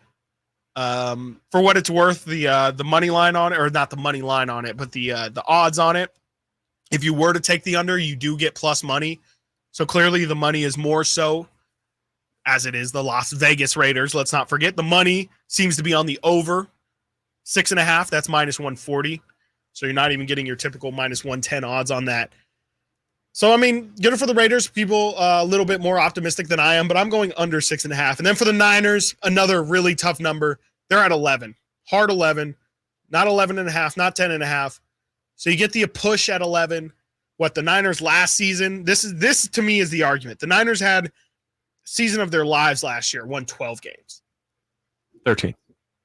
I see 12-5. Was it 12? I see 12-5. Man, according to ESPN. I don't know anything. What? Those the 3 straight losses, the loss to the Ravens, and then what was the 5th loss? Oh, you know what? It was that last Rams game that didn't matter. Oh, yeah, nobody cared. That's why literally nobody cared about that game. So yeah. Spiritually, sure. But 12, but that's where they'll get you, Nate. That exact way is how they'll get you. Season's wrapped up, ain't got nothing to worry about. What if we just drop a game here? What if we did Sam Darnold versus Carson Wentz? What if? What if? That'd be funny. What this year? What would it be? It would be Jimmy? Brandon Allen Jimmy against Josh Dobbs. Or better than last year. Yeah, I guess Dobbs. I don't know if they've I guess they just released the unofficial depth chart. He might be the number 2. I actually don't know. I didn't see who they officially listed as their number 2. But 11 for the Niners. That's the argument against it. It's Brandon Allen. Brandon Allen. Okay, there you go. According to Brock Purdy goes the down. 4-letter. There you go. I don't know. 11's tough with everything we've talked about here recently, with the energy maybe not being the same. But now everybody's back. Everybody's practiced today. 11's a tough number. Let's do it. Let's ride it. Over. We'll go over. We'll say 12 because they have to hit the 12. And again, you get I like the 11 push because 11 to me, 10 can happen. 10's the floor, I think, for this Niner squad. 11 can definitely happen, but you get the push. So I think 14. I'm okay. I think I'm okay. You said 14? Yeah. You can probably get some, if you want to do that, you can probably get some juice number off that. Might take a look. Yeah. Me and Nate going down to Reno tonight. It would have to be tonight. I think, yeah. You can't do it. Oh, yeah, I don't know. No, not legally. So there you go. There you have it. I like the over, and I'm sure Nate does as well, on the Niners over 11. You do get plus odds if you want to, again, do the under 11. That's going to be plus 115. But I like the over. I like the over 11 for the Niners. I do, unfortunately, like the under for the Raiders at 6.5. Like the under for the Steelers at 8.5. Like the under for the Vikings at 7. Like the under for the Bears at 9. Love it for 9.5 if you can find it. Broncos over 6 and Rams over 8.5. So there you go. There you have it. Those are our thoughts on the football season. We are 1 day away from NFL action kicking off. You get Ravens, you get Chiefs tomorrow. We'll talk about that a ton tomorrow. We are going to have a football loaded show. Like Nate said earlier, we're going to project out some of the rookie seasons of these quarterbacks. And actually, we just threw in the second year as well. So we're going to talk about who we have faith in going into this season when it comes to the quarterback front. And just tons of preview getting you ready for that first kickoff of the season. And getting you ready right now is the drive, guys. We got Crosstalk coming up with Whitey Gleason next, right here at Sacktown Sports. Keegan Murray plays here. Keegan scores another 3-pointer.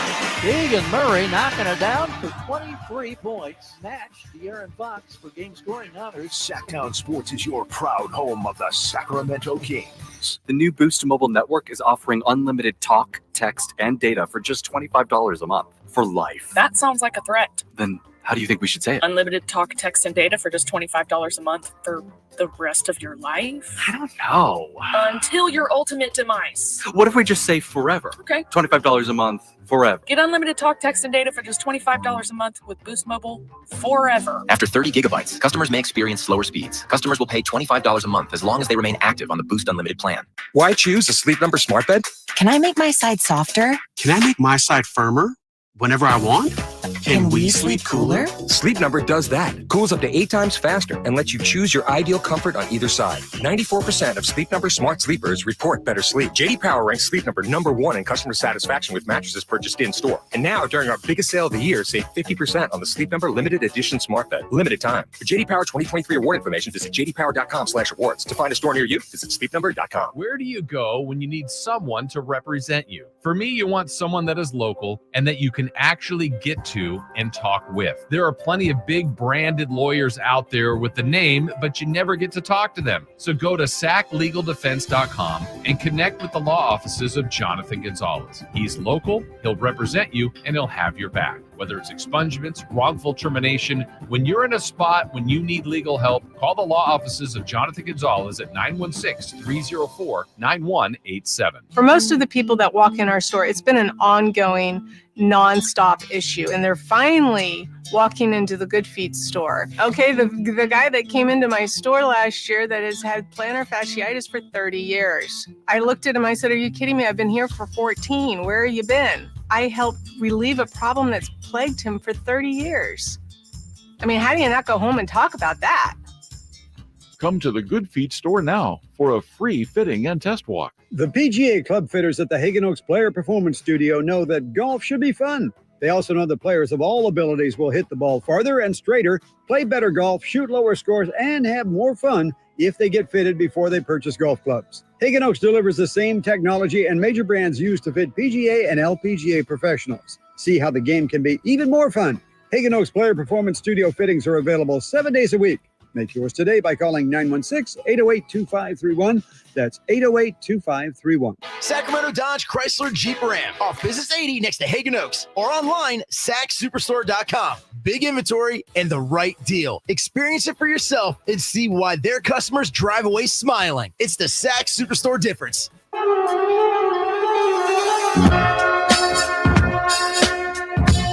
Live and local. This is Sacktown Sports. Sacktown Sports, Stiles and Watkins.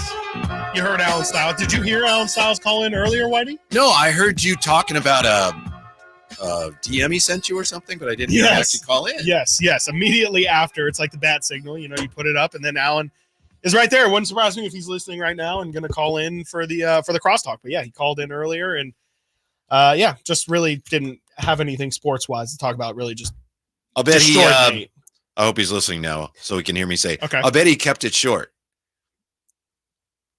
That was a good one. That was a really, really. I just let it breathe there in case he didn't hear it. I know that seems mean. I never thought that about Alan until he started talking about. That's usually how it goes. I never thought about it. No, it's just not really. It's not like he brings it up. It's like, oh, okay. It's not like Frankie's out here towering over everybody, but he's also not bringing it up every 2 seconds, and so no one really talks about it when it comes to Frankie. But Alan always finds a way to bring it up. You were just telling me, and what have been the list has been out now for a couple days. Has there been anything that's came back to you, or you feeling good about the list? I know. Speaking of, let me go plug this Sacktown Sports right now. Everybody who has issues with our list, or I should say, Whitey and Drapes' list that they compiled from. But you helped other us meetings. compile. I did. Yes, I was a part of it. You were a member for of the esteemed panel. Yes, very esteemed panel. Glad to be a part of it anytime. But if you think that our list is completely messed up and you think you could do better, you can. You can go fill out your own top 40 list over at sacktownsports.com right now. What has the reception been that you found? Is there any one that's really more hot button than others? Not that I am aware of. Of course, there was a lot. Jay did a great job over the weekend, especially Friday, Saturday, and then people went on to other things. It was a long weekend, but there were a lot of fans. Why isn't this guy higher? That guy, and Jay dealt with a lot of that, and that's good. That's positive. You want that. Yeah, exactly. I know we talked about this yesterday, and I shared with Chris that one player who's on the list when he saw the list, he good-naturedly, I hope, because he had a laugh emoji. He said that's basically said that's not the best list I've ever seen. Right? Is that paraphrasing? That's I think you got the gist of it for sure. And I guess he wanted to be higher. And that's how you know it's a great list, Whitey. If nobody's happy with the list, then that means that, it's probably a very fair list. And I will say, I'll give Jay's credit. I know he's sitting right there, but Jay did a great job too, rolling it out. Did. I thought it was awesome to hear, as high as this, as low as this. Yeah. I'm sorry, selfishly, I need to know some names here because there were some people where it's like Domantas Sabonis not listed on somebody's list or something like that. And it's like, who didn't put player X on their I'll list? tell you one guy who didn't because he explained it. And while I don't see it that way, I understood what he meant. HT was in, the high flyer was in, and he said he didn't list anybody who's still playing. Yeah. He said they're not done yet. And I remember about a year ago, Julius Erving gave his top 5 or top 10, whatever. He said the same thing. He said, I'm not putting anybody on there who's still playing. So I was like, I did that, but it's like, okay, I understand that. I don't agree with it. I'm glad you understand it. That makes one of us because I get it. I think the argument is, you can't make the Hall of Fame before you retire. I get it. But in a list like this, it's okay. I think you can properly figure out, okay, De'Aaron hasn't finished his career, but that just means he's off the list in total. And So everybody's got, but that's also, I think Henry's perspective is a very important one nonetheless. Now I wouldn't take it to that extreme, but that's why you get 19 people, right? Is to get some variance there. You don't want it all to be chalk. Okay. Yeah. Chris Webber 1 and De'Aaron Fox 2 and all this stuff. And as I list the top of the list today, you guys have one number 2 actually on Mitch the list. Richmond. One apparently, Mitch Richmond. When Jay lined it up, he said, "Who's number 1?" Then he said, "Oh, don't tell me." So I'm, you can probably figure it out. Would you like? I've been begging Jay for this, and yesterday he shared it with us on the air. The list of players who only got 1 vote each. Please, and I would let me get my list up to see if I am one of the people who voted for the single for their single vote. Okay, go ahead. Yogi Stewart. I did not have Yogi Jordan Stewart. Ford. Nope. Kenny Thomas. Purvis Ellison. Ronnie Price. Garrett Temple. Chuck Hayes. Zebo. Marvin Bagley. Bobby Hurley. Know who that one was. Yeah, we do. Billy Owens. Mahmoud Abdul-Rauf. Oh, almost had him. Jimmy Jackson. Matt Barnes. I thought he would get more votes. Yeah. Katino Mobley. Hi, this is Gerald Wallace. And Daria Sangaila.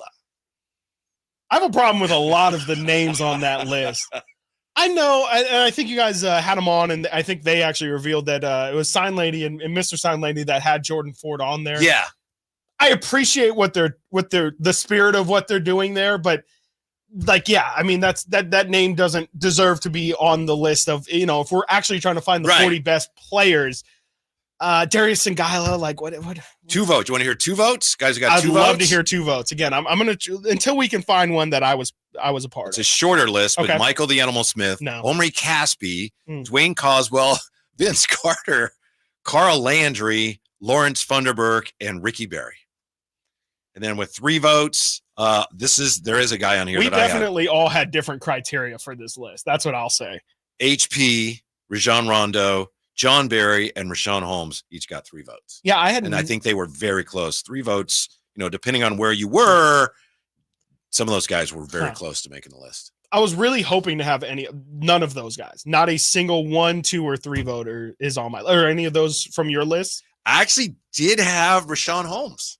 I think that was one that I was really close to, and I was actually, you said he was part of the 3 vote getters. Correct. He's somebody who makes sense, right? I mean, that's maybe somebody you would forget about with recency and things like that, because that was my problem. I mentioned I initially had forgotten Harrison Barnes on the list. I didn't have Keegan on my list.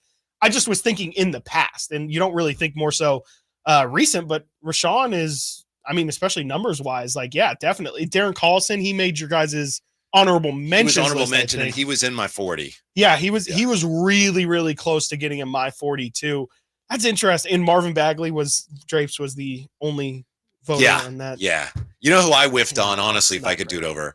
I missed on Spud. I didn't have Spud in there, and he should be on there. So so that wasn't like one where you consciously, was there any that you consciously didn't pick and you're kind of like, looking back on it, maybe I had leaning too much into this. And I will say also, I don't know if you guys revealed, but Jay listed out like 4 or 5 different criteria in filling out the list. Right. It was really, really helpful. I thought that really, to me, helped me solidify, okay, no, this is the right or at least for me, the right way of thinking of this list. Yeah, Spud was, I think I just missed. He was on I remember considering him, but then moving off of him probably, too quickly. And then Bano, who I think also was honorable mention. Wanted to put him, and I didn't consider him as much as I should have. I'm not sure he would have made my 40, but I didn't give him as much consideration as he certainly deserved. It's really tough though. I mean, with an organization like the Kings, when you have like the peaks and valleys of success, more so the valleys of success, like, what do you do with a Bano season where, sure, you averaged 13 a game, but the team won 17 games or something like that. Like, how do you weigh that? And I did see, I've asked you a couple guys, Antoine Cars, the Danny Ainge. Danny Ainge is a name that I've seen a lot of frustration about making the list. And that's one that is just really interesting to me. He ends up 40 on your guys' list. I had him as high as 20. I had him at 22 on my list. So I just think that's about where I had him too, I think, Chris, just about that spot, maybe 23. But you talk to the people that were here when he was there, like Jerry and Henry Turner. Henry was in again on Friday. Like I said, he was like, Danny Ainge was a beast. Yeah. I mean, he was a really good player at that time. Yeah. But it was a brief period and they weren't very good. And it was a long time ago. Yeah. I mean, I get it. I definitely understand. And, he wasn't here for a very long time. I think he scored 45 against the Warriors in Oakland. I mean, come on, what are we doing? You got to have him higher on the list at that point. And I mean, I think, what do you think about what De'Aaron finished? I think 5th on this list. It was. Let me get that up. De'Aaron finished. Because I believe it was Peja 3rd, DeMarcus 4th, and then De'Aaron Fox 5th. How do you feel about that? And do you just kind of feel like that's more representing of where he's at now? Because I was talking with Nate yesterday. I feel like there's a really good chance, maybe not at the end of this year. You and I, during our bold Kings predictions last offseason, I kind of found out that De'Aaron this year is only 72 games away from passing Jason Thompson on the all-time games played for a Sacramento King. I feel like you get something like that. If the Kings make the playoffs this year, make it to we'll just say they make the second round, who knows how it ends. I feel like there's a real shout that De'Aaron Fox could be possibly leapfrogging over your guest Mitch Richmond today. Like, I think there's a chance if this list were to be made starting next year, De'Aaron Fox could be a top 2 King of all time. Yeah, I had him 3rd. I did too. Did you? Yep. Yep. I had him right at number 3. I know a lot of longtime learned Kings observers say he has a chance to be number 1. He does. But obviously a lot of pizza left in the box there. Yeah. But it's a legitimate possibility. What do you think he has to do? Because I kind of asked Nate that. I mean, I think the tough thing with Webb is Webb has all of the playoff records. He has all the scoring records, the rebounds, the games played, everything that you could think that's a major stat. Webb or at least his top 3, especially in the playoff numbers. He obviously gets to a Western Conference Finals, gets 3 wins into that, as close as you can get to winning or making the finals without doing it. Does De'Aaron need to reach a Western Conference? Does he need to kind of stack up some of these runs first? Or maybe a couple playoff runs would probably do it. Because the individual greatness probably just stack he's not going to just pass Chris Webber because De'Aaron is just a head and shoulder. I don't see that at least, right? And to your point, obviously everyone who follows it knows he hasn't played on teams as good as the teams that surrounded Webb. Yeah, absolutely not. So I think there's a really good shout that De'Aaron can make it. We'll see how this season goes. We talked about his contract extension and what this season could mean for that. So it's a really big year for De'Aaron Fox in more than one way. And I am personally really rooting for him to get over that 72 game mark. And I think it would be awesome. And really, I do think it would mean something to him as somebody who's been very reserved and isn't very, vocal with, or really present with being excited about a lot of accomplishments, really tends to, shrug things off and things like that. I think it would mean something. Yeah, and I know we got around. I love Domas. I'm looking forward to starting 5, but don't you feel like, hey, De'Aaron Fox should be in there ahead of Domas in a way? In the Netflix? Oh yeah, absolutely, and that's kind of what I said too. Yeah. I think De'Aaron's really more exciting. I'm not really sure what Sabonis is going to get us in terms of excitement from the season. Like, he had the double streak, which was great to watch, but I don't really know from an excitement level how that's going to translate to people Jerry outside Lucas of here, and he would have met him. Look, think man, how great that would be for TV. Whitey, one day we'll get it. We'll get this straightened out. We'll get Jerry Lucas's number 16 officially retired, or at least put as a nice little cliff note on Peja's number. That's all we're asking. That's all we're asking. Just some acknowledgement for our guy, Jerry Lucas. You can hear more of those wonderful takes from one Whitey Gleason as him and Kyle Draper take you all the way. You guys have a full show today, and then you guys got a little abbreviated show tomorrow with Thursday Night Football. My name is Chris Watkins. Nate Littlefield on the other side of the glass. Thank you so much for joining us today. We'll be back tomorrow, 10 a.m. Stiles and Watkins, Sacktown Sports. Subscribe to Sacktown Sports on YouTube and watch the